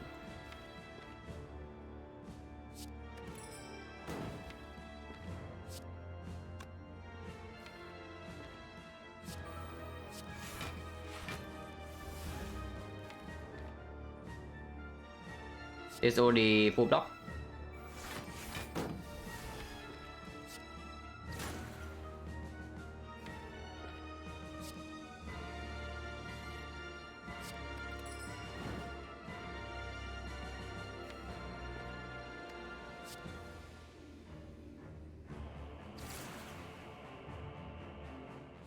And yeah, panache damage actually coming in.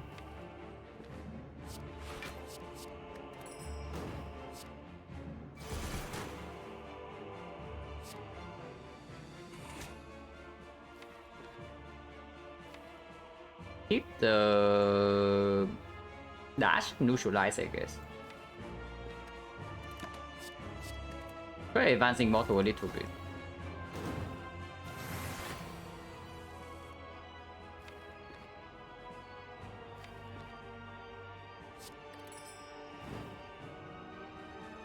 And we just killed this guy this turn, yeah? It's 30 and this killed, okay. By kill I mean we kill with panache.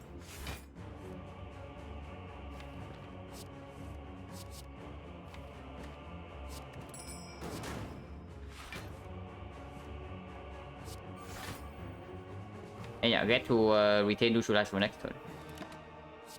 And from now on we just buy ourselves back up and slowly kill this guy.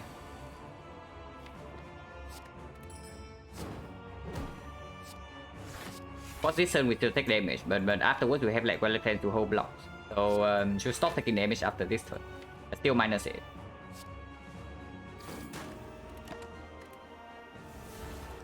And then advancing bottle, yeah, sure. We don't want to deploy poison yet.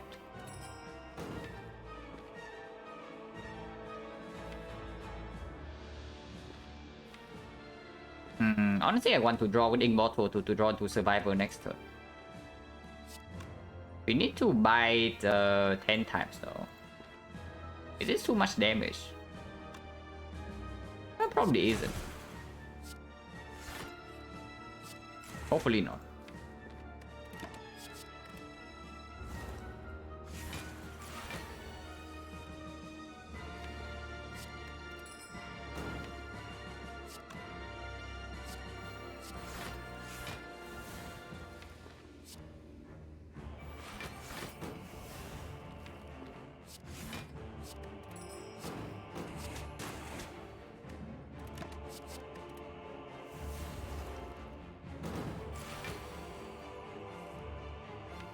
Yeah, next turn we easily have enough block.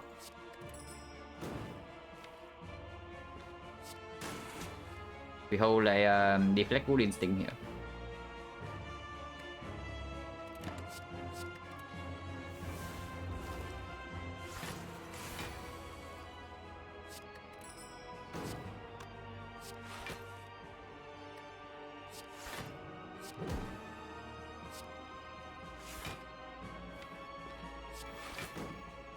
Not interested in doing damage before I bite back to full, because we have like complete control of this fight from now.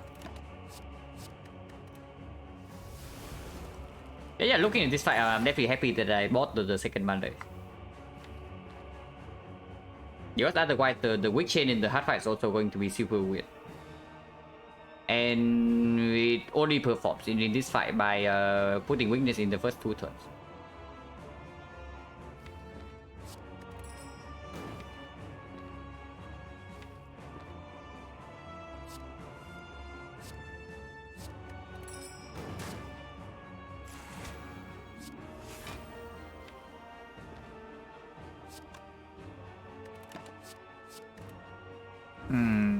It's going to be pretty tricky though to set up the pen nipple again. But I guess we after we buy, we just like kill with the bouncing flask. But maybe it's not that hard.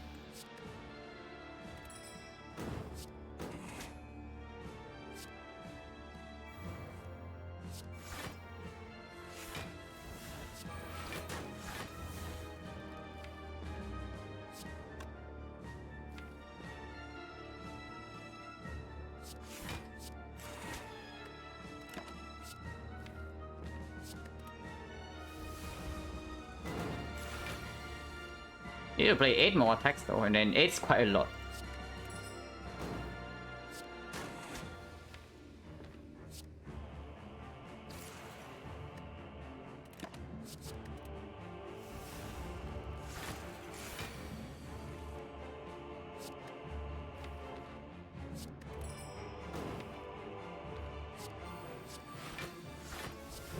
I guess neutralize makes it like a lot easier.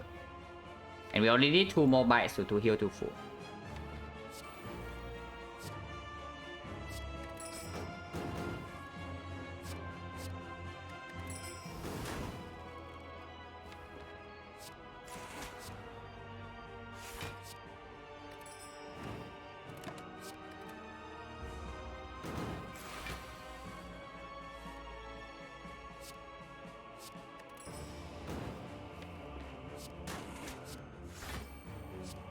And yeah.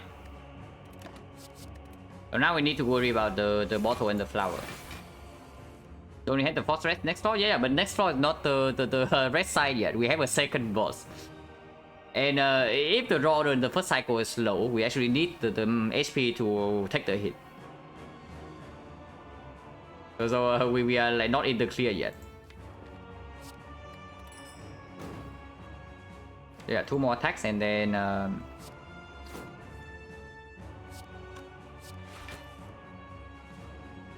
this is the last attack I played. Okay.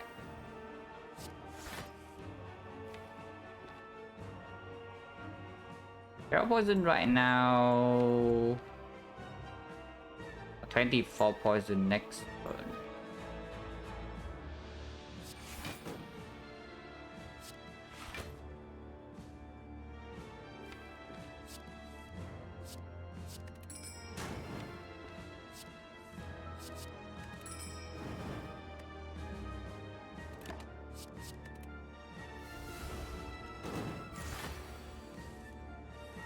Yeah, 20 poison, 24 poison right now kills like very cleanly, right? So let's do that. Only if we can block next turn. Can we actually block next turn? Okay, that's a slight problem.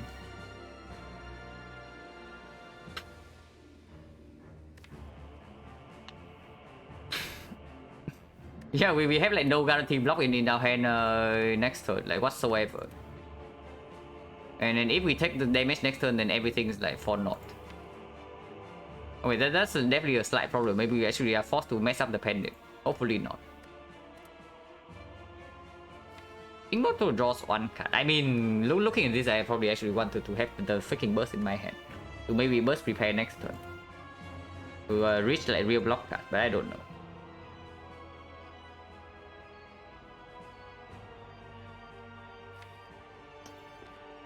Yeah, being forced to break pendulum next turn will feel so freaking bad. But sometimes it happens. I want to kill into.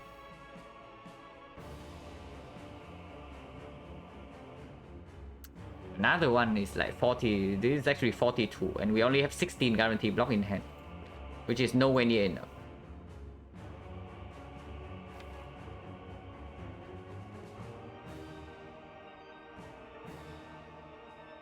But regardless, I think we have to burst Bouncing Flash, right? Because the setup is definitely not as important as preserving HP.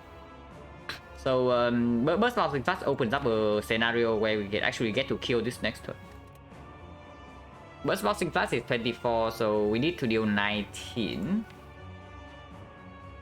Yeah, we only need to deal 19, and then we also have Penny lined up.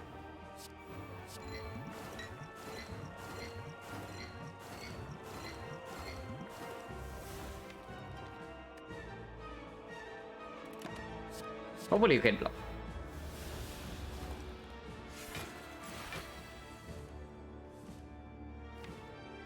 Okay, maybe you can block.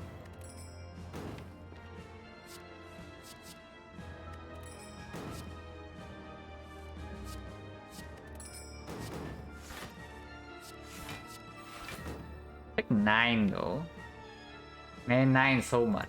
We can break the pen nip here to save the HP.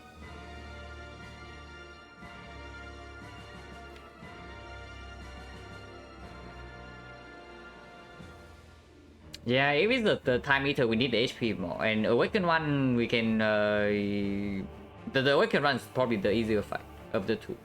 So against the Awaken one, we can... the importance of this is like also not that much. But max HP definitely plays into time eater. If we face the fight and we bottom deck Malaise, for example. So we just take the block.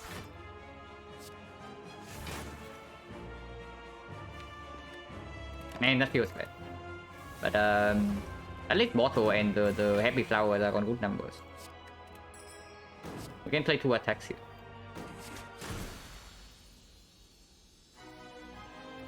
Okay, time eater. Ooh, that doesn't give us anything. Even with 20 gold, we still cannot buy a potion. So it doesn't matter. We can buy a common card on sale. That's about it. If we take the Hand of Greed here, so we probably should not. Draw the Malaise here, Burst here, Wallet Plans here, and we have like Burst Malaise for both cycle.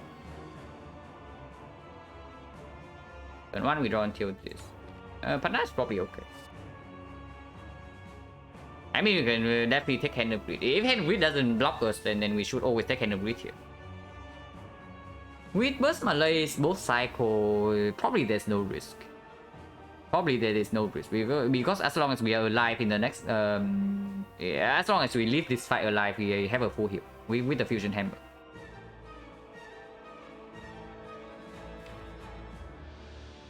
That's probably fine.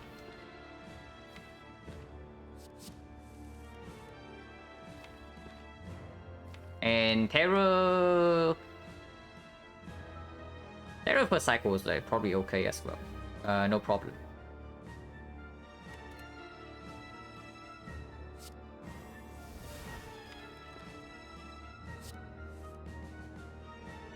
We are not playing Hand with this turn now.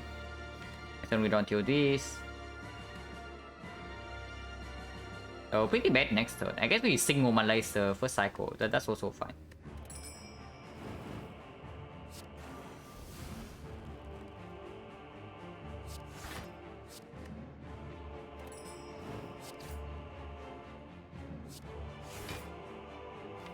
1, 2, 3 cards, and then turn after we have burst, dodge and roll, or no, dodge and roll, piercing will, something. We don't need to block with piercing will, so that's also fine. But honestly, no reason to deal this damage, right? It's like 30 is quite a lot, but next turn we take a little bit of damage, and maybe turn 3 we take more damage.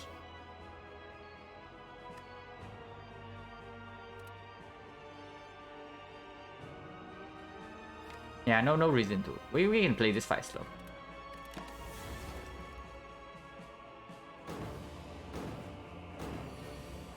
Okay, multi is actually quite good for us.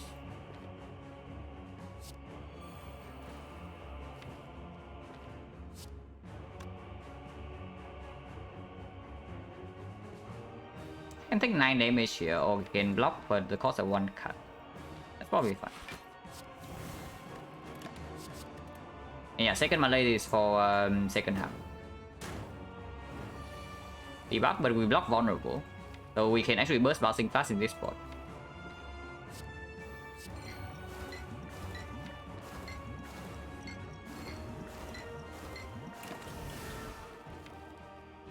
Next time we draw until these, so it's like footwork and then a bunch of battle blocks. The J is quite far down, but doesn't matter too much.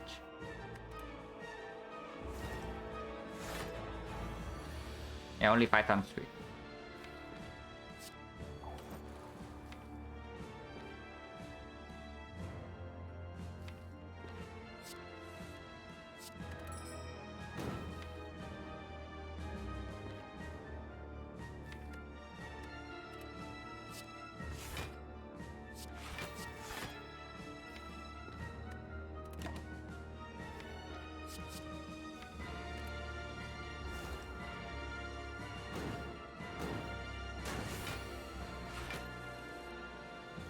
Absolutely do not play this Malays.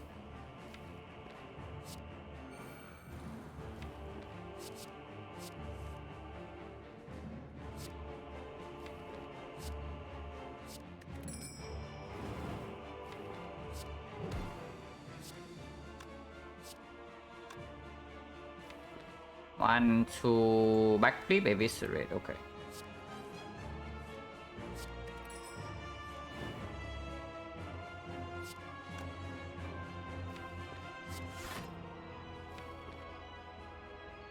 Even lose HP here to advance the fight a little bit. That's also fine.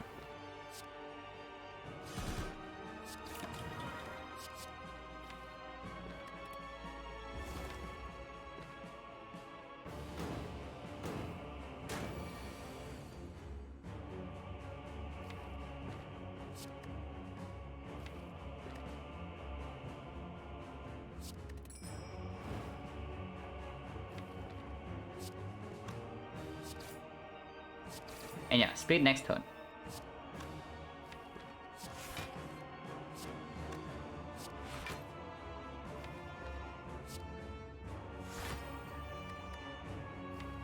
The next turn we do nothing, and the turn after we have out of war energy, we have 6 energy, and then we burst Malay for 10, and fight's over.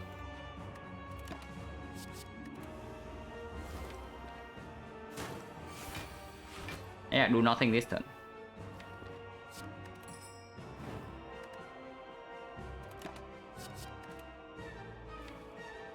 We even have deflect in case this guy is like not multi-attacking, like exactly this.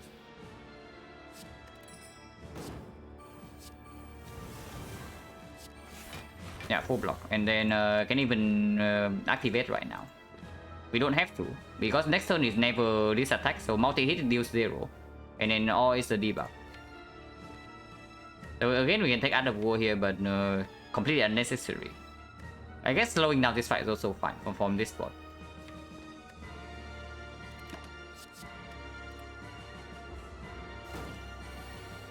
And yeah, it's the debuff.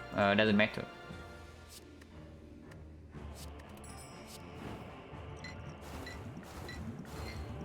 So now we can even try to keep handed, because weakness is not going to run out before poison kills him.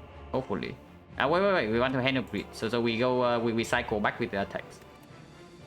So this is fine.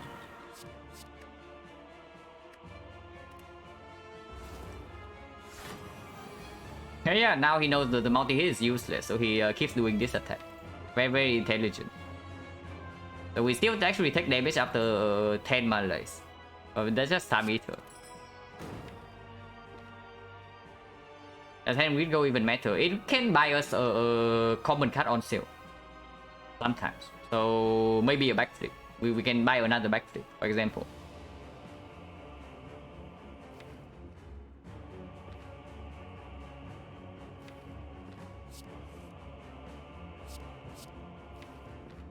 Actually, you can just exhaust checkpoint now. The multi is never going to matter.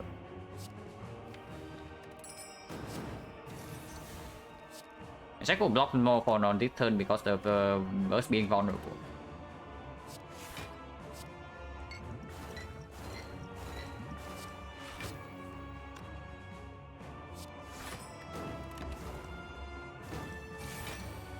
Wow, debuff again. This guy is like playing Super Omega well, by the way. He knows that the only way he deals damage to us is debuff into the slime hit. So he's certainly trying. And we need to play 6 cards this turn though, or we don't play anything. Probably never playing the dash.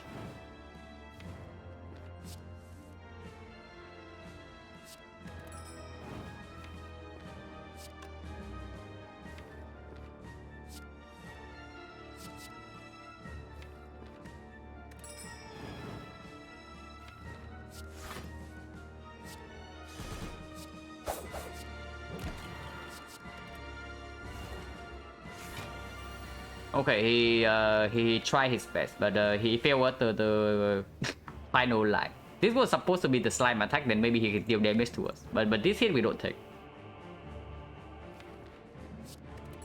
He failed at the finishing line, unfortunately.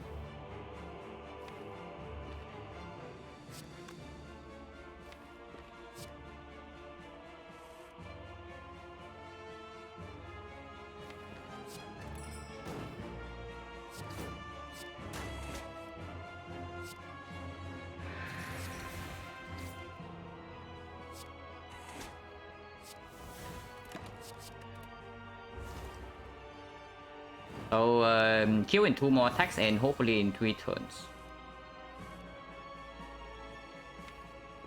Why the hell is Hand Upgrade? Oh my god, it's here. So we need to dig pretty deep. And then Tingsha is like also not doing us any favors right here.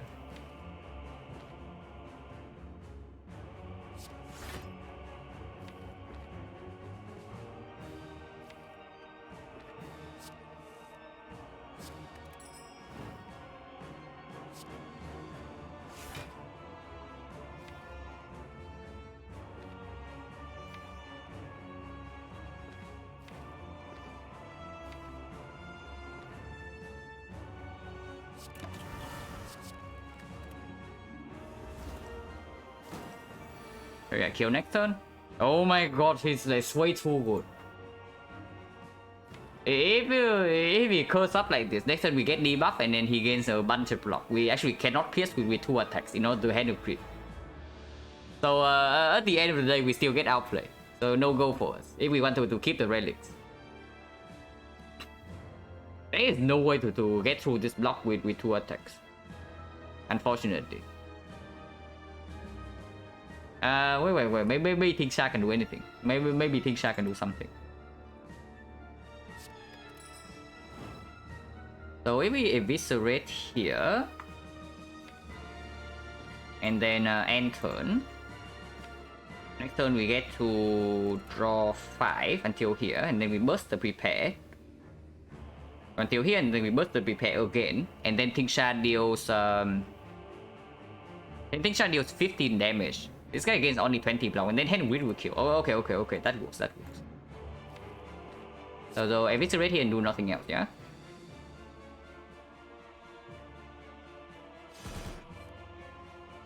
We can even play, we can actually play the echo. And then hold burst prepare. Okay, perfect. So burst prepare is 3 casts and then 5 casts here and then 6 casts that kill. So immortal is a 7. So we can play a little bit more. Let's play a few more cards. Play one more. Then next turn, if we need to, because I don't remember exactly how much he blocks. Okay, only 20. No problem then.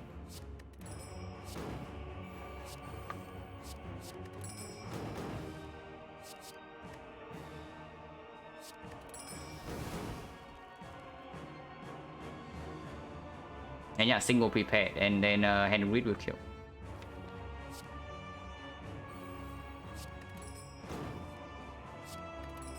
Okay, perfect. Yeah, every setup perfect, got hand read. And full HP. So Bobo Scout went very well. We also preserve potions.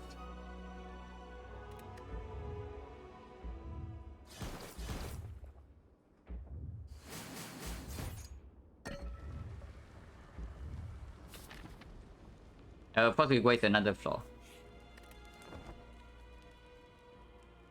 And let's see if the hand will go pays off. Okay, almost. -1, but it's not like we wanted. Oh my god, Akabeko was actually here all this time. So Akabeko Penny was actually on the table, but we needed to go to one more shop. These potions are like fine, but not having the potions also fine. One is not done, but I mean I probably don't even buy this. We had 2 Malays already, and the weakness, we only need that much weakness in the Donun Deca fight, and then nowhere else. Because you saw in the time meter, right? Weakness never ran out. And then the heart is going to be the same, because the heart doesn't even post the weakness. But yeah, our hand and weak setup doesn't amount to anything, unfortunately. Okay, this fight we definitely cannot fool around. And it's the bad attack pattern. Well, defense turn 1, but no artifact strip, piercing will, dark shackles, or bottom deck. Okay, that's not very good.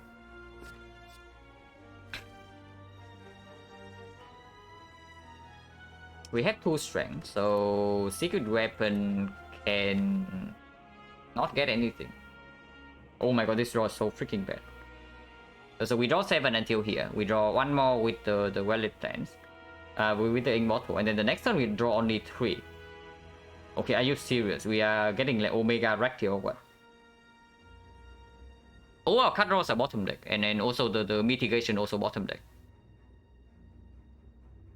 Okay, we actually need to figure out like how do we not die in this fight, and then heal back up with the shield. So this is extremely problematic.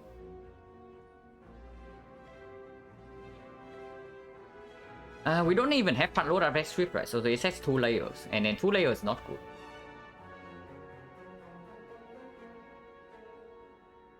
Only draw until here. How many cards can we play this turn?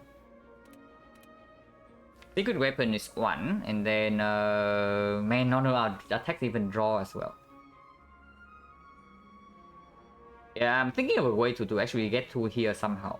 But then we need to play 11 cards, and we simply don't have 11. Oh my god, this fight is like, it's actually insanely bad.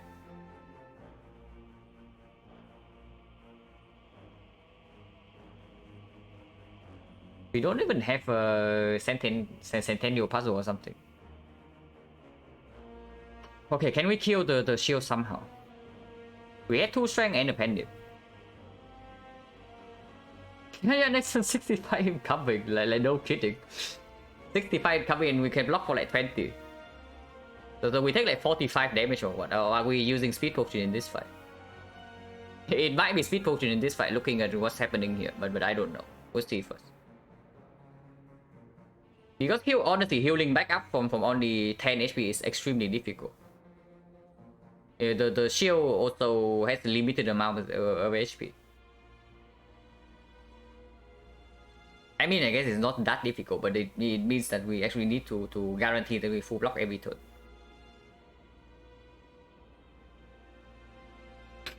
Okay, so here are the facts. We draw 8 cards this turn, and we draw 3 next turn, and there is absolutely no way we can get to this Malaise unless we pick Secret Weapon right now and get either the Dash or the Sticky Strike. Then we can get to Malaise next turn. But the problem is that we don't have Front Load Artifact Strip. So even if we get into the Malays into our hand next turn, it does not like debuff strength of the spear. We only get weakness now and not strength debuff.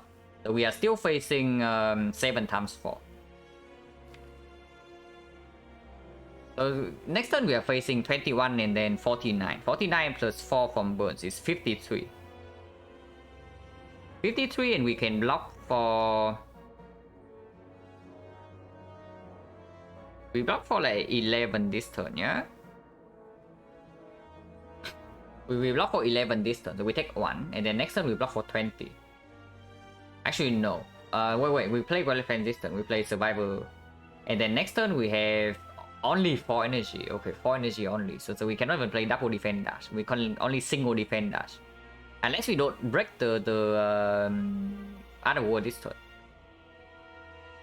And then next turn, okay, let's say we block for 15 and we take 38. So we take 39 in total. We go to 15 HP. And the turn after, what happens? 8 here. So draw until here. The next turn, let's say we pull this. Next turn we draw these 3.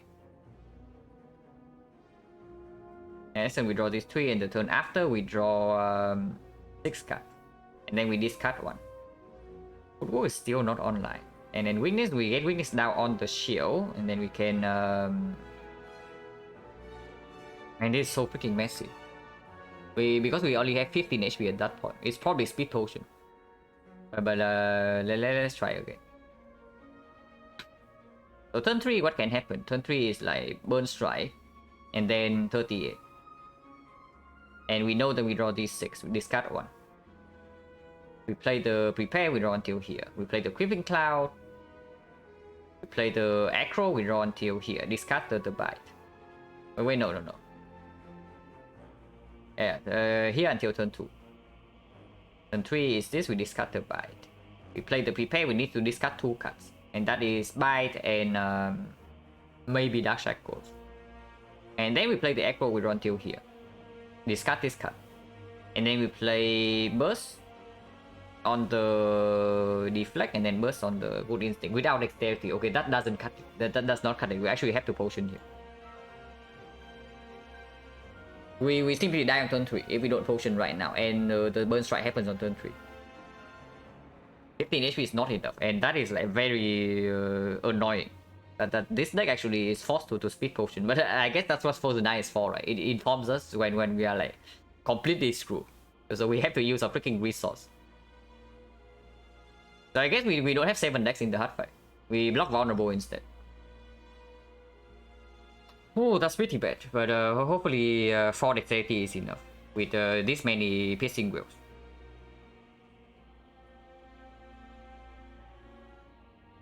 Okay, that's the blocking line. Can we ever kill? Because we do have 2 strength. And we draw 8 cards. We cannot get terror down on either one though. So right now we only have 2 strength and this Pandip. The Eviscerate is dealing 66 damage. 66 and plus 18 is 84. 84 plus 9 is 93. Wait a second. Okay, the big problem with that is that like we kill the shield instantly and then what? Stalling the spear is like not really possible. That's the big problem. We can instantly kill the shield this turn. We have exactly 2. But then what? Next turn, like what happens if we do that line? Because that line we still play survivor, yeah? We still play survivor. We play survivor on actually the terror. And the survivor and the terror, we have right now how much energy do we have? We have 5. We with the happy flower.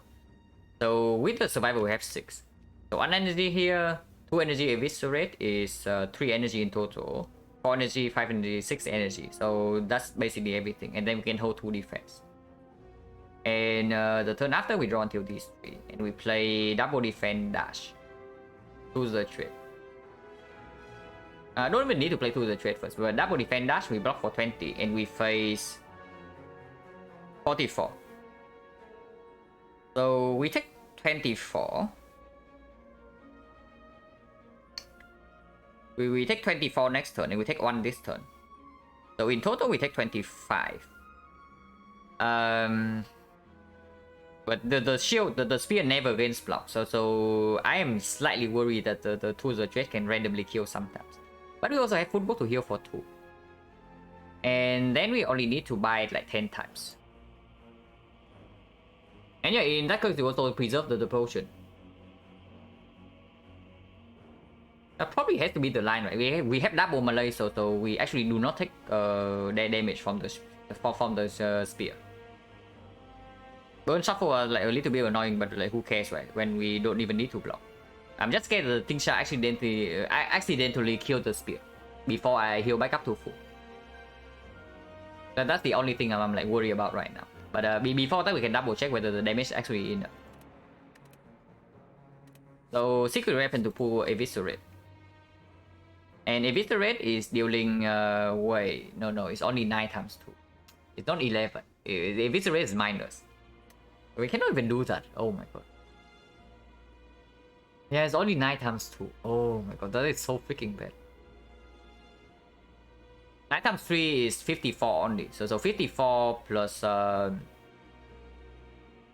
54 plus 16. 54 plus 16 plus 9, we are 14 damage off. Okay, that's not even close. I guess we have to potion. Yeah, but his cow was in the shop. We cannot buy it, unfortunately. Man, I was excited for a second, but if it's is not upgraded, so we are 14 damage off. Now I guess we go with the original line then, the speed potion. Otherwise we die in turn 3. Unless you say that we no. If the shield doesn't die next turn, we take more than 20 because the shield also hits us for like 21.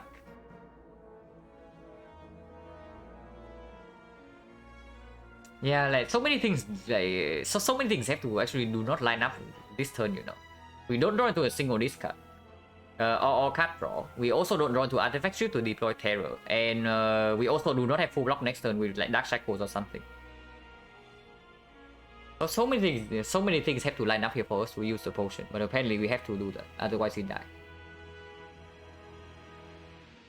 Yeah, I guess we use potion then. Blocking vulnerable is not that bad. Yeah, copium.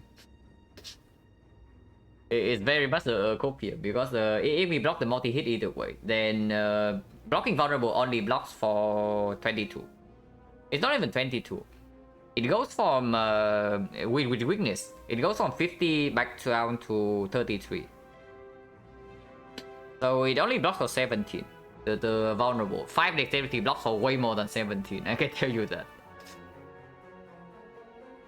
But yeah, I guess we have to make do with what we see right now. Otherwise we die.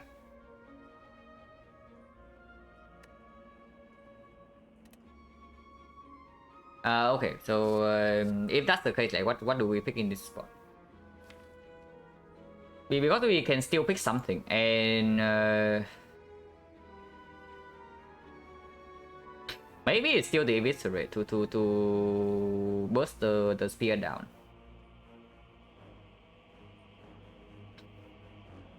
Weight of the deck, it's very far down. Yeah, we don't even have like an attack that draw. If not, we can risk the 2/8 this turn. So dagger throw would actually do it. Quick slash, yeah, quick slash we skip in next one. It's coming back to haunt us.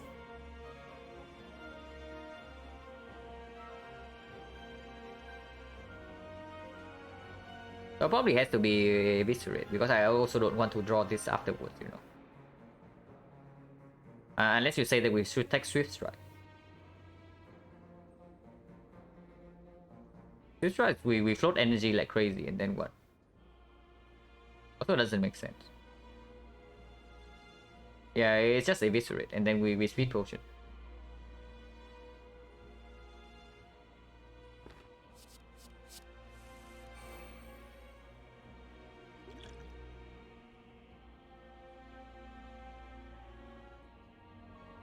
It's 32. If only it's slightly more than that. with Akabeko. And pulling neutralize also doesn't make a lot of sense, or does it? Wait, no. If we potion, do we still need to pull on these two? Because otherwise we don't have weakness next turn, and we need to block for 65. Even with 5 decks, even with 5 decks, like blocking for 65 is not easy at all. So maybe we still need to actually pull one of these attacks. So we pull like the dash, and we use the dash to block this turn or what. And we pull Sneaky Strike. We should probably pull Sneaky Strike, because otherwise we cannot retain both blocks. How much are we even blocking next turn? We block for 16 here. We block for 10 here, so 26. 26 plus 15 is 41. We are still taking 20 damage next turn. Oh, no. We also get Mandai Seed. So next turn we have Survivor Energy.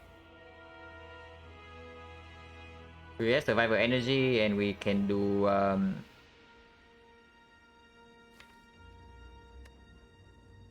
draw into this, pull this. Next turn we draw into these 3. We also actually had to freaking terror here. Are you serious?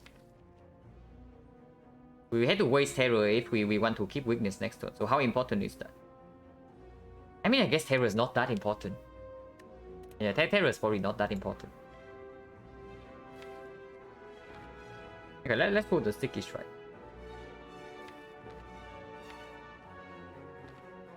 And if we do this, we overblock by 4. If we do this, we take 2 damage only. So playing defense right now is just better. Wait, which one is the Sticky Strike we need to pull? Oh, okay. This is a slight problem. We have 2 copies, and I have no idea which one is the correct one.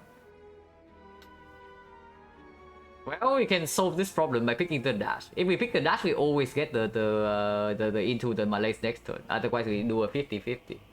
And then maybe should not do a 50-50 in this spot.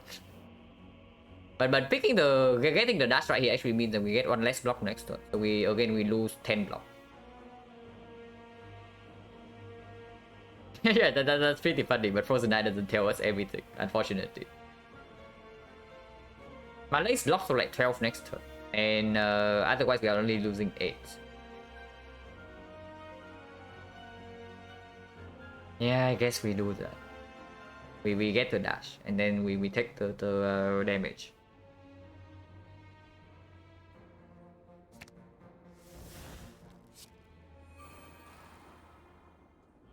And yeah, speed potion. And what are we using Akabeko on? Arrow needs to go here.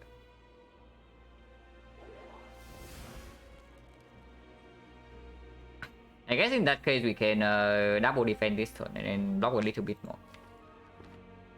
Actually, we're only facing 63 next turn because the survivor discard onward.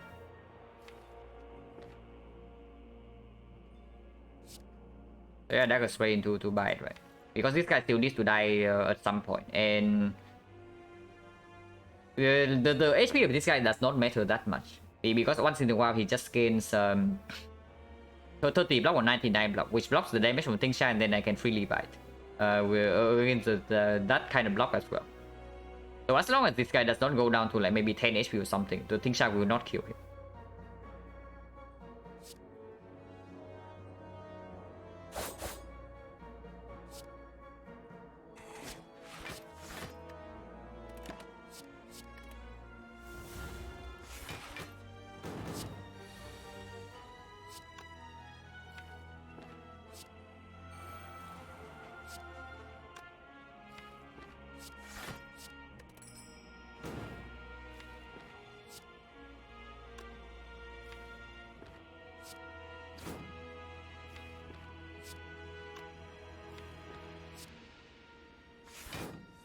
And yeah, Malay for 2 is probably much better than for 1, because next turn this can also be doing like Burn Strike.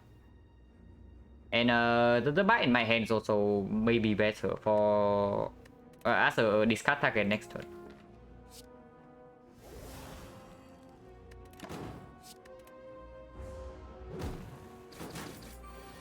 But yeah, this is like very screwed up that we actually need to commit Speed Potion, and this fight is still nowhere near over.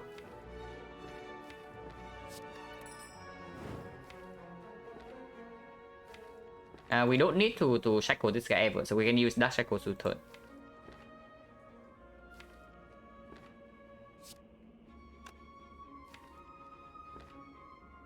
Can do that right now.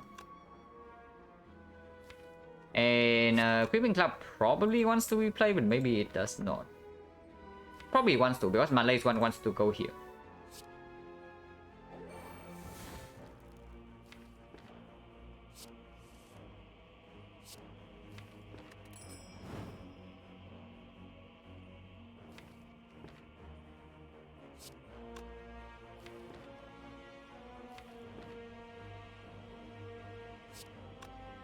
They need to block for like 28.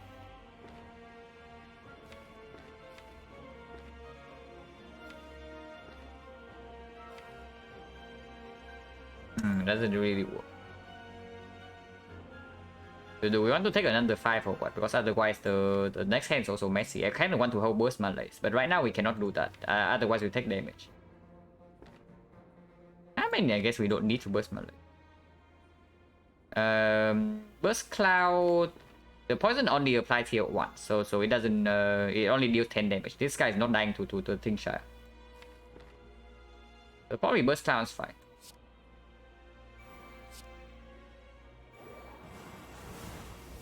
Because it applies 8 poison here and also keep both of them like permanently weakened. Also full block this turn for me.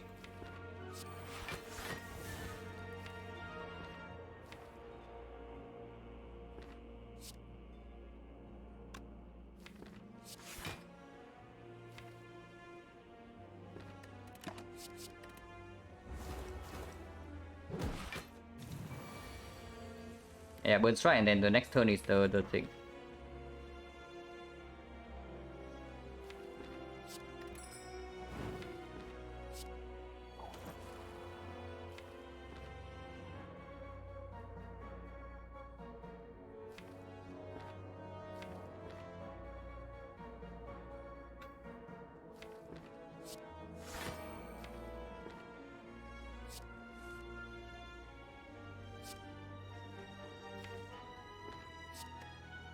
Then we draw until these 4, which are Piercing Well in hand, so no problem.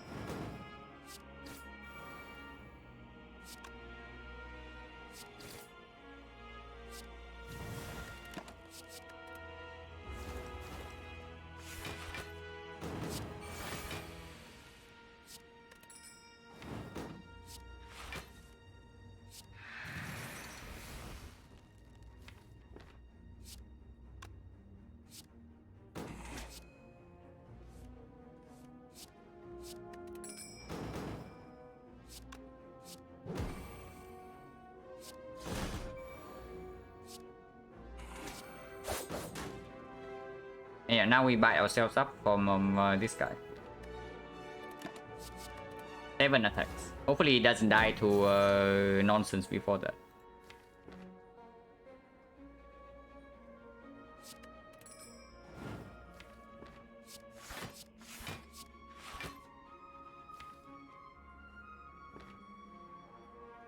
Don't really want to do attack without him having block.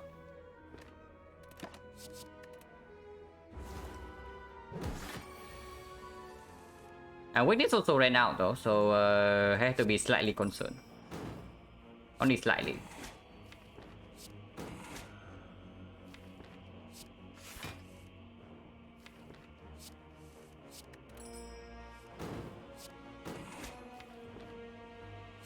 Also can advance Penny a little bit.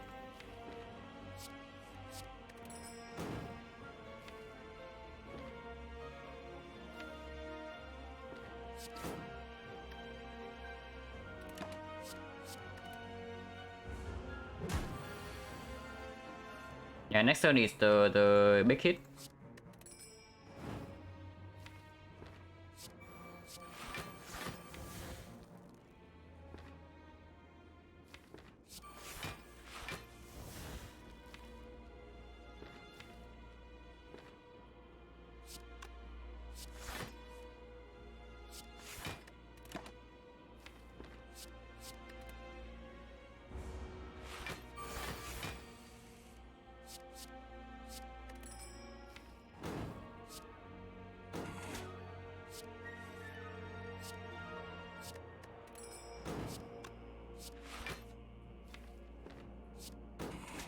And yeah, we heal back to full.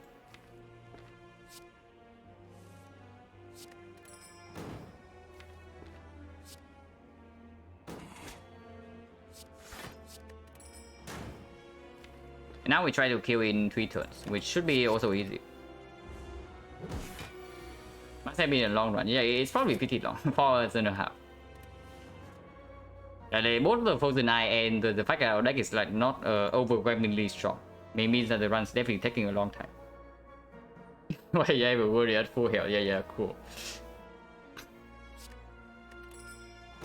So Terror Poison right now is perfect, right? Yeah, Terror Poison right now is perfect. And we can keep like neutralize as well as our one attack that we play.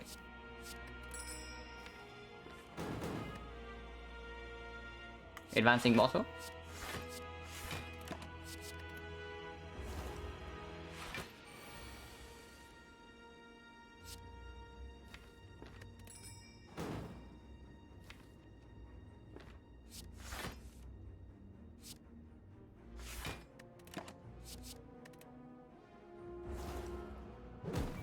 And yeah, only need to block this hit and then with a few cuts. 3 cuts in fact. Oh yeah, perfect setup, but we lost the speed potion.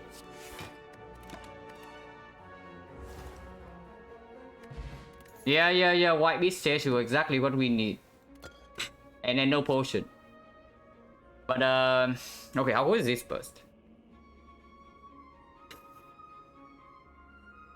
How good is this burst, or how good is the escape plan? Escape plan is like much better than usual with Frozen Eye, and we are going to have 3 dexterity. But even with 3 dexterity, it's only blocks for 6. And how strong is the second burst? It's pretty good, right? It's probably pretty good. We can burst the burst. And having one more burst to maybe do like consistently burst, busting fast into burst, dodge, and roll is probably decent enough. And sometimes we can also yeah, second burst has to be better than freaking escape plan here, like, for sure. We also have Frozen Eye, and we block vulnerable in first cycle, so probably we also don't die there. Probably. There's also Dagger Throw here if we want to have something that works with Secret Weapon. But that's the edge case for 1 fight, so probably not. If we see Apotheosis from the toolbox, then the burst is also like phenomenally, it's absolutely better than the escape plan. And yeah, no Apotheosis, like not even once. So Panacea, man. So this actually we just lost 5 dexterity for this fight, and then basically that's basically it. We lost 5 dexterity. Yeah, if we preserve the potion last fight, the fight is like already over the moment we see this Panacea, but it's not. So let's see our draw power list. Okay, draw 7 to the trade turn 1 is okay, and Malay is coming. Well, defense is slightly down, but footwork is also further but down. But the second burst is here. We don't want to upgrade the burst first, which is not that bad. We can burst Malay immediately this turn. And I probably want to do that as well, to dig further into the deck. But okay, what are we picking here? Like Panacea. I know Vulnerable applies first, but the second one is like, is it frail or is it wicked? Because if it's frail, it's very big. I think it's frail, right? Or is it wicked? I actually have no idea. Yeah, we can also burst Panacea to like not have to worry about that. And then that's probably the correct line as well. I think it's weak. It's vulnerable, weak, frail, then okay.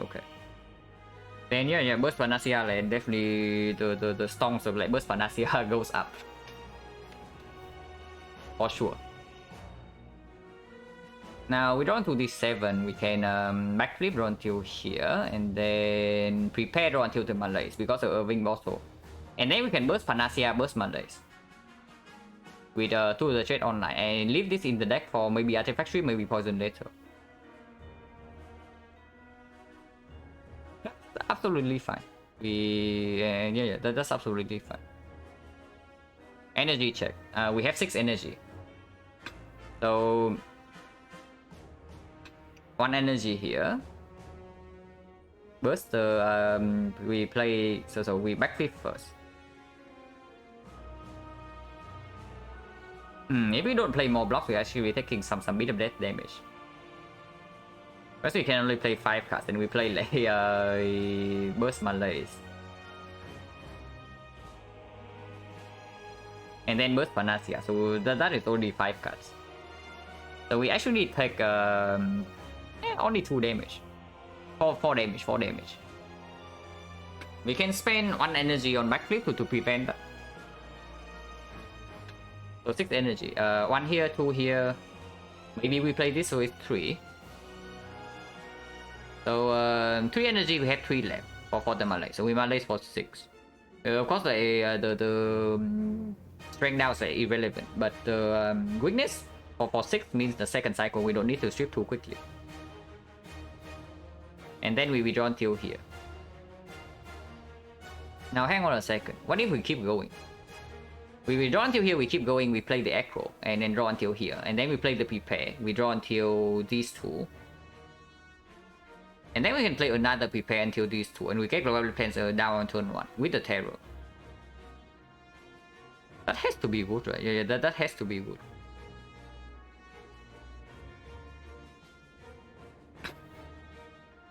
But card check. Because maybe we don't have enough discard targets in our hand. We have 7 cards. We draw 1 with Immortal, so we have 8. We play the backflip, we have 9. Play backflip, we have 9. Play this, we have 8. We play another backflip, we have 9 again. So 9, 8, 7. Panacea is 6. This goes up to 7. This goes down to 6. This goes down to 5. Then we play Well Plans Terror. Do we still have enough energy in that case then? So we spend 1, 2, 3 energy here. And then 4 energy here. And then 5 energy here. And we have 6. So it means that we can actually burst Malays for 2. Which does not guarantee weakness on the third turn. But we have like Neutralize in our hand and Creeping Cloud for that. And we still Malays for 2. So it full blocks the first cycle. Multi-hit. Yeah, that is probably way better. That's like, it accelerates so much. We get to Well Plans and Terror this turn. And we don't waste a bunch of energy on the Malays. That's probably straight up better. So let's do that. And yeah, blocking frail also means that first cycle big hit like much easier to block.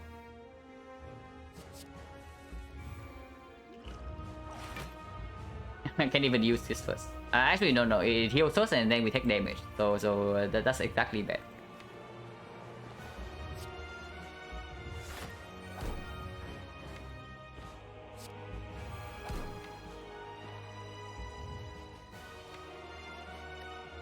So yeah, backflip until here, prepare until the acro.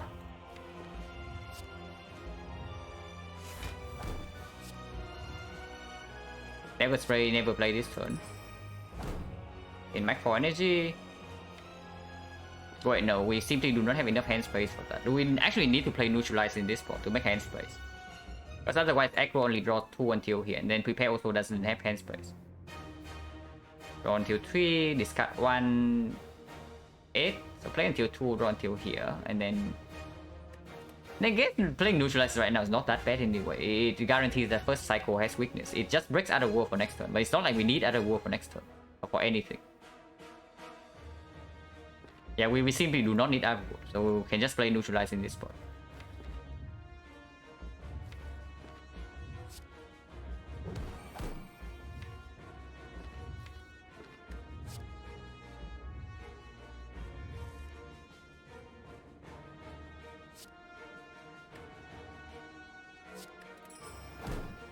And we are taking a lot of beat of death though. Like, no kidding.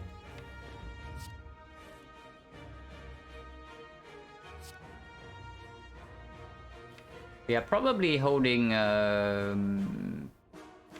maybe Dash Creeping Cloud. Probably never the bin. It's probably also never the buy plus.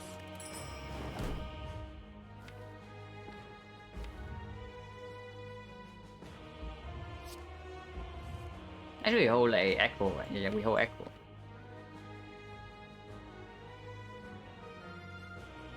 Probably never this.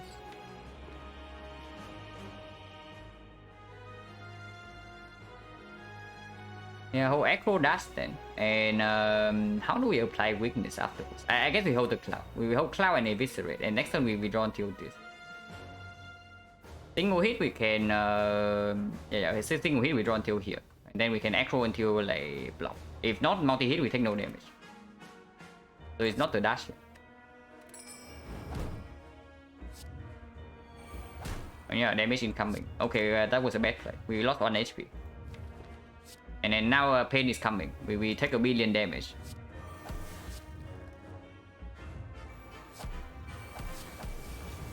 Ouch. But okay, we set up for the first cycle.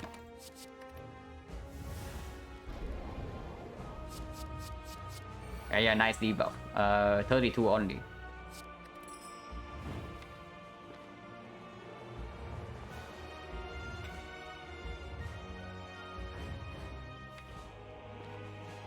So footwork, acro, and then we block in, yeah?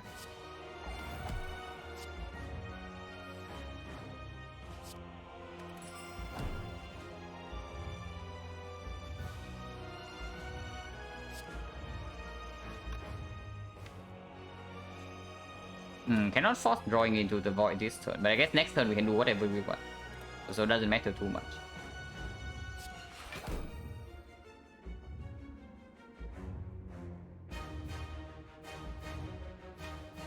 And we also don't need energy next turn, so we can actually attack. But I think I want to survive a sticky strike here, play the defense, play the slime as well. Exhaust.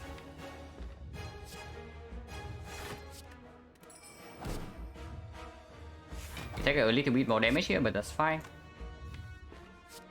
I also don't care about this cut. Maybe I should care about it a little bit, but I don't.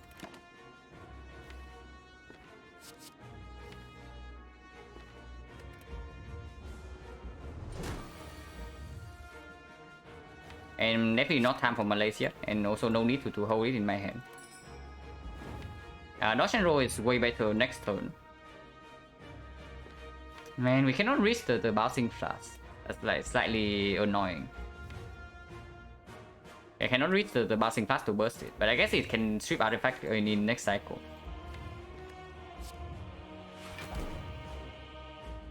Burst the cloud right now for permanent weakness. And then advancing bottle a little bit. These cards are good in my hand, so probably don't even want to play Good Instinct in this spot.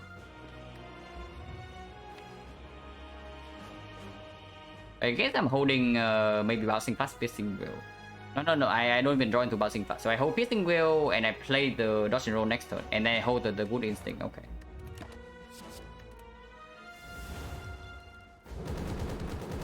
Of course, damage is really slow so far, but we are just getting set up like, in the first cycle, and afterwards, hopefully the damage is faster. I can play Dodge and Roll right now. And break out of war for this, but next time we need to commit 2 energy here and maybe 1 energy to block with this multi-hit. So I also don't even want to break out of war, or just 10 damage. Of course, we cannot play this turn. Probably just end turn right now. We can go long in this fight. We can go fairly long in this fight. And yeah, 3 times 15. We can spend 1 whale here.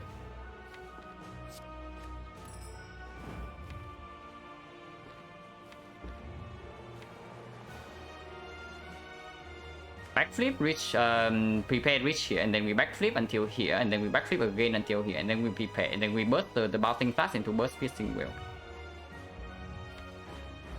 6 energy. Okay, so 1 energy, 2 energy, 3 energy, 4, 5, 6. Okay, perfect. So let's do that.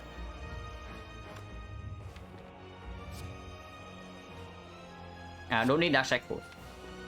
And I guess we don't need dodge and roll.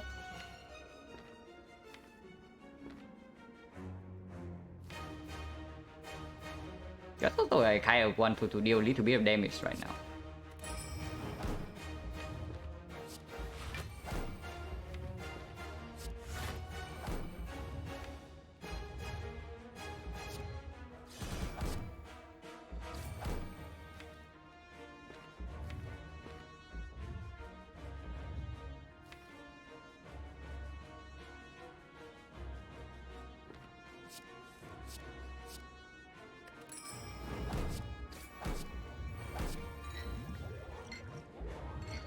And yeah, poison stacking up.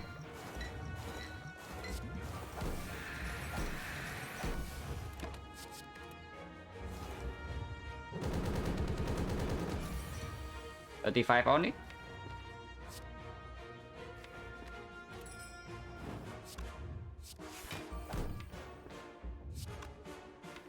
Again, we don't need that war next turn.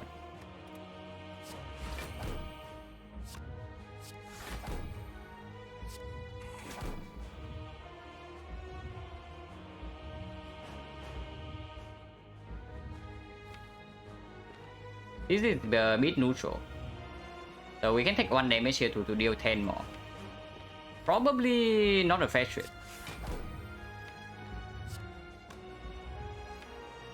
But deflect, do I want deflect in my hand? Maybe I do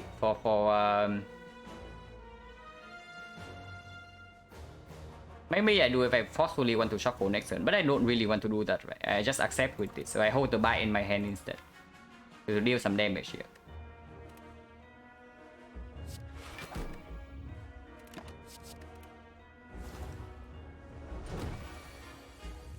Man, I'm floating like so much energy, but we can hold like burst Mondays.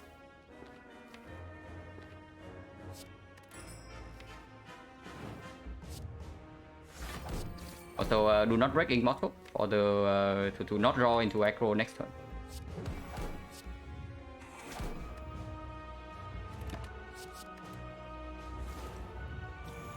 Yeah, multi first is perfect. Beat is 3 now, so I have to slightly worry about that. Right now it's only attacking for 6 and 50, so burst Mondays for 3 is more than enough. Which means we can commit on energy on defense and hold the deflect for next turn.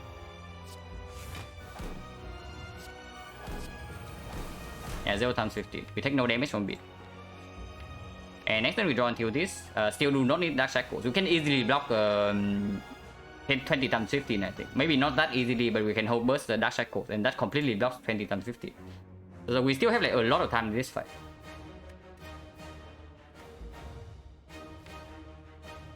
Blocking next turn is fairly difficult without these two though, so I probably want to hold these two. And we draw until this, we play double backflip. Until here, where the hell is Bouncing Flat? It's here. 1, 2, 3, 4, 7. 8, 9, 10. We get to burst Bouncing Flat 2 turns from now, which is probably fine. Or we can hold like aggro instead to accelerate a little bit. 1, 2, 3, 4, 5, 6, and we draw until here, we draw until here, the aggro draws until here, and then we can burst, maybe dodge and roll. No, we don't want to play the burst, but we can play dodge and roll in order to pre burst the turn after. Maybe it should be the aggro then, but how much are we blocking? 4 dexterity. But 3 bit of dex is -3, so basically we're only blocking for 1 dex. Yeah, we only have like 1 dexterity right now. So we block for 9. Next attack is -2, so base 45. It goes to 43. 43 weakens to 32. 32, this block for 9, this block for 6. And let's say we hold the deflect, which blocks for 8. So 9, 6, 8 is 22. 22, okay, that's not enough. That's not enough. That's not enough. And we still get the burst bouncing fast on the same turn anyway, so it doesn't really matter too much.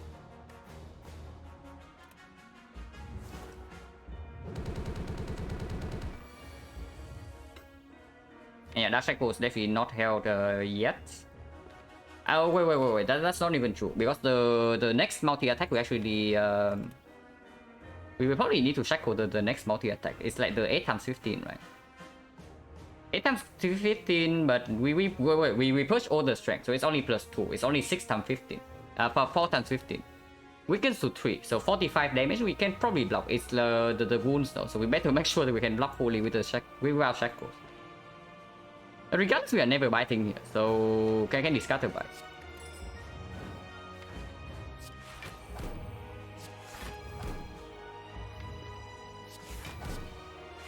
And yeah, blocking with beat of 3 is with 3 beats is very difficult. Like no surprise there.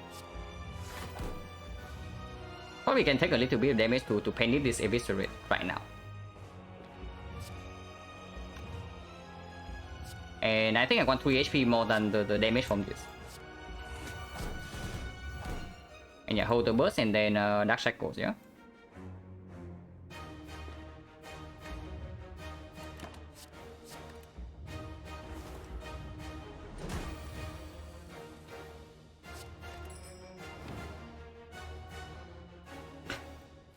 I want to burst Bouncing Fast right now, which probably means doing this.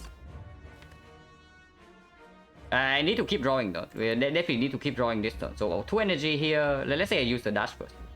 So 2 energy here, 1 energy here, 2 energy for on the Bouncing Fast. So that is 5, and then Acro is 6. Because next turn we have no block. So if it's the single hit, we are still not in a premium shape.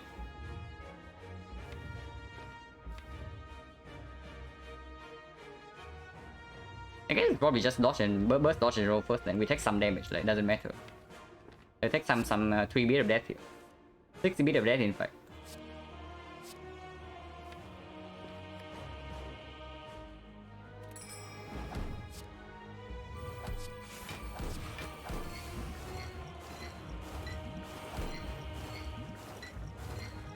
And yeah, 43 poison and we always survive next cycle, I think.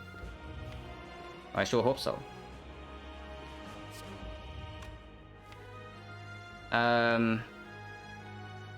Yeah, I don't really want to see these cards, right? And we still don't need neutralize damage, the neutralize weakness, so we can draw right now. And hold dash with Dark Shackle.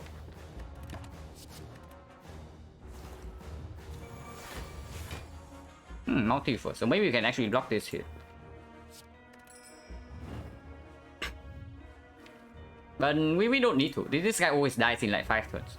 So we don't even need to block this hit normally. We just Dark Shackles and then keep the burst to block next turn. It's probably a much better play.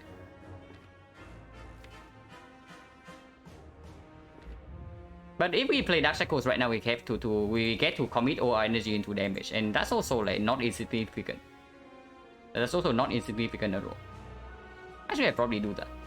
Yeah, I probably do that and keep burst backflip in my hand next turn.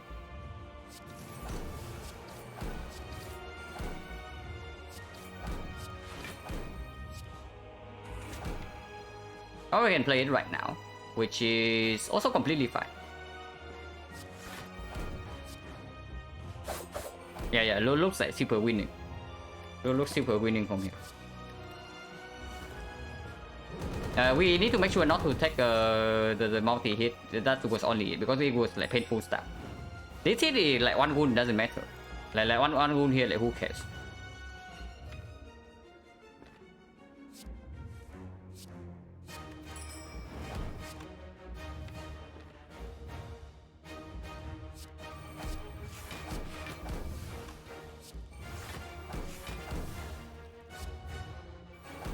And we even get to burst Bouncing Fast.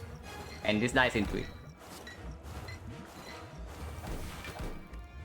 And yeah, 1 wound.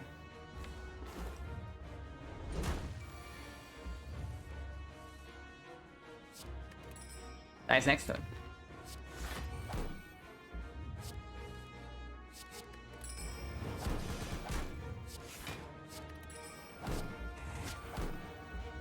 Dies this turn. And yeah, very smooth. Oof. Well, surprisingly stressful run. Considering that our deck is actually not that bad. But I guess we don't really have anything like super mega broken besides Frozen Eye.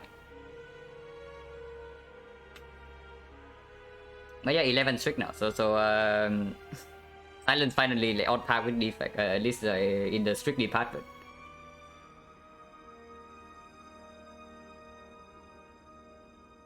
So 2 wins, 0 loss, and then 11 strict. Very nice. Was that the yeah that was the run. That was the run. Yeah, that's gold record. The last gold record holder was a real dog. Yeah, the last gold record holder was like pretty bad at the game. And then I'm not talking about like the Rev 9 or people we win 9 streak. Come on, 26. I mean, I don't know. I plan to play with. I plan to maintain like 80% win rate. So if the trick happens, it just happens. Because if you can consistently play at 80%, then the streak will go like very high eventually. So hopefully, of course, like I hope to maintain the streak for sure. But this was very nice. This is the run that is just like basically play solidly. It's a good deck with it's a good deck with enough tools to win. So not like exceptionally difficult, but we actually need to play the deck well. And yeah, Hard 5 was actually like super easy compared to Spear and Shield. Man, Spear and Shield is so garbage. That draw order in Spear and Shield is like absolutely awful. For sure. But it's fine. That's why we bought freaking Frozen Eye. Just lose at 830 get 80 with 6 secure. Yeah, sure. Can also do that. Yeah, this was very good. Also, 2-box Mega Deliver. So, I mean, not Mega Deliver, but it's completely fine. It worked well in Act 2, and I guess Panacea was also decent. It's not like without the Panacea we would die in this fight. It actually was not even close. But Panacea gave us some mental security. I would put it that way.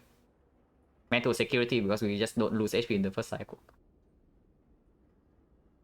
But Phasor did not work that well. I mean, even though we have 3 powers per fight, because the problem with our deck is that like we take damage in chunks. It's not like we take cheap damage every fight. Either we take 0 or we take a lot. And our deck is only also functioning after the powers are down. So the moment we play, we see the powers, we have to play them right away, and then cannot save for the heal. But this was good. This was good. I wonder about like freaking Coffee Ripper over the Kai though. Ripper was super mega free. And looking at what happened in Act 2, but I guess of course we cannot know that we will always get the bites. And then with the Ripper would make this run like probably a lot less stressful after we leave Act 2. I would say that. But yeah, it was neat. And then also Immortal really good relic with the Frozen Eye as well. How much damage did Thing Shard do? Not that much. Even with this deck, Thing Shard did not do that much damage. Interesting. I guess we also did not lean towards like dealing damage with it. Like we did not burst prepare that often. And the deck does not have a single cow gamble as well. yeah, that's Stone period, but 12 bucks HP. Also 1000 gold insanely strong. Like no surprise there. 1000 gold with Courier ridiculously powerful.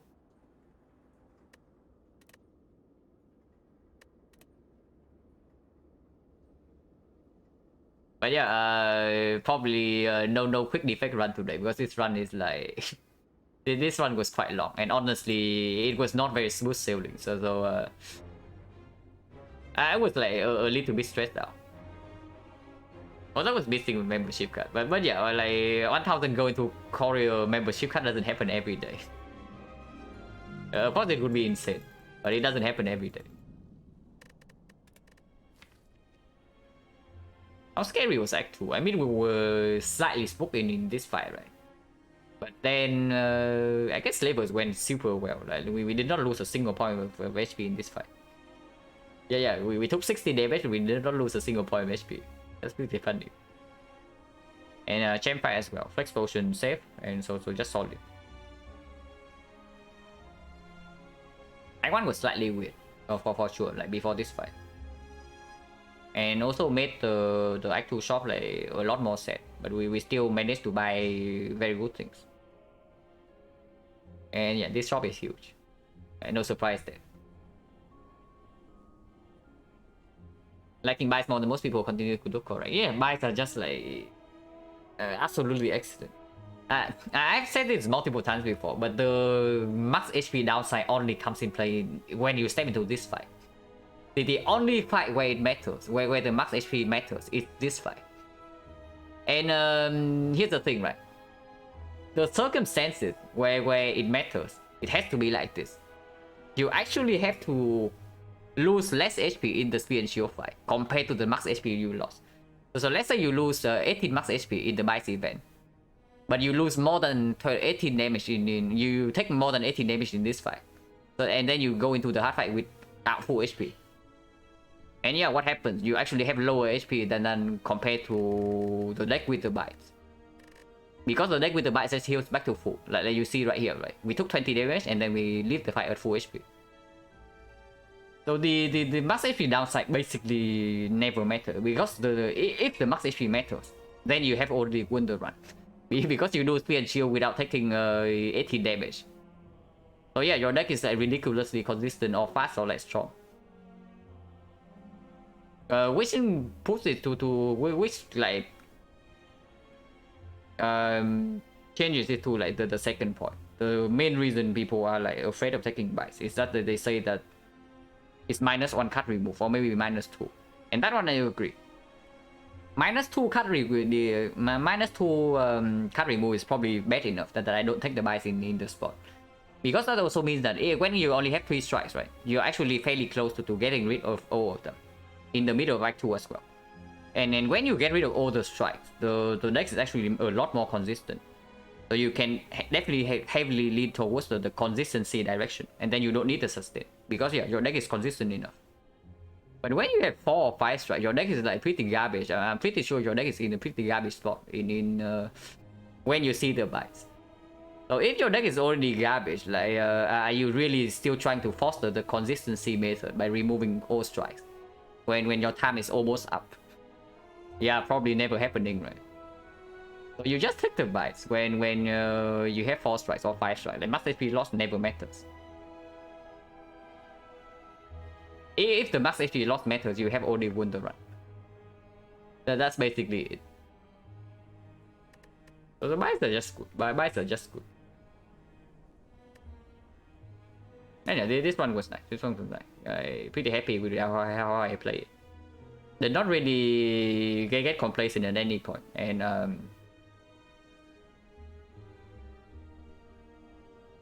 don't feel like the analysis was like super wrong at any point in the run, which also reflects in the result. Like we did all the boss fights like went exactly as we predicted, even from the slime boss.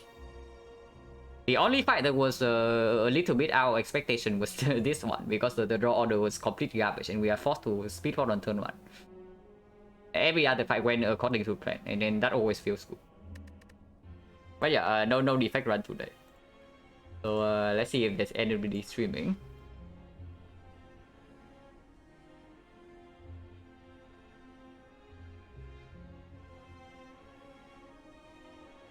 Okay, I'll send you guys to BD. BD looks like he's at the hard fight, so I don't know if he's playing another one, but I'll send you guys there anyway.